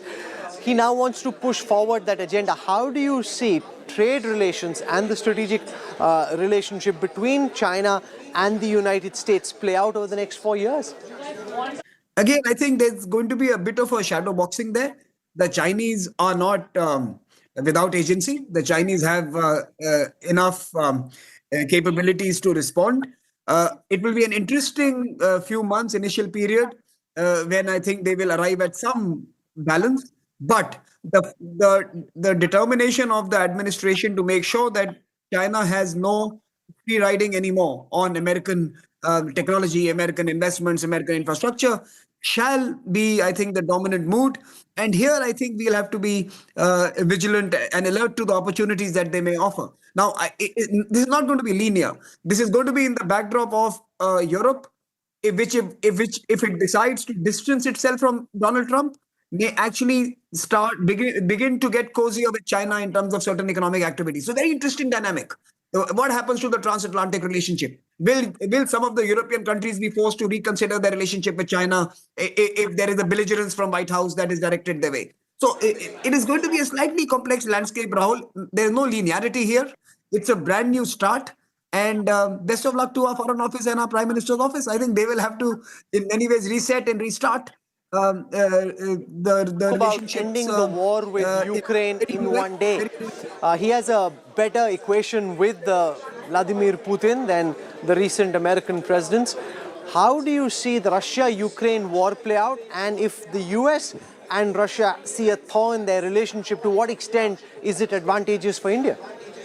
No, for us, if we can find Kissinger in Washington, D.C.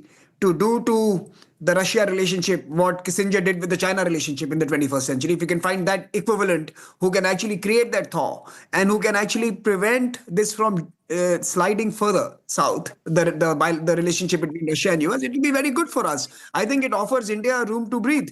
Right now, our worst nightmare would be a corner which has both Russia and China hand in hand. And I think allowing Russia room to maneuver is beneficial for the West, which they don't understand at this particular moment, and rightly so because of what's happening in Europe. But it is also something which is very useful for India. So yes, I don't believe that is going to happen, by the way, Rahul. I think that's a very difficult, very remote possibility, Russia-America thaw. But I would hope that Donald Trump would revisit what's happening in Ukraine and impress upon his European partners to seek an early peace deal with the Russians. And of course, the Russians should be fair in their offer as well. Now, we know that Kamala Harris seemed more sympathetic to the Palestinian cause, even though during the campaign, she seemed to dodge questions when she was asked specifically about what was happening in the Middle East. But how do you see the Middle East war between Iran and Israel, even if it's not an open, direct military confrontation, ongoing military confrontation, but how do you see this dynamic play out under a Trump presidency summit? No, I think this is perhaps the second most important question. The transatlantic partnership was the first, and I think the second is what happens between Israel and Iran. And Rahul, I don't know. All bets are off. I think I fear that Israel may be emboldened to be more adventurous vis-a-vis Iran. And by the way, there is a special chemistry between Netanyahu and Donald Trump. And by the way, this is no longer about Palestine anymore. It's about Iran and Israel. With Donald Trump's presidency, Iran becomes part of the bad guys. And in some sense, that is going to be that is going to capture the imagination of the mandarins in Capitol Hill. and not necessarily what's happening in Gaza and with the Palestinians. And that is, I think, the other question that we need to watch out for. What happens to the Israel-Iran tension? Would Donald Trump be swayed by his partners in the Middle East and try and do a bigger deal which includes Iran on it? Or would he side with his friend Netanyahu and take a certain position against Iran? So I think he has to balance the Abraham Accords, which eventually sought a peaceful Middle East region, which included Iran, or does he want to help Netanyahu settle the current tactical battle that is underway? And as you're saying, we never really know. What differences are you seeing between this campaign of Donald Trump and what we saw during his speech, that brief speech which he made earlier this afternoon, late night in the United States? To me, he seems slightly more organized, slightly more presidential. He's inviting others to come and speak. He said he invited his vice president to come and speak. He invited the campaign managers to come and speak, some of which we didn't see the last time, also because he probably wasn't expecting to win, as so many books have later revealed. No, you're right, Rahul. I think it would be safe to assume that he's perhaps visibly more generous in this campaign, both with his vice president and with his team, and has been throughout, to be fair. He has been more mellow and more generous over the past few weeks in his campaign. He has also been less abrasive with his opponents in many ways. I'm not saying that he has not been, but I'm now looking at a relative scale. He's been slightly less abrasive in this particular campaign. But I think you've hit the nail on the head. He is prepared. So, over the last 4 years, they have built, in some sense, the white paper on what they do when they hit day one. On day one this time, they would have the team in place. They would have their key policy priorities in place. They would know what they need to be doing. He is more prepared, and for the last 3 to 4 years, it is visible that number of projects in Washington, D.C., were being incubated and invested into for this particular possibility. So in a sense, they've been planning for it, Rahul. I think Trump 2.0 is going to be very different. If people believe it's an extension of Trump 1.0, they are going to be caught by surprise. He's Trump also 2.0 offering a whole new package.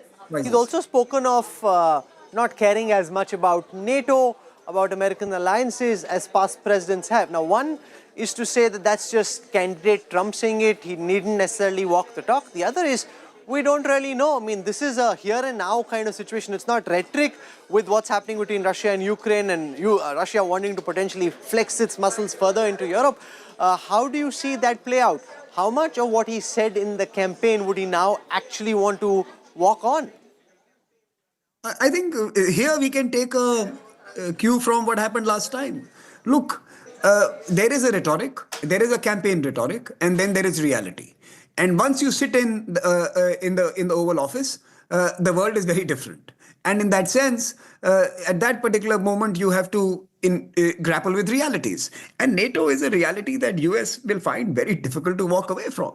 And in many ways, at least one thing that the Ukraine conflict has done has opened the defense budget purse strings of his partners in Europe. So in some sense, something that Donald Trump had been demanding in his first term, that Europeans should invest more in defense. And in fact, lots of Europeans are buying a lot of American weaponry and American weapon systems, would be an incentive for Trump to perhaps look at NATO differently. I'm not necessarily saying that he is not still going to negotiate a far tougher deal with his partners across the Atlantic Ocean, but I think he would see a merit, and his defense industry sees a merit in a NATO that has greater appetite to invest in defense budgets. So I think in that sense, what he sought out to do, he may have partially achieved before arrival, courtesy the conflict in Europe. Samir Saran, for joining us on an important day and giving us your insights about what's likely to happen over the next 4 years of the second Trump presidency. Thank you very much. Good night, and thank you for joining us.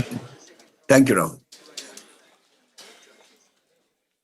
So Samir Saran there describing how India-US relationship will be taken forward. Yes, there will be challenges, but the fact also remains that this is a relationship where both sides know each other, India and the United States of America, and that personal chemistry. So several aspects that Rahul raised with Samir Saran. What happens to the Israel-Iran war? Remember, now it's no longer Israel-Hamas or Israel-Hezbollah, because now it's directly Iran targeted Israel, Israel's targeted Iran, with Donald Trump now in the White House and his personal chemistry with Benjamin Netanyahu, the Prime Minister of Israel.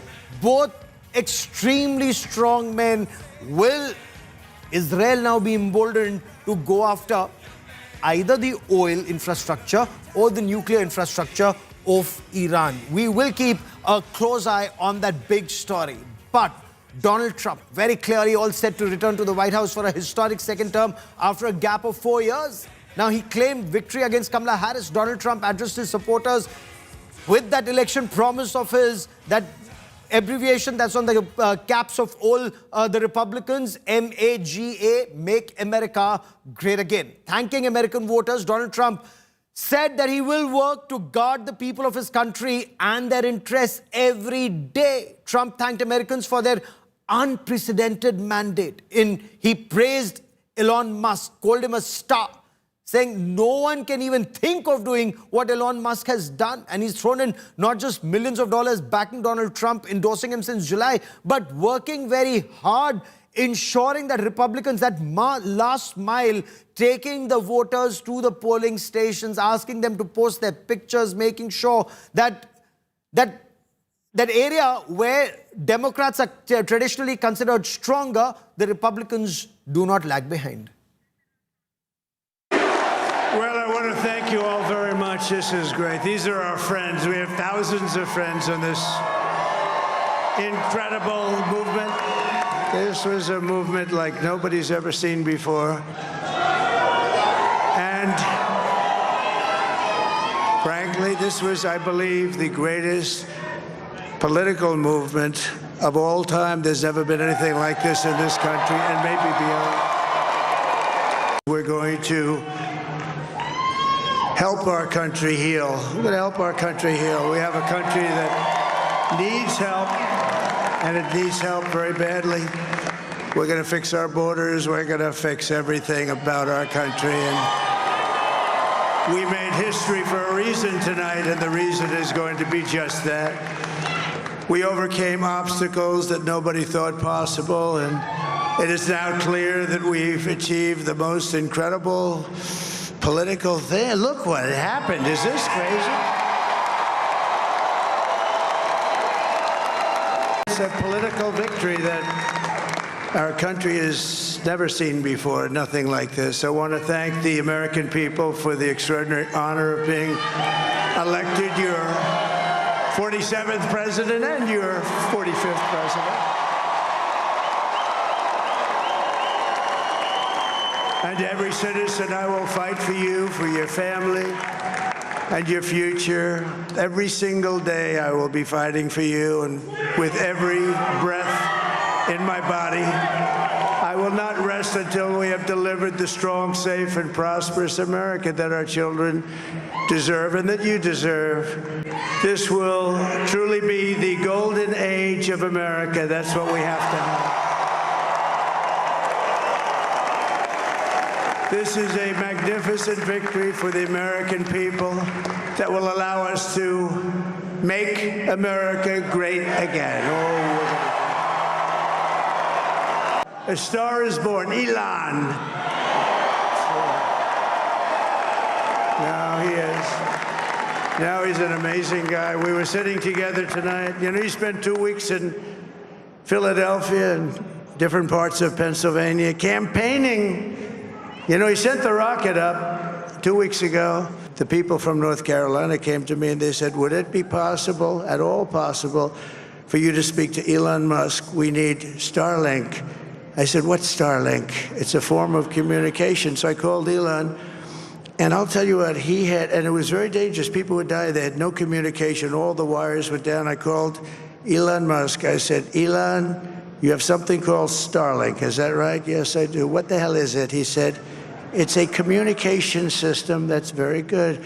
I said, Elon, they need it really, really badly in North Carolina. Can you get it? He had that there so fast. It was incredible. So, and it was great. It saved a lot of lives. He saved a lot of lives. But he's a character. He's a special guy. He's a super genius. We have to protect our geniuses. We don't have that many of them. Many people have told me that God spared my life for a reason.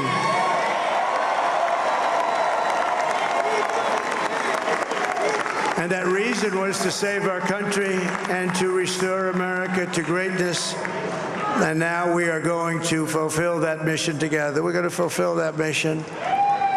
The task before us will not be easy, but I will bring every ounce of energy, spirit, and fight that I have in my soul to the job that you've entrusted to me. This is a great job. There's no job like this. This is the most important job in the world.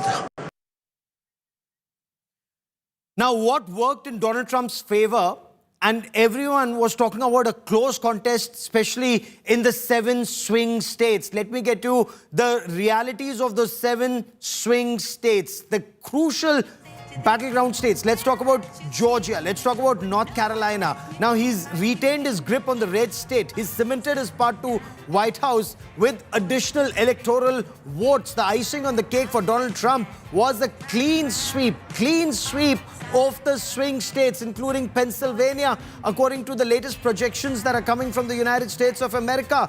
Trump has also claimed that a string of states, he's saying that this is historic, 320 plus electoral votes in his favor. So he's saying Alabama, Florida, Texas, Ohio, Nebraska's 3rd congressional district, all of that have voted red, have voted Donald Trump. For Cincinnati, Ohio, he thanked his vice presidential candidate, J.D. Vance, saying that he's actually worked extremely hard to ensure this spectacular election victory.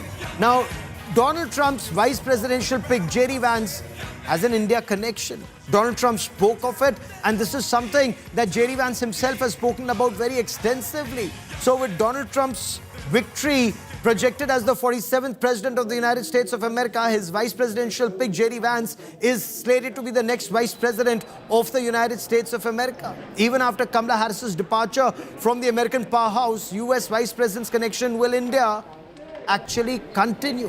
How?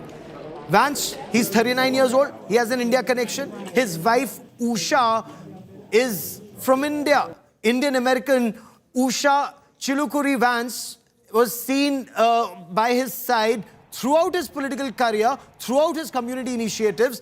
She's a trial lawyer. She graduated from Yale University, comes originally from Andhra Pradesh. Now, Usha Chilukuri was born, of course, in San Diego to Indian immigrant parents. Her father is a mechanical engineer from IIT Madras. Usha has served as a law clerk for multiple federal judges, married J.D. Vance in 2014. There was an interfaith marriage ceremony that on multiple occasions J.D. Vance has commented on his marriage, on his vegetarian wife, and how he's learned so much about new cultures. I want to be the first to congratulate our great, now I can say, Vice President-elect of the United States, J.D. Vance.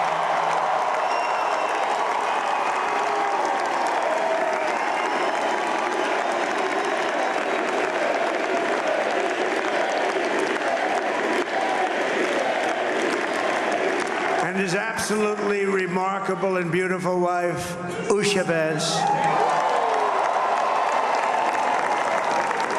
And he is a feisty guy, isn't he? You know, I've said, go into the enemy camp.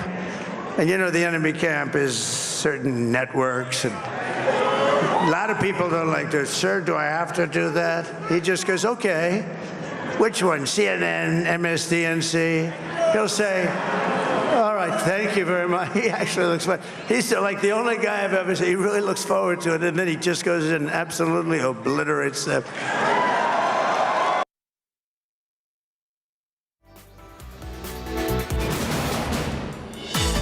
And breaking news coming in, Dow Futures jumps 1,000 points after Donald Trump victory. US market soars after Trump comes to power after a gap of 4 years. Dow Jones rallies 400 points. NASDAQ climbs. Tech stocks grow after Trump becomes US President-elect, the 47th president. He, of course, takes over on the 20th of January, 2025. That's when the inauguration takes place. But tech stocks rise. They jump after Trump victory. And Dow futures jumps 1,000 points after Donald Trump's victory. 267 is what numbers stack at this point of time. Many, even in the United States, have argued, and especially Republicans, that Donald Trump would be better for the economy. Throughout his campaign,